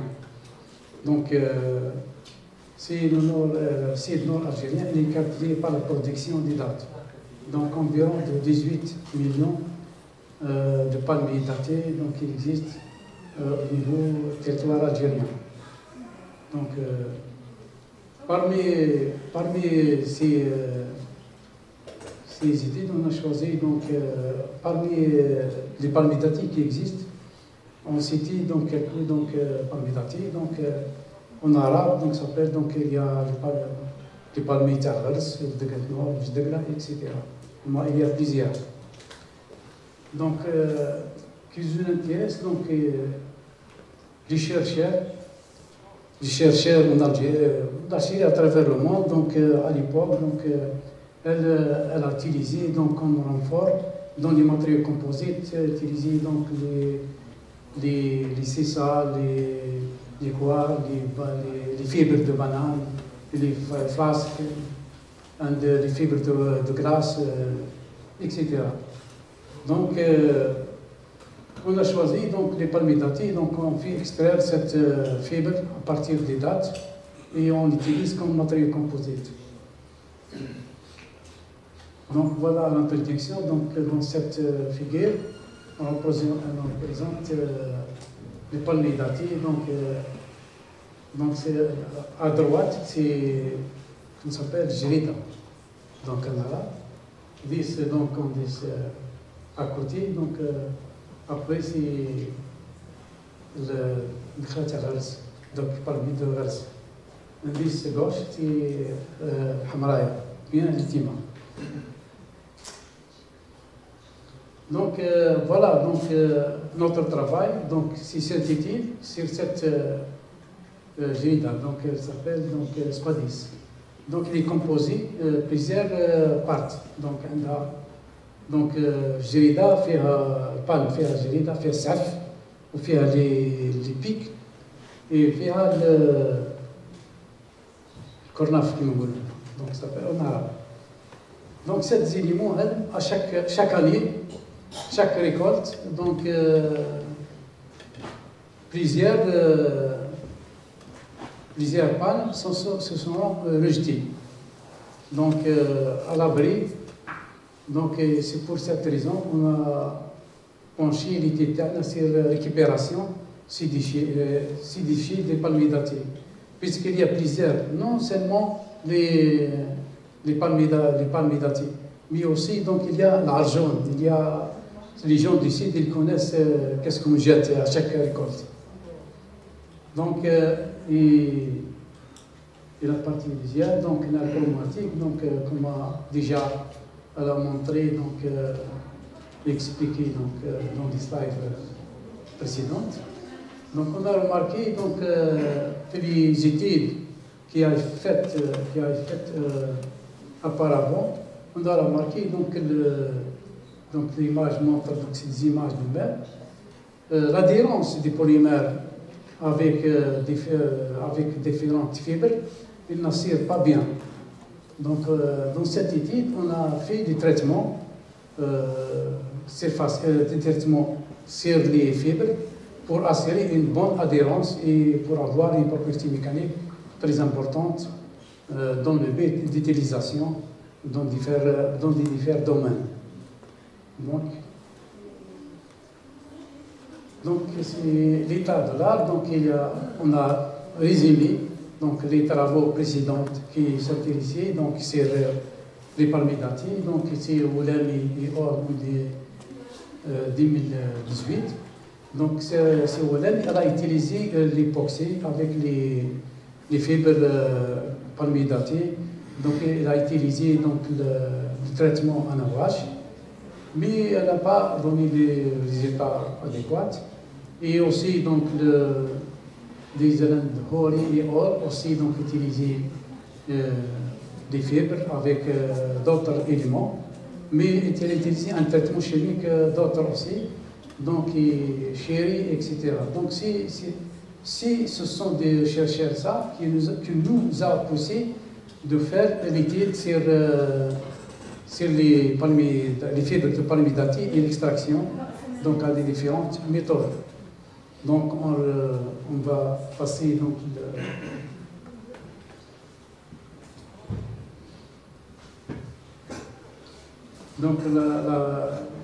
la préparation et la méthode d'utilisation.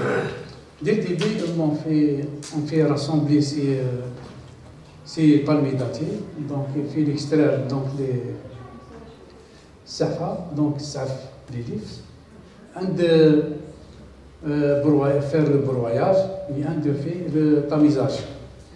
Donc après cette broyage, on extrait certaines sizes, certaines tailles à partir du tamisage. Donc après cette étape, on a fait le traitement avec le rinçage avec l'eau distillée. Et après cet rinçage, on fait dans une étude, donc avec une température entre 50 et 70. Peut-être allant jusqu'à 24 heures, durant 48 heures. 24 heures. Donc, à part ça, donc déjà parlé, donc c'est les particules, donc les sizes, donc entre 50 et 100 micromètres, comme poudre.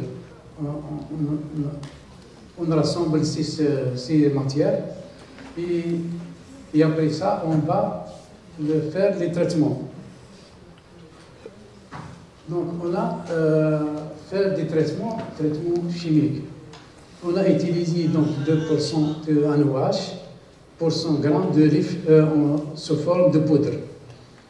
Donc, après donc, ce traitement, on fait aussi donc, rincer, donc, laver donc, par l'eau distillée de 0,01 mol avec un acide acétique. Et après ce traitement, on fait aussi donc, faire laver avec l'eau distillée. Et on le met dans les étapes pour extraire l'effet de l'humidité sur les palmiers datés. Donc on a aussi donc, le traitement chimique sur 1% de masse avec l'acide acétique et des solvants avec l'utilisation de l'eau distillée. Et aussi on ajoute l'acide acétique donc avec un pH, on mesure à chaque fois le pH pour avoir le pH de notre entre 2,9 jusqu'à 4. Donc après ça, on doit ajouter le silane. Le silane, c'est une bonne solution, c'est un bon attaquant. C'est le seul élément chimique qu'on a constaté à éliminer les pékinines et les lignes. Il reste, sauf l'hémicellulose. Donc, cet traitement il est très important pour nous. Donc, après cette étape, on va aller à l'étape distillation par l'eau et avoir un pH avec 7. Donc, on passe maintenant le matériel utilisé. Ok. Donc, après le matériel utilisé, donc on a utilisé donc après préparer le produit. Donc, on va donc élaborer par la presse hydraulique, machine au niveau qui se trouve au niveau de l'entreprise câblerie de Biskra. Donc, et après donc élaborer les plaques de matériaux composites, bien sûr avec différents pourcentages massifs. Et après ça, on peut découper suivant la norme STI-1 D79 standardisée. Et on va aussi donc faire les tests mécaniques par la machine instance 59-69 et aussi donc non, je n'ai pas de discussion. Donc ici donc le premier constat donc c'est l'FTR, donc c'est analyse par l'FTR pour avoir des éléments d'hydroxyde éliminés en non pour avoir les valences d'hydrogène oxyde ou bien le carbone et oxyde qui sont éliminés en non. Donc ici, donc, on va donc, par la suite, donc c'est les tests. On a remarqué donc le modèle de Young, c'est les clairs où on marque c'est entre 5 à 7 tiers, donc 0,0363 diamètre, taille de particules, 10 donc contenant 5 PVC et l'autre 20% de coton PVC. Donc, conclusion, donc, cette étude, cette étude que nous constatée, donc c'est l'effet et c'est l'effet des traitements chimiques par l'acide acétique et sulfate il suffirait ici là qu'on a donné beaucoup d'informations sur les propriétés mécaniques. Donc, je résume. Donc, merci. Merci. Donc, c'est pas pour Jibril Al-Qalam,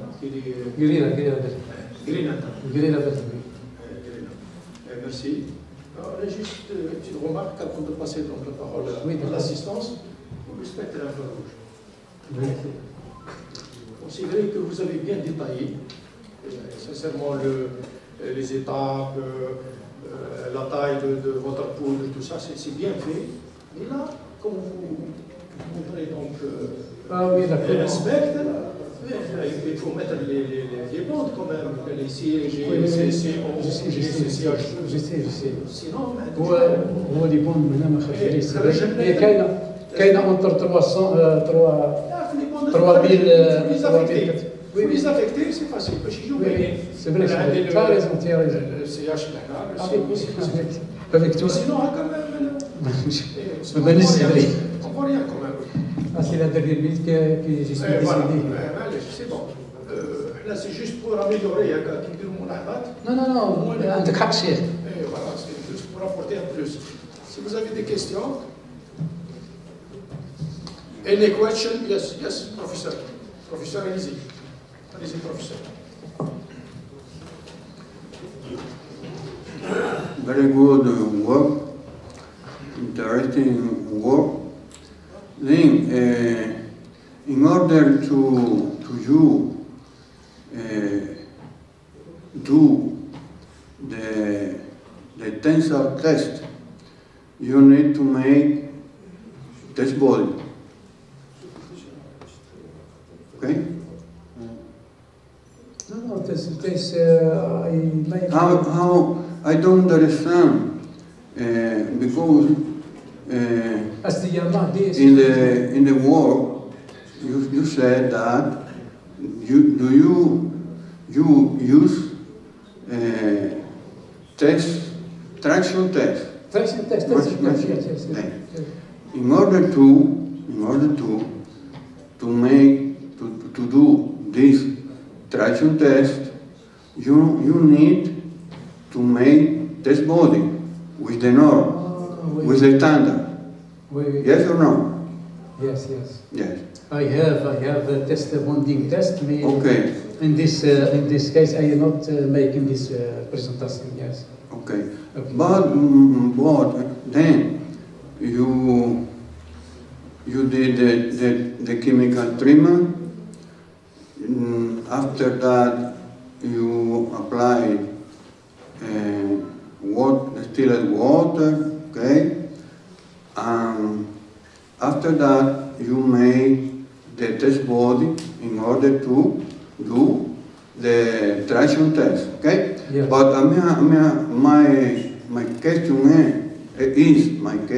is how you stay with the powder alone? How you eliminate the water? No, it's not eliminate. Donc, this powder it's malaxed with PVC. It is extruded by extruders.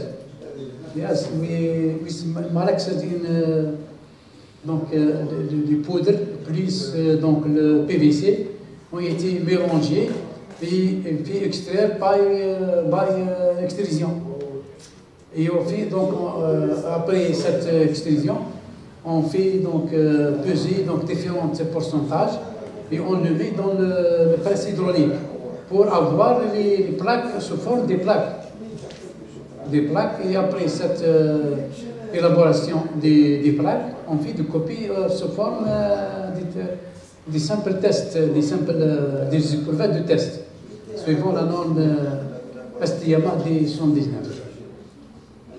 Okay, after we talk about because we use power in our university, and it's very difficult to take the pop along the water, in order to do the test body.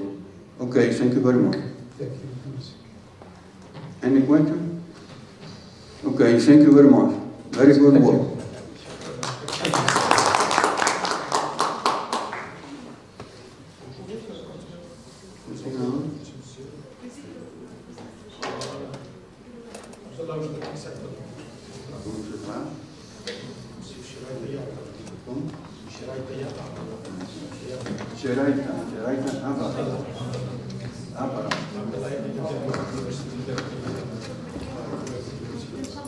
Okay, this of the university, this university in Germany, okay, and the word is functionalization or room with the Malay mechanism and ethanolamine using the DS-Adler additive reaction.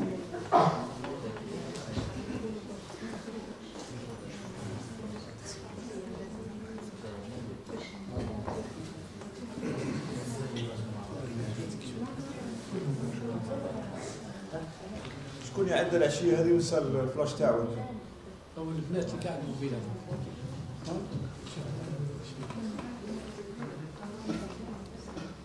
لا شكون ماشي حتى واحد. شكون يرجع للولاشي؟ شو اسمه؟ خصنا نشوفوا تاع الاورغانيزاسيون. عيادي سعاد. عيادي سعاد قال لك عيادي سعاد. الفلاش تاعك. نشوف عليها هو لا قبل خاطبني ها وين كنت خاطبني بالك يكون اللي قبل منها ايه المهم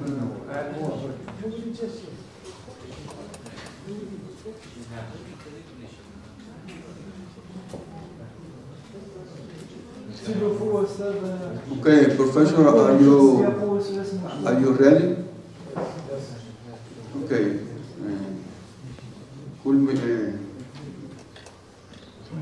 Beginning the work. You have beginning the presentation. You have 10 or until 15 minutes.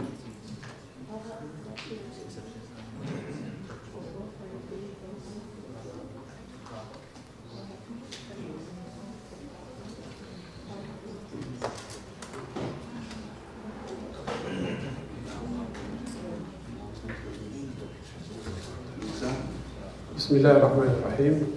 J'ai l'honneur de présenter devant vous un petit travail qu'on a réalisé au sein des laboratoires du département de génie des procédés à l'Université de Vietnam, intitulé « Fonctionnalisation de l'oxyde de graphène réduit en utilisant l'anhydre maléique et l'éthanolamine par voie chimique et électrochimique selon la réaction de Diels-Alder. Je vais présenter mon travail. Je commence par une introduction, puis des généralités sur l'oxyde de graphène réduit et la réaction de Diels-Alder, la partie expérimentale, puis on termine par la conclusion et perspective. Donc, le graphène, qui est un matériau bidimensionnel, il est très utilisé, maintenant il est à la mode, il est très utilisé dans presque tous les domaines. Il contient des petites lacunes. Parmi les lacunes du graphène ou de l'oxyde de graphène réduit, on trouve une faible réactivité et la solubilisation, elle est très réduite. Donc, pour surmonter cette limitation, élargir le champ d'application, une fonctionnalisation s'impose.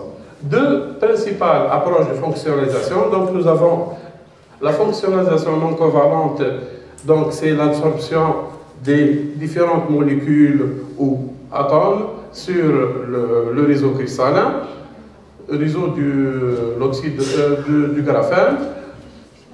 Deuxièmement, ici, dans le premier cas, c'est des liaisons non covalentes, des liaisons faibles. Puis nous avons la deuxième fonctionnalisation, c'est la fonctionnalisation covalente. Donc ici, on peut greffer certaines molécules ou certains atomes sur le graphène pour obtenir de nouveaux matériaux avec de nouvelles propriétés.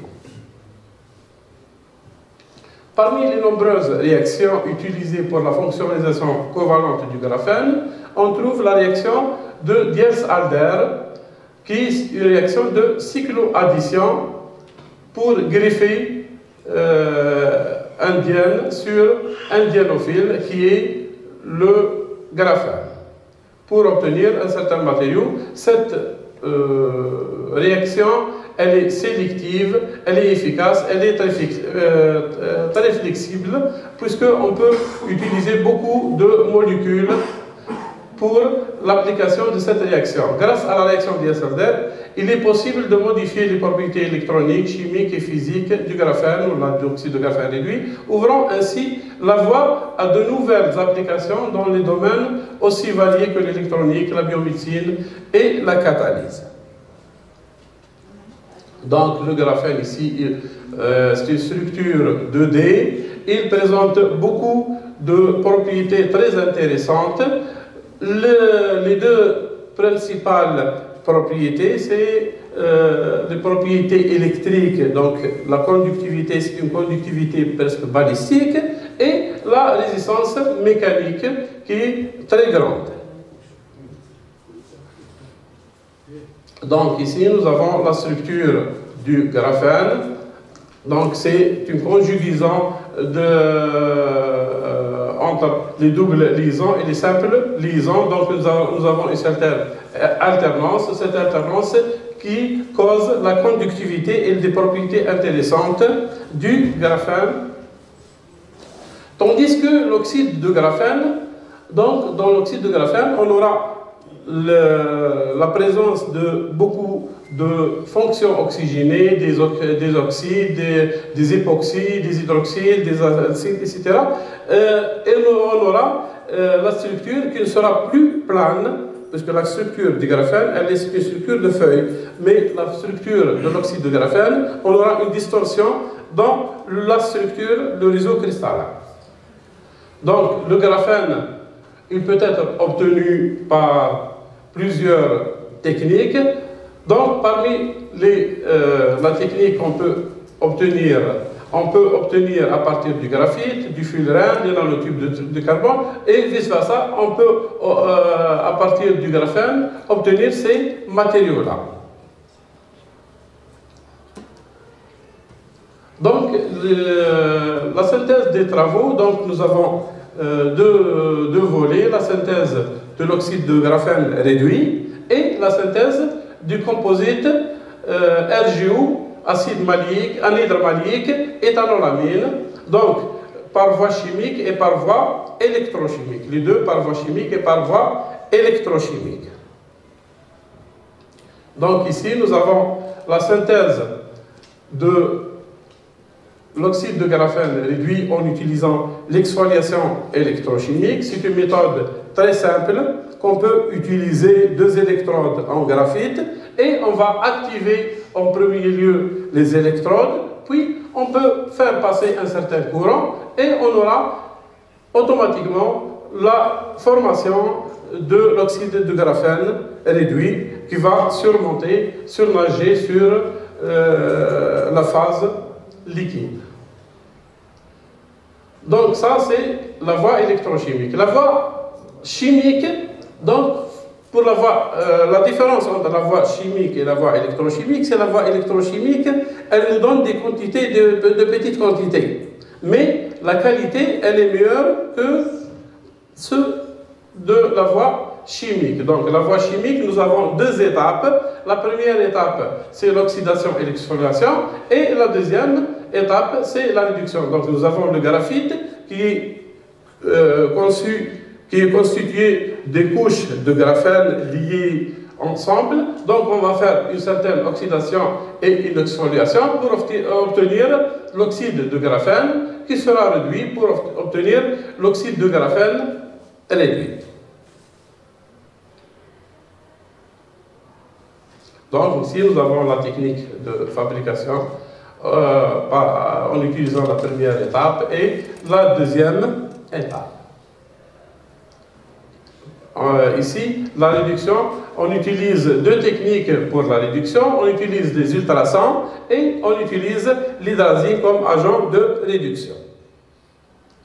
Donc ici, les produits obtenus, donc nous avons le graphène de référence, l'oxyde de graphène réduit obtenu par voie électrochimique et celui obtenu par voie chimique. On voit que l'oxyde de graphène réduit, présente une certaine conductivité, alors que l'oxyde de graphène, il n'est pas conducteur.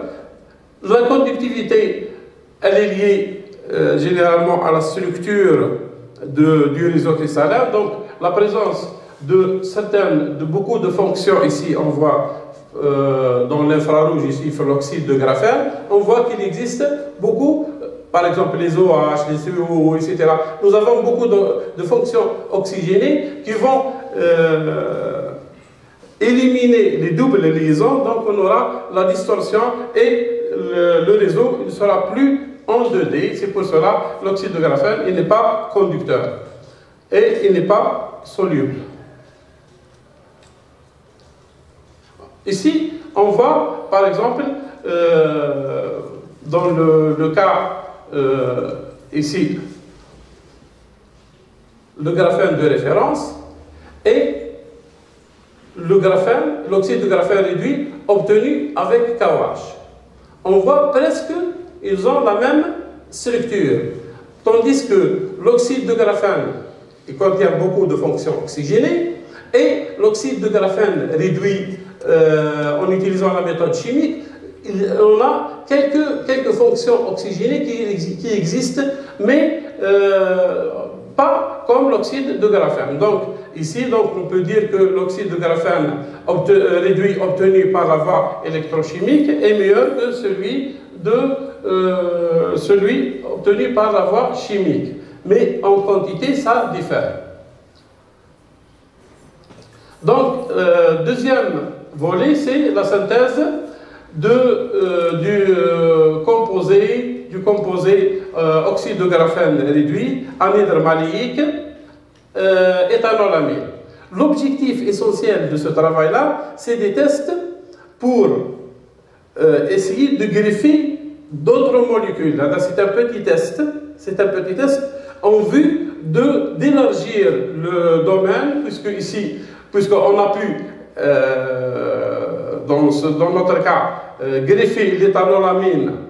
Donc, puisqu'on a pu greffer l'éthanolamine, on peut greffer, par exemple, les enzymes, on peut greffer l'ADR, on peut greffer n'importe quoi, puisqu'on a la technique maintenant. C'est l'essentiel.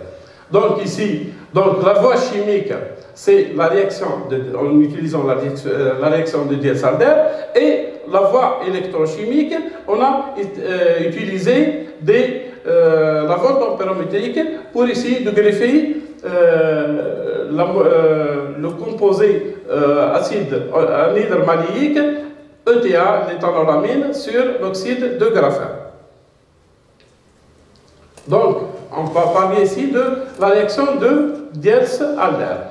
La réaction de Diels-Alder, elle met en jeu deux réactifs. Les diennes, ici on voit, le diène c'est quoi? C'est un composé qui contient deux doubles liaisons conjuguées. Deux doubles liaisons conjuguées. Donc automatiquement il y a une certaine alternance ici. Double liaison, simple liaison, double liaison. Et un diénophile qui contient une double liaison. Donc, on aura une certaine cyclisation ici, on obtient le cycle. Ça, on appelle ça la réaction de Diels-Alder. Dans notre cas, la réaction pour concrétiser la réaction de Diels-Alder, on utilise l'anhydre maléique qui contient une double liaison comme diénophile, et on voit ici que l'oxyde de graphène réduit, il contient beaucoup de conjugaisons, donc il peut se lier à n'importe quelle de double liaison, quel diène, et on va obtenir ici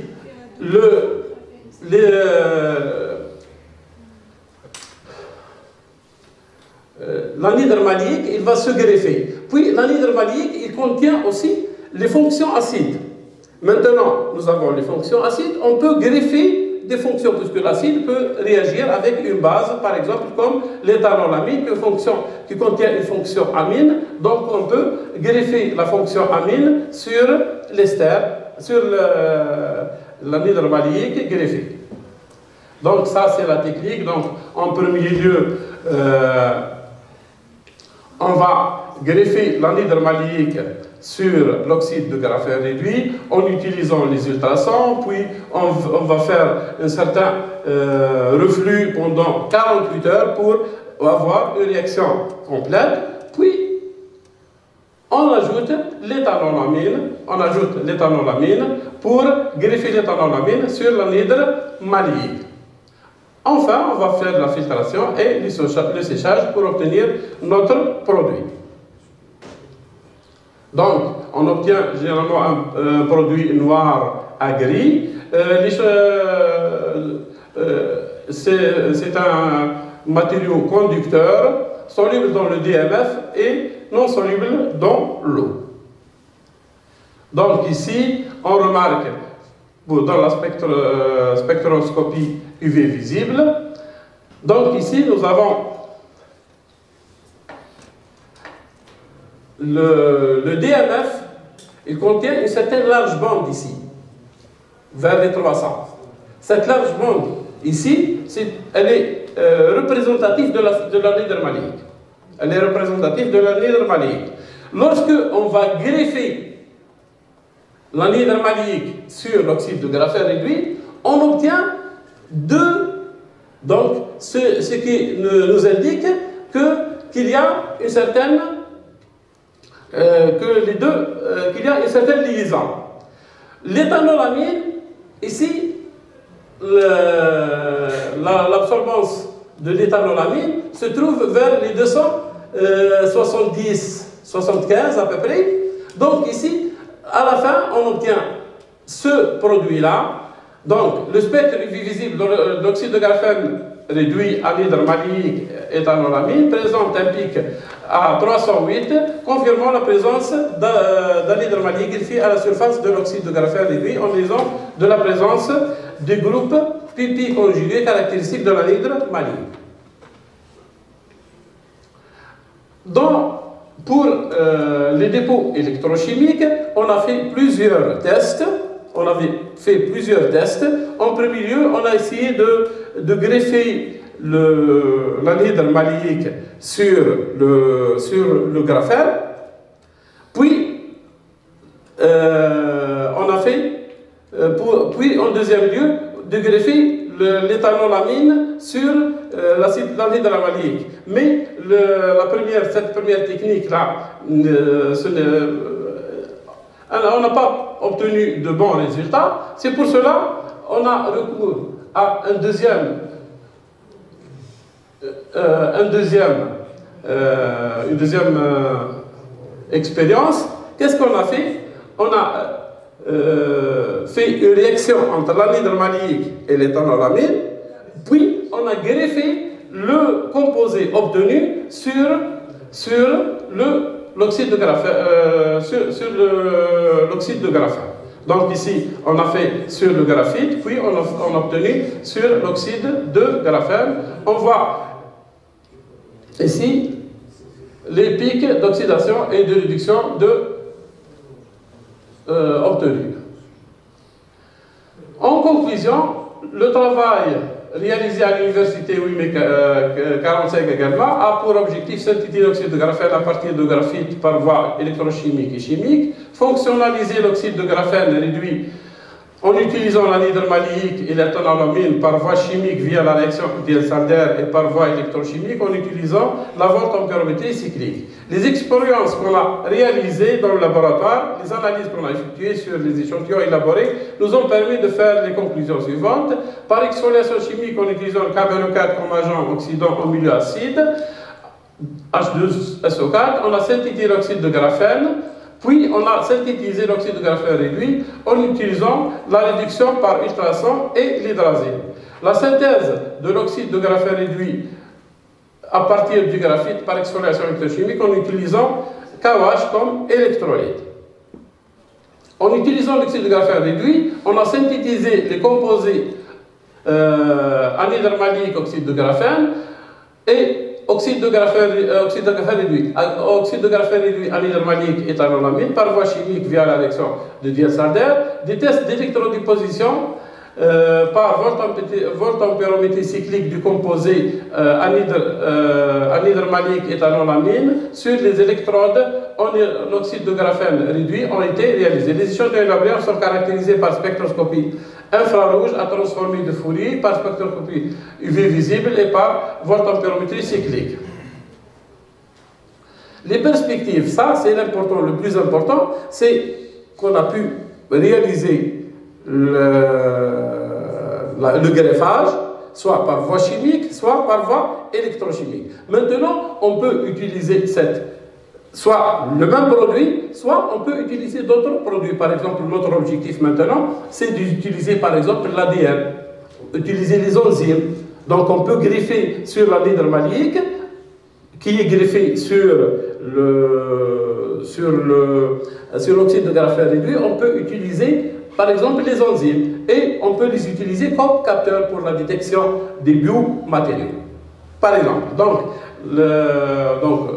ça c'est un début de travail, Donc, ça reste à faire des études plus poussées sur les propriétés des composés élaborés et d'élaborer de nouveaux matériaux. Deuxième, voir la possibilité d'application de ces composés dans les domaines, la catalyse, le domaine pharmaceutique pour l'administration de médicaments, domaine de capteurs pour la détection des gaz, domaine de médical et biomédical. Donc nous avons beaucoup de domaines. Nous, on va essayer de commencer par le troisième domaine qui est les capteurs pour la détection de gaz. Merci pour votre attention.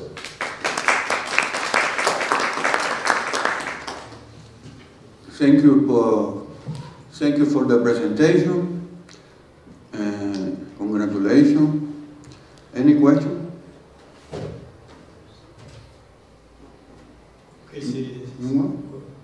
C'est purement chimique là, c'est la chimie, donc les gens se sont la réaction des Diels-Alder, c'est vraiment la chimie organique, donc c'est Abdallah, sinon l'université également, donc il traite un sujet sur les graphènes qui est très intéressant, surtout pour votre conclusion, pour les applications dans les capteurs. Les capteurs biomédicaux, le biomédical qui est c'est vraiment très intéressant. Et là, il faut avoir des résultats. Et c'est ça la partie la plus importante. Vous arrivez à vérifier, etc. Maintenant, on attend les applications. Les applications, c'est vraiment intéressant. C'est vraiment de la chimie, donc c'est très bien fait. Voilà. Okay. Si vous avez des questions. Okay. Thank you and congratulations.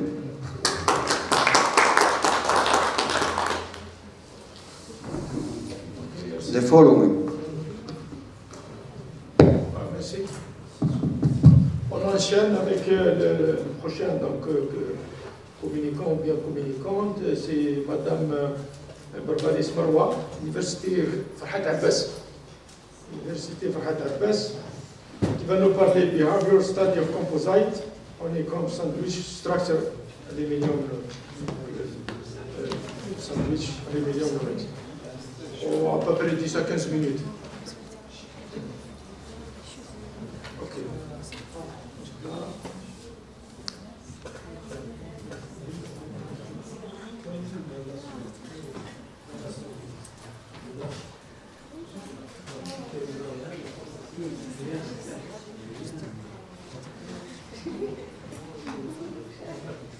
Salam alaikum.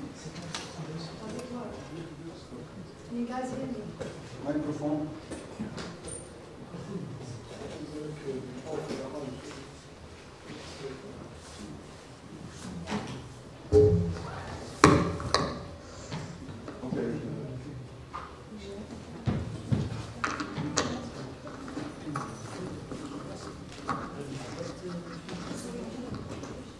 Good afternoon, everyone.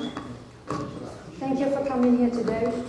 I'd like first to introduce myself. My name is Marwa Barberis, a third-year PhD student at University of Farhat Abbas Stif. As you can see on the screen, my object or my subject today is the behavioral study of composite honeycomb sandwich structures, AL9X. I'd like briefly to talk about sandwich structures and then give you an overview of the objective of my study.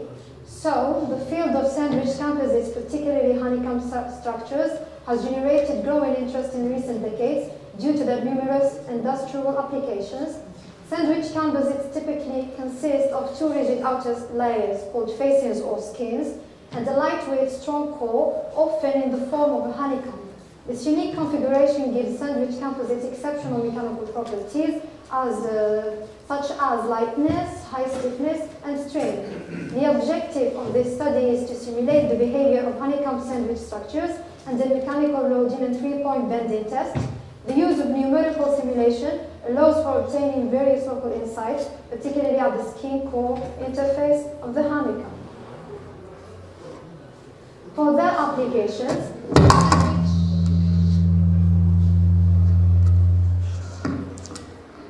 applications, sandwich panels offer many functional advantages, such as a better mass-to-stiffness ratio, reduced maintenance, very improved mechanical properties, etc. Their applications is due or depending on requirements of industrial sectors as transportation, automotive, aerospace industry. So, for the honeycomb materials I used as cores in sandwich structures to maintain the separation between the skins. The mechanical properties vary depending on the type of loading. They're recommended for their out-of-plane compressive strength and have been characterized under different types of loading. We can see some examples in the figure 1.3. So for the bending test, the material we're using today in this study is a sandwich material with the aluminum Nomex honeycomb core. It is supplied by Oro Composites and intended for the aerospace industry. The structure of this type of sandwich consists of two-dimensional Nomex cells placed in the plane of sandwich with an aluminum skins. Table 1 shows the specimen dimensions for the three-point bending test, while Table 2 and Table 3 shows the mechanical properties of both the skin and the Nomex core. Which leads me to talk about my next slide, or my next point, which is the experimental procedures. So the bending test is conducted in accordance with an ASTM-C 33962 standards and carry out in two different laboratories with the three different specimens. And we can see in the figure 2 the setup of the flexion machine with the configuration core of both longitudinal direction L and transverse direction W. So figure 3 shows the mode of failure of the honeycomb structures, and the next figure is a figure that explains the charge differences as function of the flash or the deflection. We can compare it to three different stages: an elastic stage with a peak, a maximum value, a bending resistance stage of the sheet with a rough drop of the value, the maximum value, then a sheet stacking stage that goes with a decreasing of the charge to a maximal deflection. To analyze the thermomechanical behavior of such material, we're working on a specimen of 200 mm of length, 10 mm of width, of thickness, and 40 mm of width. We can see on the figure 5 the low deflection curve for AL9X sandwich panels as function of temperature. As we can see in this figure, not forgetting to mention in the direction L. So we can notice in this graph that the peak is much more higher when the temperature is of 20 in a room temperature, 25 degrees Celsius, than the peak in 150 degrees. While figure 6 shows the specimen during test and after test, or at the end of the test, figure 7 shows the low deflection curve of AL-Nomex sandwich panel in the direction L, with a D or density of 144 kilogram per meter cube. We can see in this test that the behavior can be also broken into 3 stages. The first one is a linear behavior, and the second one is a non-linear behavior that can be explained with the buckling of the cells. The third stage is the stage where the decreasement of the charges occurred, and we can hear some cracking in the heart of the Nomex, or of the sandwich. These 2 figures shows the different tests with the same previous conditions, but with a different sense, W transverse and A longitudinal, for different densities, for 144 and 80 kilogram per meters. For this test, we can see that both behaviors are slightly similar, but with different values of deflection of charge, and we can explain that by the difference of configuration and density. Before running our simulation, we developed a model in SolidWorks, as we can see it in figure 8a.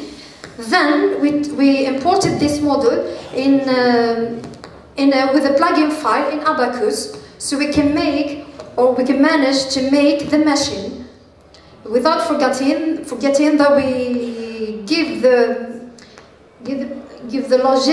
program the law we are using, the modeling law, the geometrical model, and the condition boundaries or boundary conditions. In order to reduce the computational time, as we can see, this model is complicated and contains a lot of machine elements, so decided to make another simplified model instead, which contains the most important elements to make to run our simulation. So the figure 10 and figure 11 shows the results of the numerical simulation. As we can see here, the load or the stress, the maximum value, is located exactly under the contact area, the red zone. This area is the area experiencing the most stress values. Here we highlight the comparative study of morphological evolution during flexion test from a qualitative point of view. The finite element calculation determines the loading value. It is observed that this load reaches its maximum amplitude at a value of 6 kN. In order to compare the calculated and measured results, a significant discrepancy is noted between these values. This can be explained by the mesh density used in the loading area. We hope to make a very dense machine, or more number of elements under the loading area, but we couldn't use the calculation system in our university, so it's to improve. For the effective temperature, here we can see that from the temperature changing from 25 degrees Celsius to 215 degrees Celsius, we can see that the charge loading of vomizes is decreasing from 302 megapascal to 295 megapascal.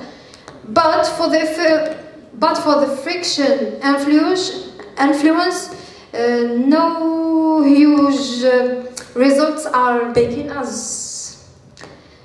In another word, for the friction, no change in the morphological way is noticed. So to sum up, in this study we conducted quasi-static 3-point bending test on an aluminum Nomex sandwich composite, varying the core density, temperature and orientation L and W. We also carry out modeling and numerical simulation using the finite element software Abacus. The comparison between the morphology of the sandwich panel during the simulation and during the experimental test shows a strong similarity. This indicates that the simulation results satisfactorily replicate the behavior of sandwich panel. The failure of Nomex LL sandwich, depending on the core density and for different temperatures, is characterized by crushing the cell walls in the honeycomb core in the sandwich, localized indentation of the upper skin at the loading point, and a plastic deformation of the skin. Using a finite element model simulations were carried out to study the behavior of the sandwich under different conditions. The results showed that the test parameters such as temperature have a significant impact of the bending performance, while the coefficient of friction does not have a notable influence. And thank you all for your attention.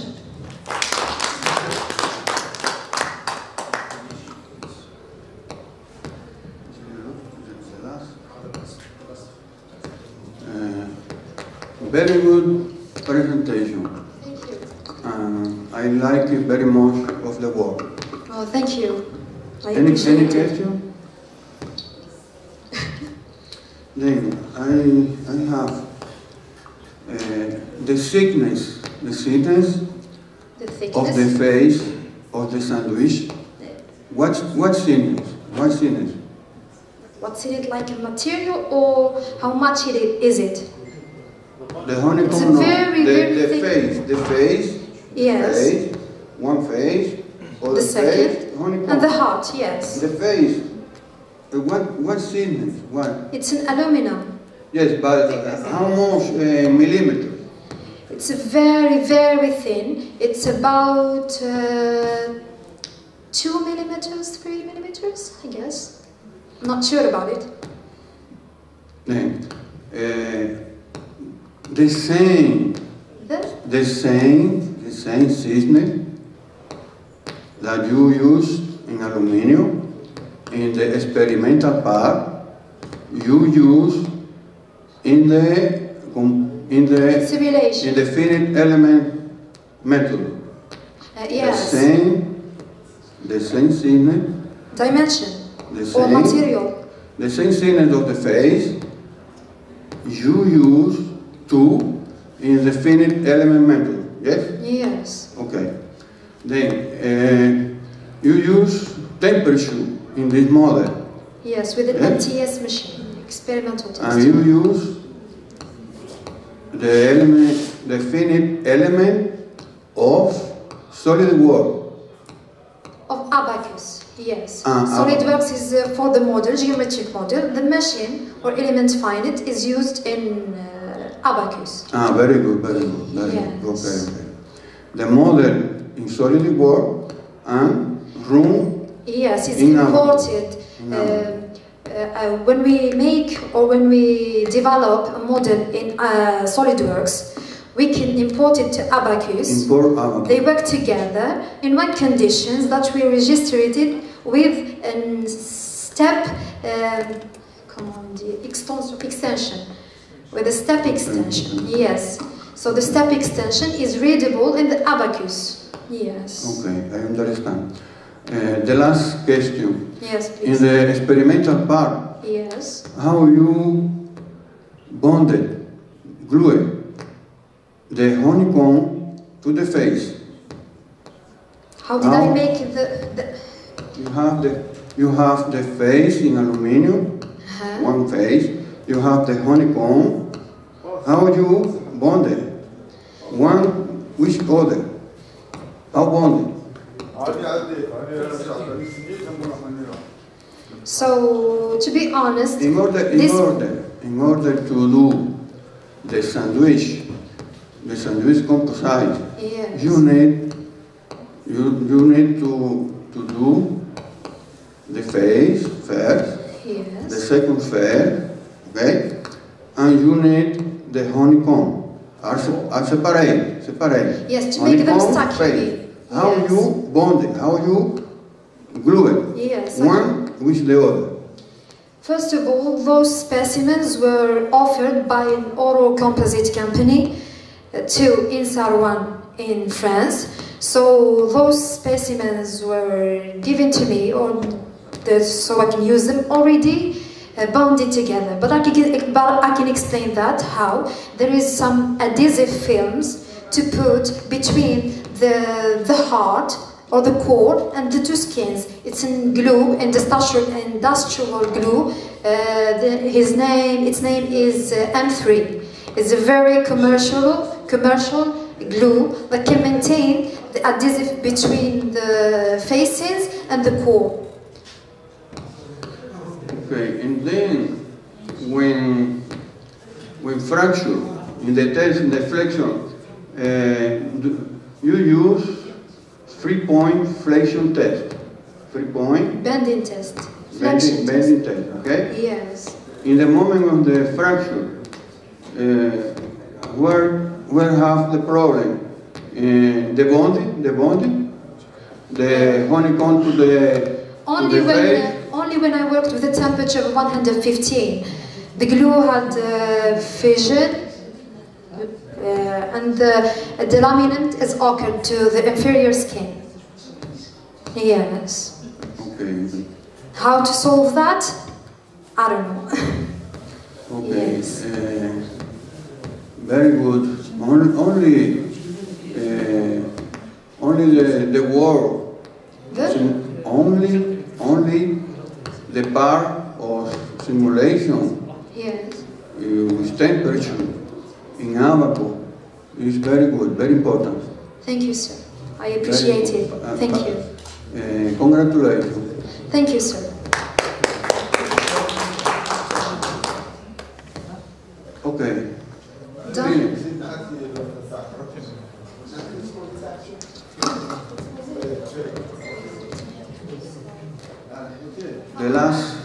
The last presentation is Mimoni Murad, University of Lord, Algeria.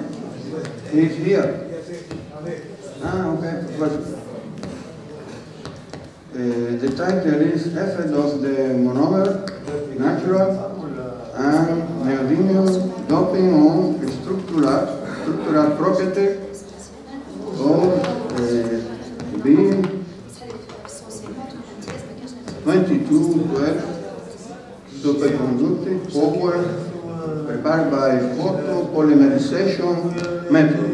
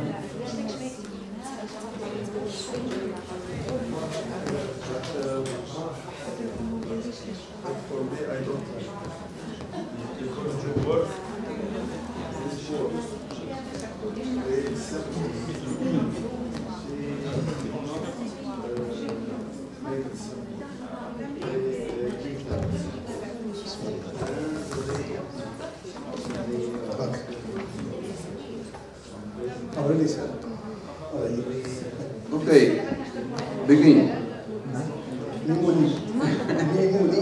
10 in between 10 minutes and 15. And 15. Okay, Professor. Thank you, sir.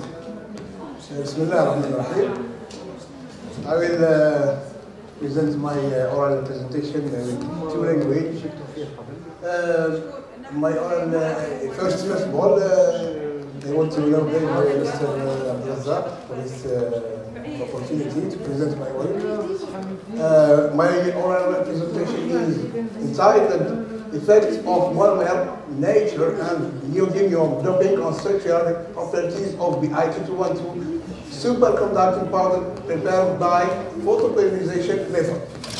Le sujet, c'est un peu différent des sujets du séminaire en point de vue propriété mécanique et tout, mais ça entre dans le domaine de photopolarisation polymers.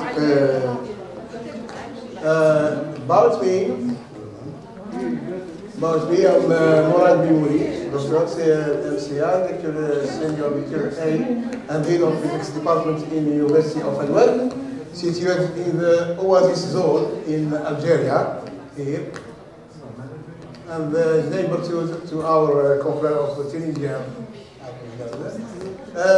I'm affiliated to the Davis Laboratory, University of Al-Wad. My presentation, I follow the contents. In the first, I begin by an introduction and the problematic of this research. Then the experimental details and characterization techniques. Then I will present and with some results and some discussions. And I conclude my presentation by some conclusions and perspectives.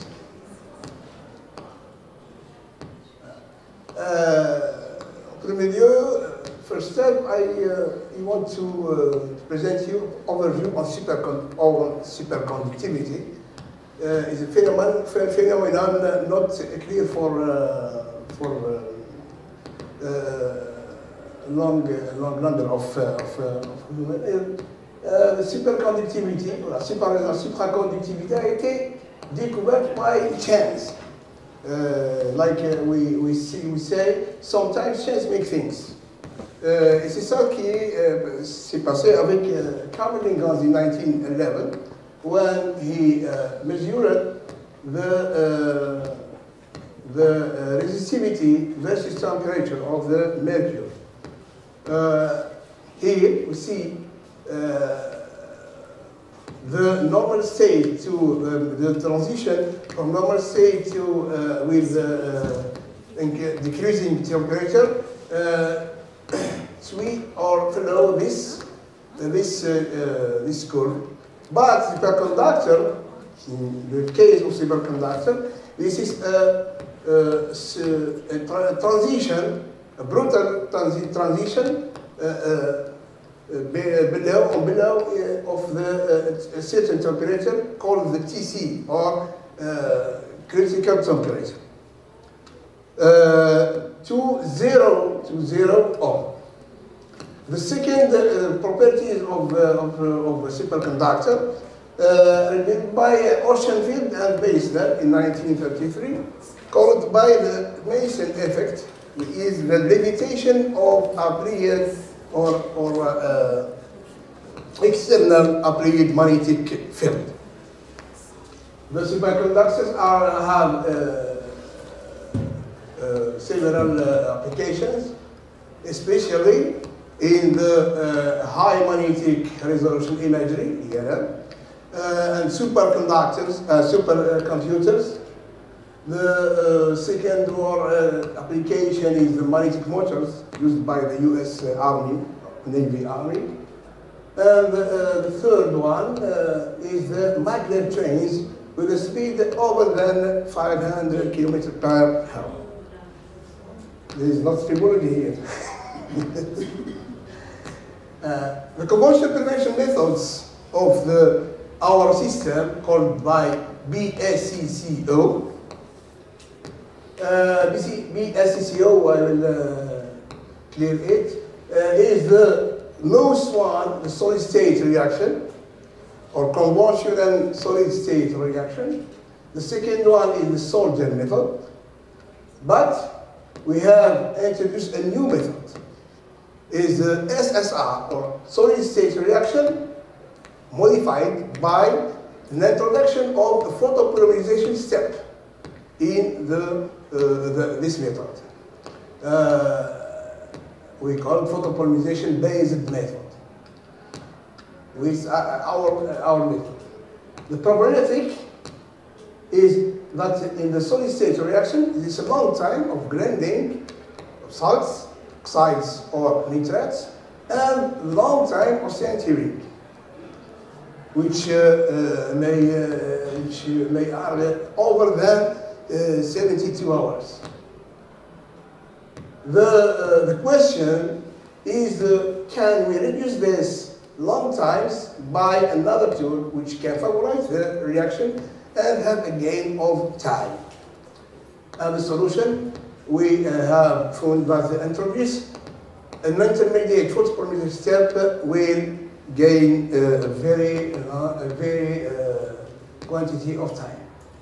The principle of the photopolymerization is to having a reaction between radiation and a solution or polymerization solution, and introduce the ions or cations plus a monomer, a multifunctional monomer, to get a reticular polymer network. Here, M are the cations, Bi, OSR, OK. BSCCO superconductors have a general chemical formula, Bi2SR2CAN-1, CuNO2 then +4 plus delta. This BSCCO is related to the initial of different elements compose this compound. B is the bismuth, S strontium, C, the first C is the calcium, the second C is the Cu, and the oxygen. The system has the three essential phases relating to the number n. When n equal 1, we have the low phase, called the low phase, with 32 Tc of 23 Kelvin, and a formula of Bi2 SR2Cu O6 plus delta, and called by the 2201. It's the coefficient of the several elements. The second one is when n equals 2, and called by the 2212, is the subject of our research now. And the third one, for n equals 3, the 2223 phase, with a Tc of 110 Kelvin, called by the high Tc phase. The crystal structure of these three phases are plate-like structure with a number of CuO2 plants, which are the responsible of superconductivity of one plant in the 2201, 2 plants in the 2212, and 3 plants in the case of the Bi 2223. Preparation of samples and characterization. First, the preparation contains 2 steps. The first step is the preparation of the photopolymerization solution, which is composed by the monomer with 98%, and the photoamorpher with 1%, and a salt or a powder called by conforquinol, is a yellow powder. This mixture is treated and during 30 minutes in the ambient temperature. The second step is the preparation steps using an intermediate photopolymerization. The precedent solution is used now in the second step. First, we weighed in our case, we used the nitrates of the ISRCA-CU. Short, very short grinding of 5 minutes. Then the application of the photopolymerization on the mixture of the solution and the powder with a blue light with a lambda wavelength of 468 nanometer. This step, or the result of this step is a rigid resin, which is after calcined at 800 Celsius during 18 hours to have a very fine powder. This powder is shortly grounded and pelletized in the 30 millimeter pellets, and finally centered at 820 Celsius during 10 hours to have the final sample as you see.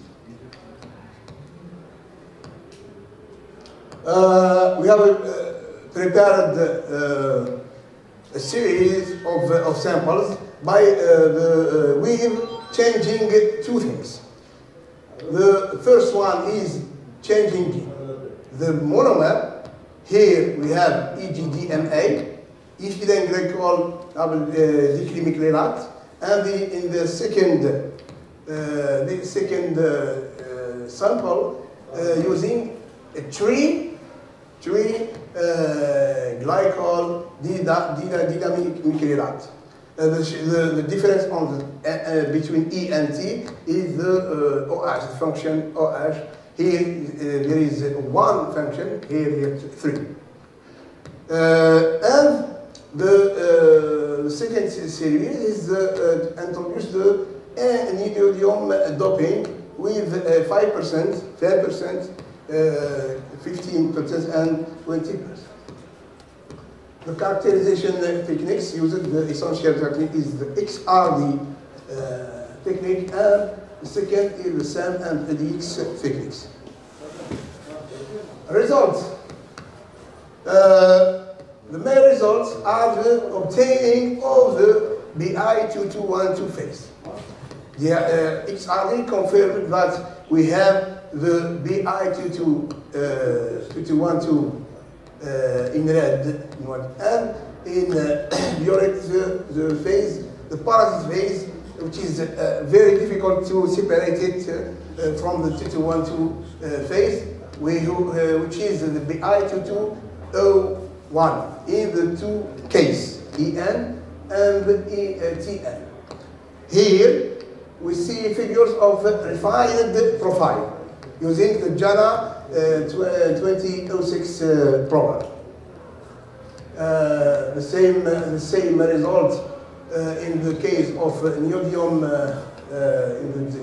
neodymium doping, with more. We have a good spectrum of the XRD and a good refined profile. Here we have traced the variation of the three parameters, cell parameters A, B, and C. We see that here the main result is a transformation from orthorhombic system to pseudo-tetragonal system. Pseudo-tetragonal means equals to tetragonal.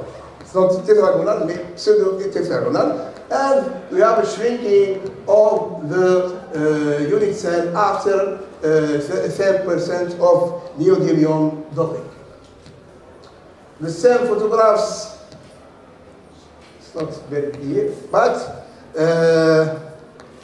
they show that there is the existence of the 2201 phase in the all samples, which confirm the existence in the XRD profiles. The treatment of this photograph is by imaging program.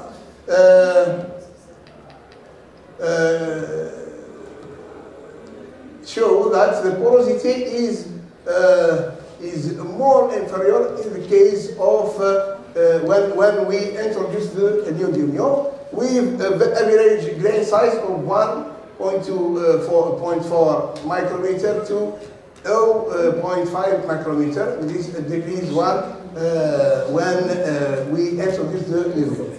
The red areas are the pores in the sample. The same for the case of the monomer T.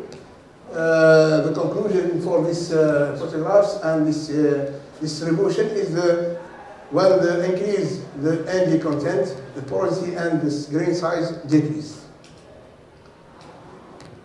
We have also used the EDX spectrum to confirm the existence or the percentage of different elements.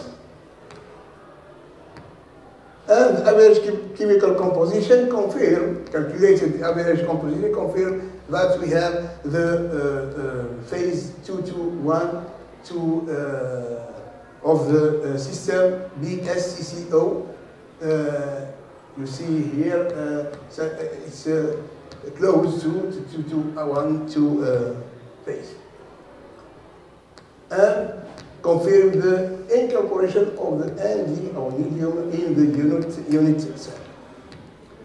To confirm the nature of superconducting nature, we use the measuring R, electric resistance versus temperature in lower temperature, and we see that all samples have this transition from the metal state to the superconducting state with a margin of transition of the 19 Kelvin. Conclusions: after only 31, the first and essential conclusion or result is after only 30 hours, which the precedent was over 72 hours, we have obtained the BI2212 superconducting phase, a great saving of energy and time.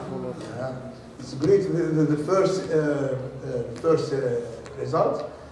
The second result is that the anti-doping and TGD and A, the second monomer load 2 sample have a highest quality than the endoped one. The third result is for 10% of neodymium, we have transformation of the crystallographic system from orthorhombic to pseudotetragonal system. And the fourth result from XRD results, the increase of ND content cause shrinking of the unit cell. From cell results and EDX results, the cell results show plate-like grains with a decrease of porosity and grain size with increasing of neodymium. For EDX confirmation that the obtained phase is the BI2212 phase and the incorporation of the neodymium in the unit cell. And confirmation of the superconducting nature. Some perspectives of this research is make the same study with oxides as primary salts. We have used the nitrites. Here, the perspective is to use the oxides of the different elements. The second perspective, the study of the proportion solution salts. I forget that when we mix the solution with the salts, with the nitrates, we make it 50% by weight. And the perspective is changing this percentage, and we see the properties, structural and transport properties. And the last perspective, one of the perspectives, simulation of physical properties. Maybe we will will work with us to simulation of the physical properties after the refinement of the unit cell. We will, inshallah, found the C file and we will collaborate to make a simulation of it is a complicated compound. Very yes, very big you have. Number of atoms are 6 or 7. I know that we must have a good server to simulate the physical properties, but it's feasible. يعني we can. We can. Inshallah. Inshallah. Thank you for attention, and I am here.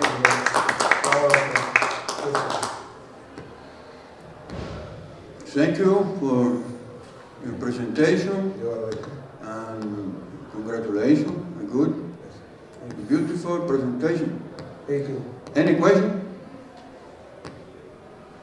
No? National, parce que we have déjà property electric for the measuring of electrical properties. The curve of air velocity in Turkey. We haven't got the apparatus here, full probe which work with temperature very low to azote liquid or helium liquid. There is not. Yes. Laboratory, our laboratory in Anwar. Here are elaborated in the laboratory. Yes, prepared the laboratory. From the powder to the pellets. Okay. Finish. Thank you. Thank you very much. Thank you very much. No, I think that we finished the presentation. Yes. I think that finish this session. All the presentation is okay. Thank you very much.